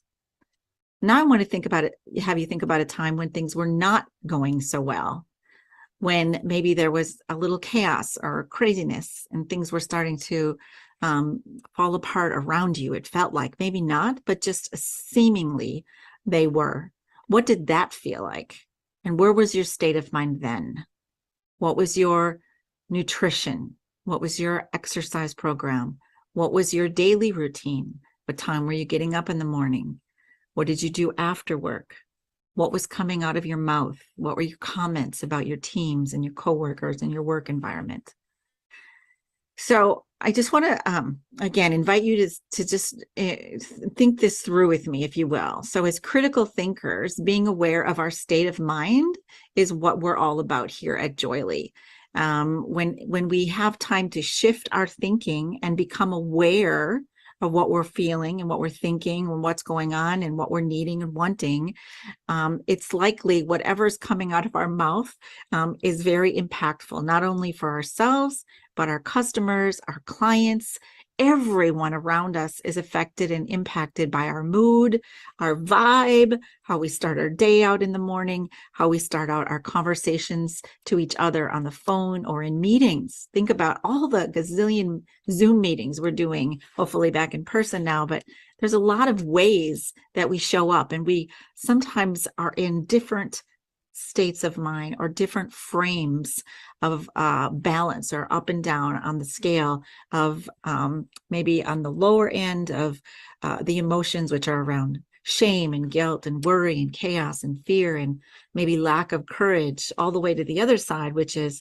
becoming more courageous and passionate and feeling love and gratitude and exhilaration and joy, right? There's all those big range of emotions that we get to be as leaders.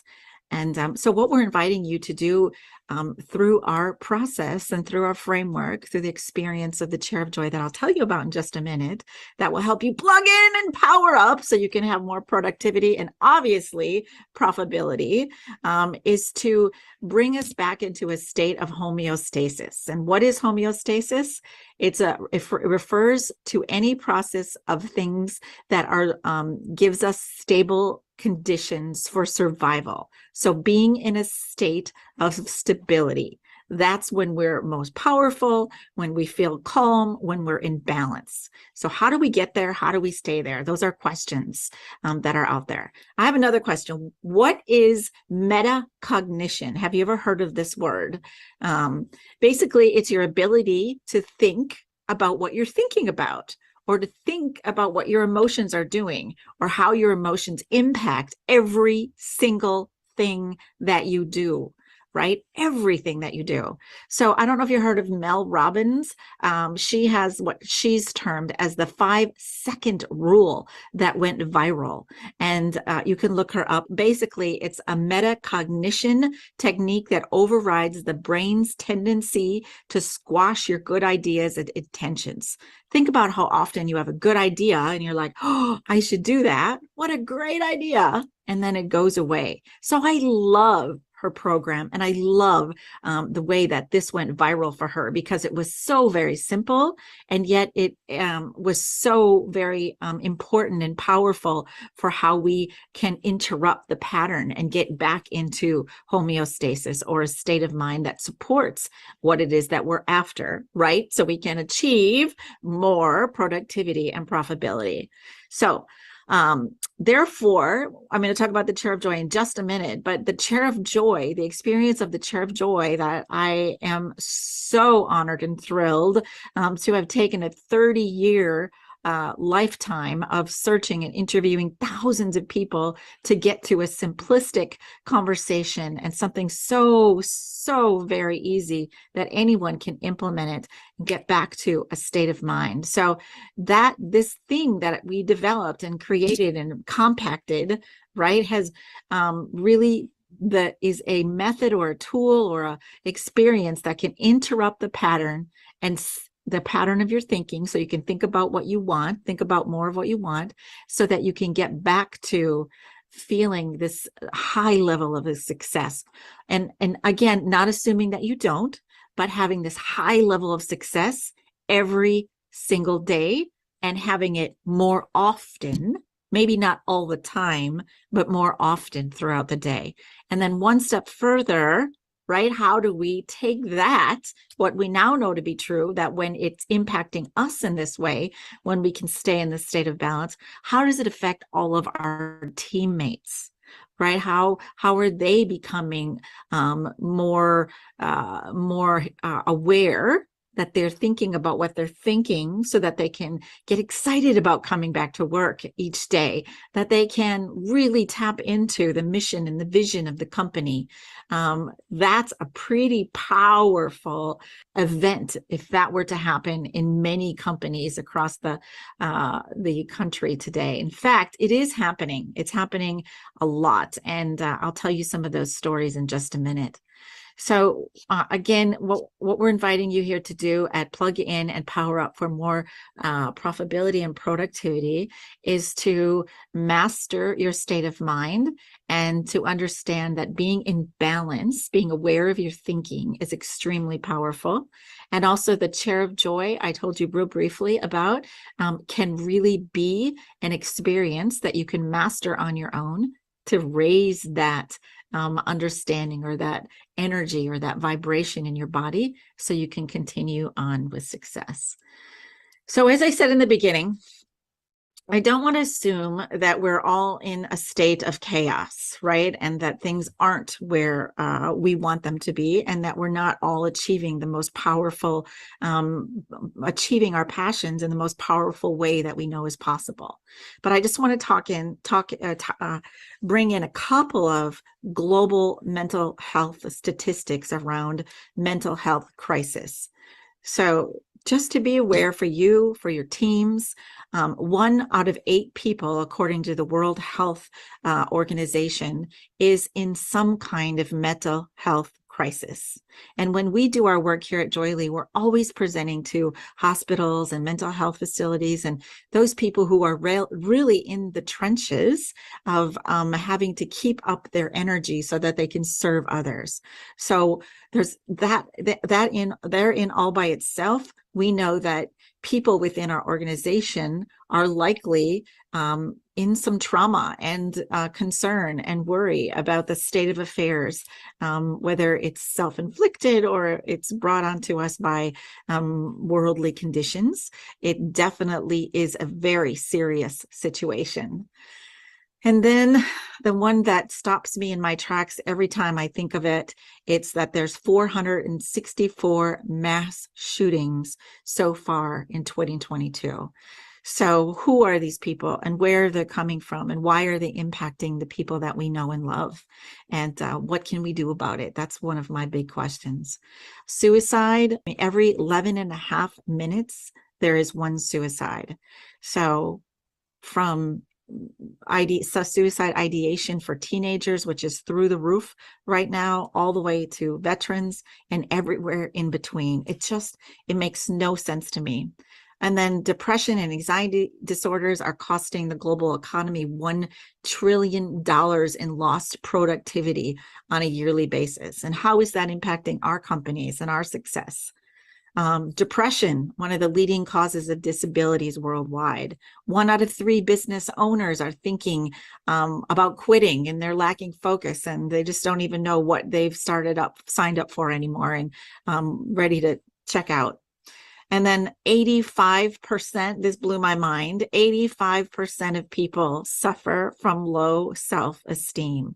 So basically confidence is something that we all strive for. We all want more confidence so that we can do the things that we love and show up every single day in complete strength. So that's really what I wanted to preface this entire conversation with, is that we are in, I think, a place where we can hear this conversation of how bringing ourselves back to a higher state of mind, to a vibration that supports what it is that we want can benefit not only ourselves, but everyone on the planet. Here at Joyly, we talk about how to bring up resilience, retention, and employee engagement within the corporations that we're working with in a very fun way.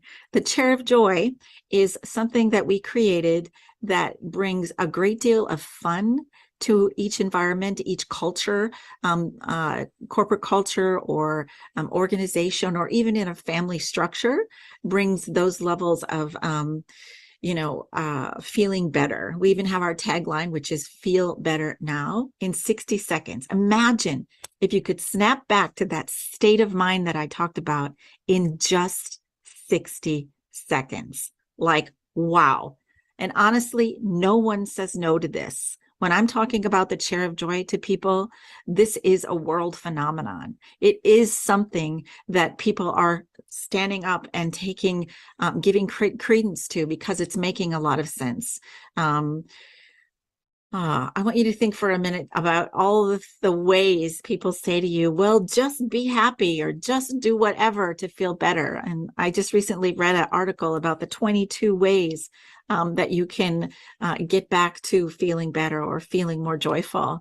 And it's a long list. And frankly, I do a lot of them, but it can be exhausting thinking about, well, if I go out to the garden or if I go here or go there and do this and do that, I will, maybe start to feel better. And when do we do our work when that's happening, right? So I'm just going to take a minute and turn my deck on. So this is a brief introduction to what we've got going on here with the Chair of Joy. And at the end of this, I want to invite everyone to connect with me and learn more, because there's so much excitement in actually talking to each one of you individually. This is such a fun event, and we want to make sure that you get to participate in as thousands of people already have. I've been on 5 USA tours with the Chair. I've taken it everywhere from homeless to family rooms to boardrooms and everywhere in between. I've even had it in barns and in garages and in backyards. In Las Vegas, I took it to the mountain, out at the base of the mountain where the people were going up the trail. And I've just been asking people over and over and over again, what do you think? What are you feeling? What do you like about this? And it was a research project, and it lasted quite a long time. So it was really interesting. So here's the goal. The goal of this speech is to have you power up and plug in so that you can get completely charged more often every day, all day long.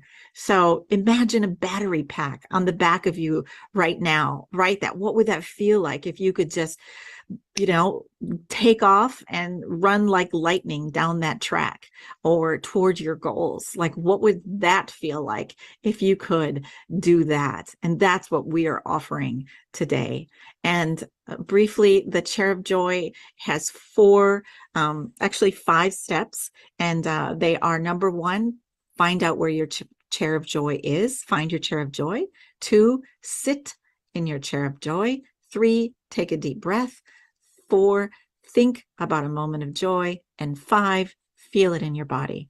And each one of those are deeply embedded with scientific principles, of which I'm not going to get into today, but just know that I've taken this to neuroscientists, to people who really research and do case studies and white papers around what we're doing. And let me tell you, the outcomes are phenomenal already. And what we expect as far as results in the future are pretty exciting. This is the basis of the Chair of Joy. So every day, all day long, we get to become aware of our emotions or where we're feeling. So imagine Again, someone hangs up on you, or someone rejects your proposal, or they didn't get back to you fast enough, or, this tech thing is just driving you crazy and you don't know how to get out of this funk of like all these details. For me, I sit behind my computer way too much, and I love to be out in nature. And so often during the day, I find myself tapping into any one of those before emotions: anger, emptiness, frustration, inadequacy, helplessness, fear, guilt, loneliness, disgust, sadness, rage, and annoyance. So this model is basically what the Chair of Joy is built on. It's I got a before and after of sitting in your Chair of Joy. And just roll with me for a minute, because I know it's a very simple process, but unless you actually do it, you're not really tapped in. But just hear me out for a second. So all day long, we have before emotions that we get to be aware of when, as I mentioned, somebody hangs up on us or our proposal didn't go through. So anger, emptiness, inadequacy, fear, guilt, all of those negative emotions. You sit in your Chair of Joy, and after, you're into something else, which is hopefully feeling better. Serenity, amusement, hope, gratitude, pride, inspiration, love, all of those things. The point is, you can't logic your way to feeling better. Emotion, using your emotion, being aware of your emotion is really the only way to get there. So sit, breathe, think, feel, and any chair, anywhere, anytime. A lot of times, some of the doctors that I speak with who are working with mental health patients, or anyone at any corporation doing anything, or even a child, maybe they come home from school and they're tired, or you come home from work and you're exhausted. That's how you feel, right? That left little plant there. And you sit in your Chair of Joy and you do our amazing framework, and you start to feel better. And maybe not perfect, and maybe not 100%, but definitely better. And that's what we do every day, all day long, over and over again.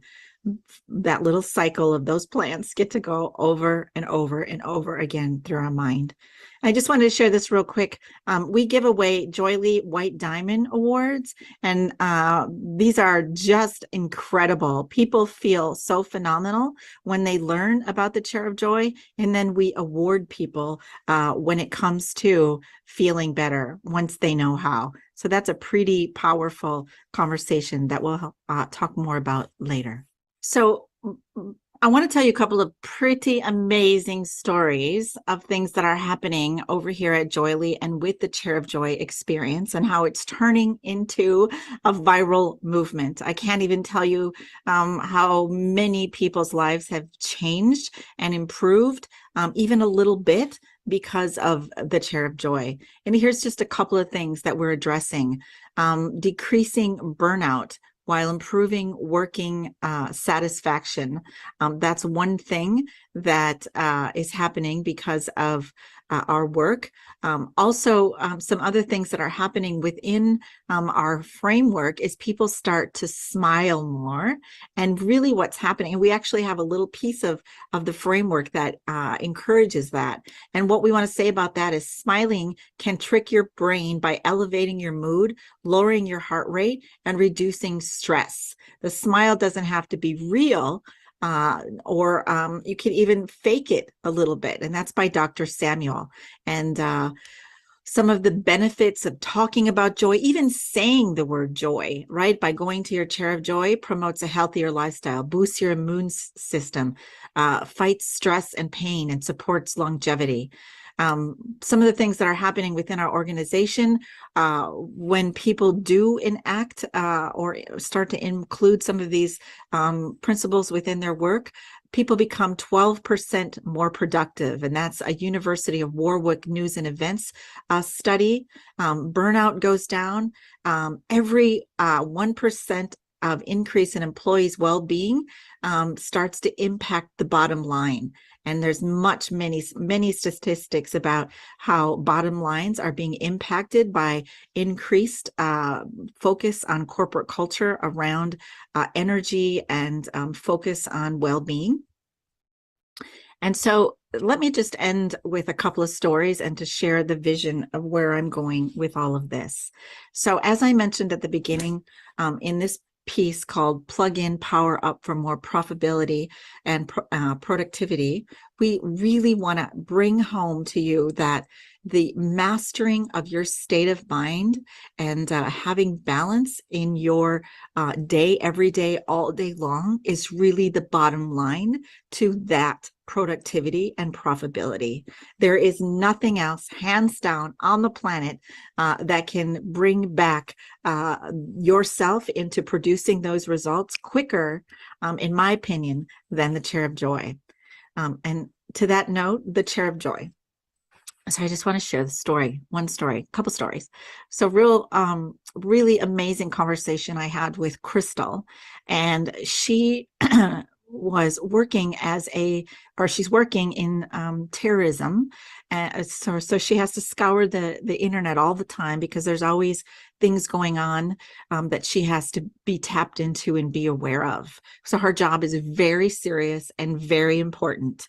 And I caught her during one of her work days, and her and I had a conversation about something else we were working on. And I could tell she was feeling a little down, and I asked her if she would mind if I would share the Chair of Joy experience with her. And she, of course, like everyone else on the planet that I asked, said yes, of course. So we went through the process of learning where her Chair of Joy was and to do this sit, breathe, think, and feel. And when it was over, I asked her point blank, how was that for you? And I could tell she was welling up with tears just a little, because she had said that her brother had just passed 42 days prior to me asking that question. And that when I asked her to take a deep breath, she really couldn't, she did, but she was really scared and hadn't very much up till that point, because she was so afraid that she would break down or have this immense amount of emotion about sadness and how much she missed her brother. And then she went on to have an incredible experience, and she came out on the other side with this feedback. She said, I now have developed a way to handle my whole being and my whole way that I approach work, even though I have all these other personal issues going on right now. She said, so thank you very much for pointing me in the right direction and getting me back to not feeling quite as sad as I was just moments ago with her brother. So that was one really amazing story. Another one that I just thought of that I haven't shared in a long while, but I was talking with a young man, and he seemed sad and was trying to figure out where to go in life and what to do next, and could tell he was kind of up in the air about, quitting or starting over or going back to school, or what kind of career he wanted to pursue. And I asked him to go through the experience of the Chair of Joy with me, and it was so fun. And he had he was so, had a lot of expression and a lot of words around his experiences that he shared with me, and a lot of creativity. And so when I asked him to think about, something that brought him great joy, he told me what was most powerful to him was when he was a young man and about 10, and that he was out fishing, and he was with his grandpa, and they had a great time. And he remembered coming back not too long after that, and learning of his grandpa's death actually not too long ago. And so he really tapped into that moment of his grandpa and fishing. And I could tell his whole body shifted when he thought about his grandpa and how much love he had for him, and the incredible amount of trust and support that they had for each other. And it was really interesting when I asked him then, like, what would your grandpa want you to do? Right? What would that look like? And he's like, he would absolutely want me to do what I love to do more than anything. And what I want to do is finish my degree and get a job doing what I love to do. And I won't tell you all the details of that, but it was really fun to watch him go from no idea to, oh my gosh, let's do this. And then one more story.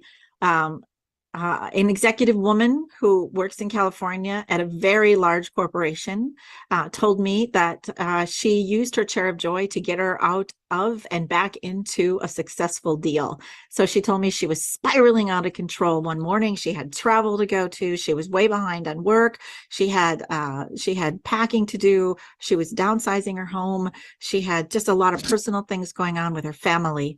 So all of that said, she didn't think that she was going to do a very good job presenting some not so good news to one of the corporations that she worked with.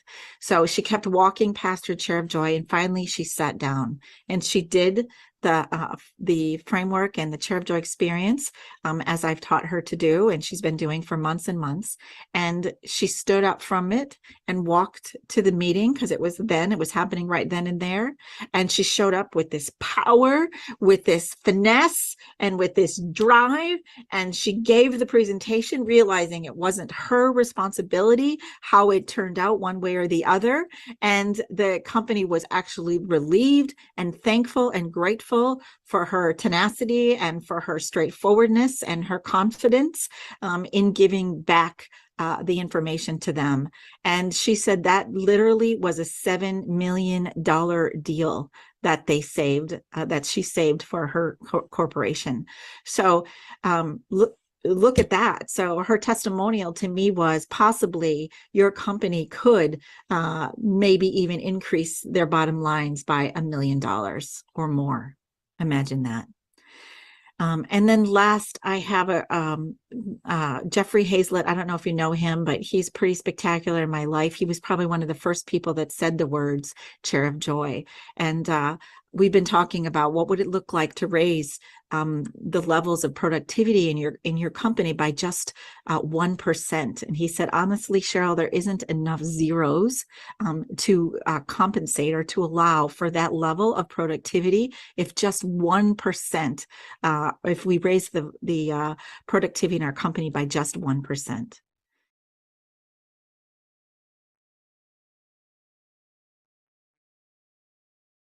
So if you took an opportunity to have twice a day for your team to be able to experience a chair of joy, and if it only increased productivity or mood by 1%, it would be off the charts in terms of sales, in terms of service, in terms of your mission, in the way in which you serve people, and the way in which you serve each other. I don't even know that you could count it. So that's the excitement and the fun that we're all powering into and plugging in and powering up to, so that we can increase our productivity. And it really is a science. It really is powerful. It really is taking the world by storm. And let me just end with this. This is my vision. It's going to take a deep breath because I feel so empowered to share this with you today. I sort of see the world as yellow and white. So, there's a lot of black and white and red and blue and all kinds of other things that kind of take us away from what matters.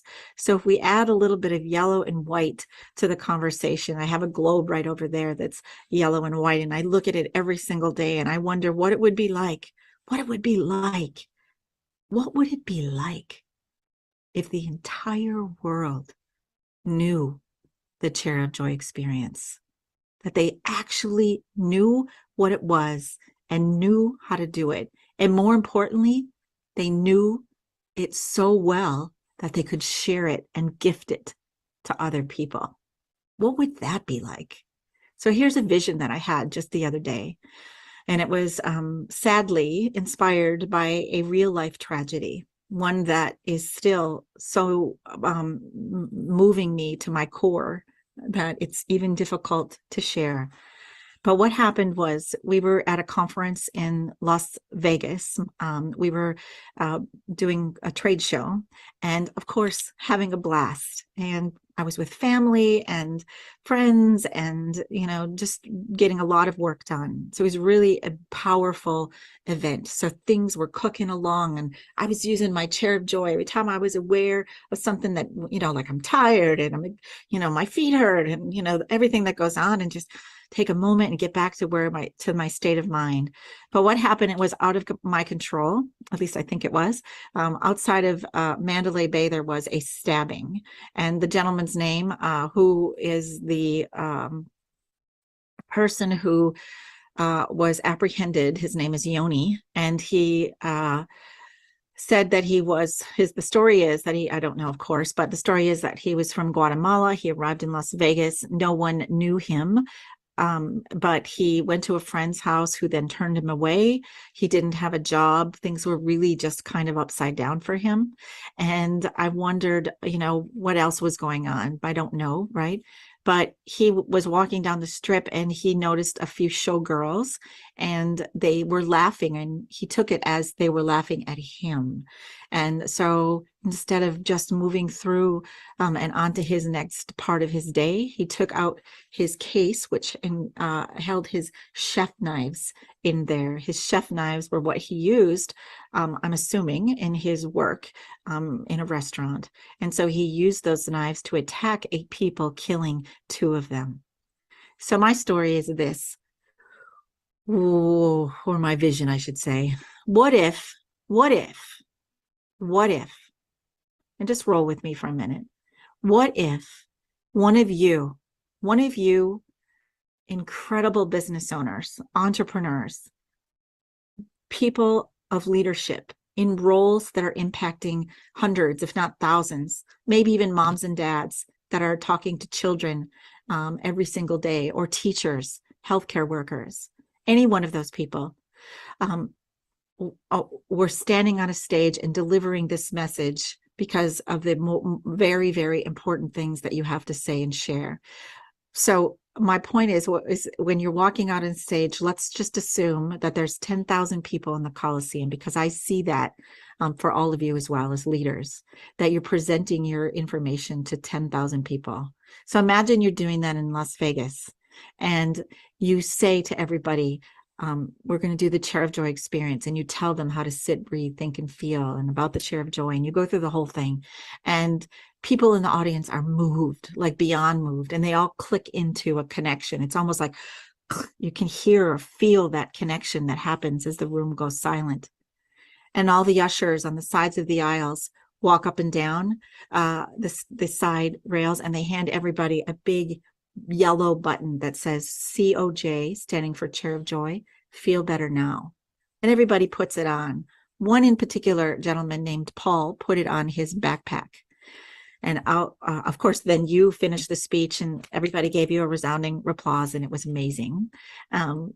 So now Paul leaves this Coliseum and he goes out into the streets of Las Vegas. And he's walking down the strip, and he's in front of the Venetian, and he's just, doing his thing, walking along. He's got his name tag on and his yellow button. And Yoni sees him, and he notices the yellow button, and he knows Chair of Joy because his employer took him through the Chair of Joy experience as a corporate culture training for a whole year. So he knew it really well, and he knew what to do, and he knew he needed help, because where he was in this moment was in a complete fit of rage and anger, and knew that it was possible that he could be dangerous. And imagine that he walked up to Paul and he tapped Paul on the button, and he says, I need help. And Paul and him sit down on the stairs of the Venetian, and Paul takes him through the framework of the Chair of Joy. And Yoni starts to feel better. And in his thought process, he's thinking about a memory of joy, and he thinks about when he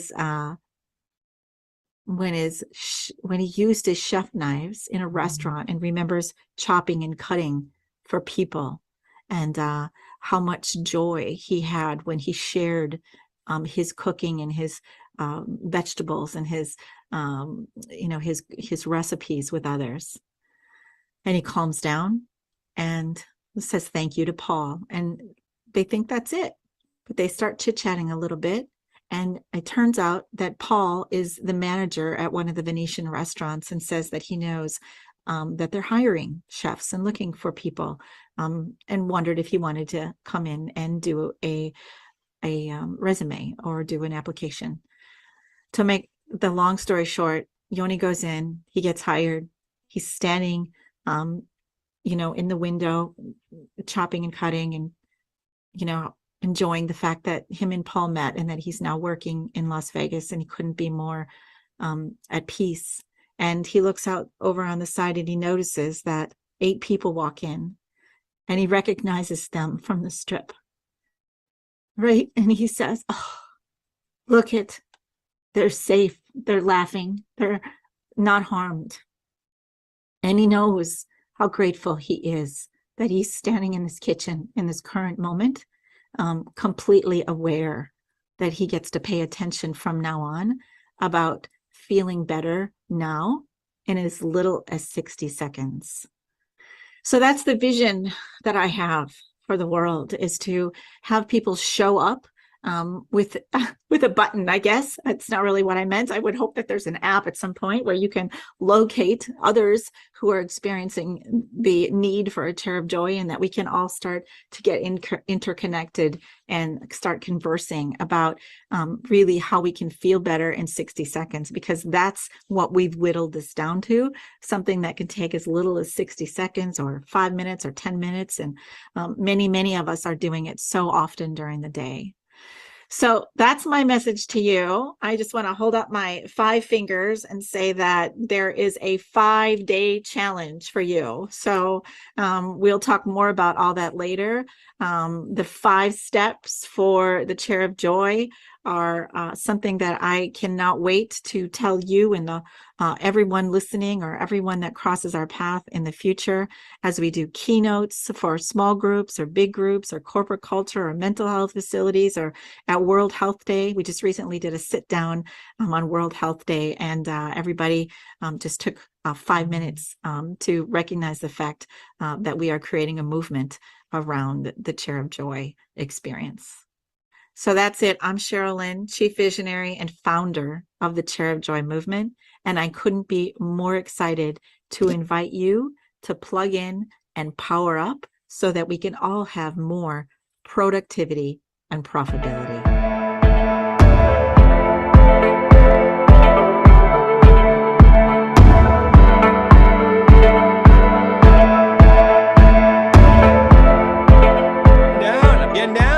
Thank you so much, Cheryl Lynn.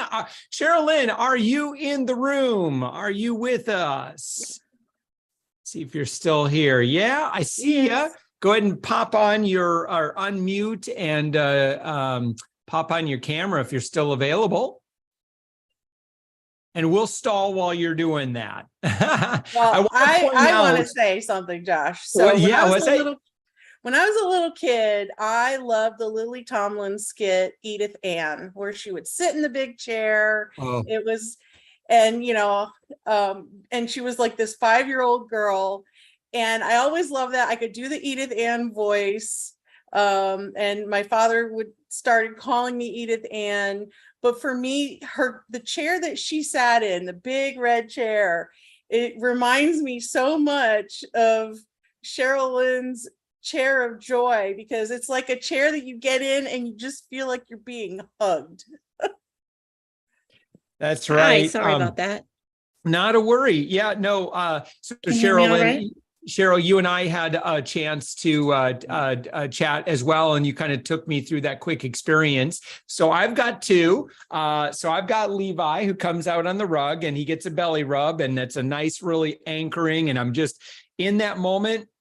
I'm 100% present in that moment. And it is really such a good reset button, that if I'm like, caught in something or whatever, that's number 1. And then number 2 is a literal sitting spot. And that is part of this couch in the next room over there. And it allows me to, I can kind of sink into it a little bit into the Shea side of the Shea Lounge side of that couch. And again, just kind of like anchor, set, and listen, and I kind of talked about this. I know this is just so critical. Some of us have some pretty lofty, goals for ourselves, and or we have perfectionist, streaks in us. Yeah.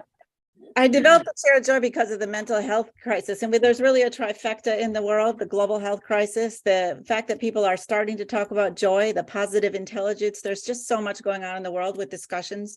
So this Chair of Joy that you talk about is literally, like I said, a 30-year work in progress to get us to thinking that we can get back to feeling better immediately. And this is for kids, adults, seniors, veterans, all over the board. And I didn't say it in the event, but I do have an opportunity for people to go through the Chair of Joy experience with me. And I think that was for Diamond members. Is that right, Josh? Yeah. So all you have to do is just, you'll have the email in your inbox if you upgraded to Diamond, that plus all of the other speaker giveaways that we've been doing, which have been so insanely generous, and including yours, Cheryl. So you'll see that right on your page. If you haven't yet upgraded, you can do that today, and you can get access to everything. And in fact, you can get immediate access to our closing party that we're going to be doing in 10 minutes, where all the speakers are invited. Any Diamonds are happy to and listen. What we want to do there, Cheryl, is we're going to focus on, and I'll have everyone, if you happen to be watching this and you're planning on being there, please be ready to share what you are working on. In other words, what's going to be coming? What are you going to be working on over the next 3 to 6 months? What do you need to get done? What are the big things? And then the rest of us will see if there's a way that we can support you in that. Right. Yeah. And so whatever your big goal is, and you may not need anything right away. You might be like, look, I am not ready, but I'll tell you what, in 60 days, I could use just some eyes on something, review something, anyway, we'll figure that, or introductions, whatever that is, we're going to take care of that. Let me tell you what, you've given me so much to do in the next 3 months with everybody that I've met here today. This event has been absolutely phenomenal. And I cannot wait to connect with each and every one of these speakers and all the people that are guests on the show. So thank you for being amazing. This was really, really fun. Yeah, thank you so much. And okay, so here's the thing too. With the speaker mixer and everything else, we had about twice as many sessions so if you're not going to the speaker mixer, here's what I want you to do. Let me share my screen here, make sure I got the right page here. Right, FameandProfit desktop 2. Here we go. Yeah. So when you go, this is day 3 right here. Here you can see where there's a little thing that's just been kind of streaming. Hey, look, it's like Inception. And so day 3, I want to point out some. Do we have Sarah Lewis? Are you in the room with us right now? Because I thought I saw you, because I'd love for you to personally, I'll tell you what, if you go, I'm a huge fan of your topic. Thank you. Cannot be in the VIP mixer. The session I want you to watch is this one right here. The boring, not sexy business building activities that are going to propel your business forward. I'm a huge fan of business adulting. Sarah, would you mind giving us, because that would be a great next video to watch. Sure. So you just want me to give a little intro to what's happening? Yeah. Is that it? Yes. Okay. Sure. So essentially, what I talk about in my training that you're going to watch is really the boring stuff that is really important to grow your business. So there are 2 things that you really need to do in order to double your revenues in the next 12 months. And that is have a solid plan and treat self-care as an important business asset, because you are the greatest asset you have in your business, and we don't always treat ourselves that way. So in this training, I really talk about particularly the importance of having a plan and how you can stick to it and how you can be nimble and change it when you need to. I love it. And, I love this. It's almost like a 1-2 punch right here, I think, Cheryl, with the way you've kind of led into this, right? Where we're thinking about, I need to be the person I need to be, but we have to surround ourselves with the right systems, the right people, the right infrastructure, the right tools. So Sarah Roach Lewis, thank you so much. That is an incredibly valuable session. All you have to do, again, I'll just put the direct link right here in the Zoom window. Go directly here. If you're not going to be in the VIP mixer, click on that and you can click and you can watch that. To someone who's watching us on the live stream, you're like, click where, what did you do? We're all on Zoom. You're watching us right now while we're making live TV. Come on into Zoom. And you could do that just simply by going to FameandProfit .com. It's free. Come on in, click on day 3. And that's where you'll see all the today's sessions, which you'll get access to through midnight tonight, including, again, if you decide to upgrade, all the speaker freebies. Let me just tell you what else is that I want to make sure you don't miss on this day. Devin Miller is going to talk about some automation stuff. So automation, but how to do automation in a way that feels very personal. We obsess on that. Not always perfect, but boy, do we try to get that, it's letting people know you see them, you hear them, they're important to you. Eric spoke, Scott Royal Smith, 5 steps to structure your business for success. He's an attorney. And then let's see, Shri Sopella, building your startup team when you have little cash. So like, if you're like, man, I want people, I need a team here, but I just don't have the budget. Let's see, we've got Scott Ritzheimer. And again, these are sessions that we didn't get to in the live session, how to scale up and achieve predictable success. These are all like really good sessions. It's just a bandwidth issue here. Julian Reed, finding perfect equilibrium, mitigating burnout and optimizing performance. You get access to that. And then Warren Coughlin, 3 essential pillars to controlled and sustainable growth. So today was all about kind of like this, we talked about, kind of in the first day, starting to attract in, a lot of those, attract in about anyone you want and need. Day 2, we talked, now let's get serious about how to create revenue and make sure that we have the resources that we need to create the business. And now we're in day 3. It is all about takeoff. Right. And creating the business of your dreams and creating the business that's going to support you and allow you to create the impact in the world that you want to do and you deserve to do. So again, big thank you to all of our amazing speakers. I mean, they're really just such amazing people. Okay, we have a few minutes left. Guess what? We're going to do this again, and we're going to do this probably April-ish timeframe. And so please plug in with everything that we are doing, because we intend on having amazing. We have another Herculean task of our speaker team, sorting through and finding 40 thereabouts. It may not do quite 40. We're going to grab a bunch of speakers. We're going to do this again in April. We're looking for speakers. If you know someone, have them plug into our world so that we can stay, they can stay up to date with what we're doing. Hey, Josh, yes. Can I give a little tip to the people who want to speak? All right. So this is how I choose speakers. Josh gives me a wish list of topics that he wants over the course of the summit. I look at all the topics that come in, and if I think that it's going to hit Josh's wish list, you get consideration. So if you want to be considered for speaker, really, you've got a topic, hone in on Josh's wish list. We always publish it.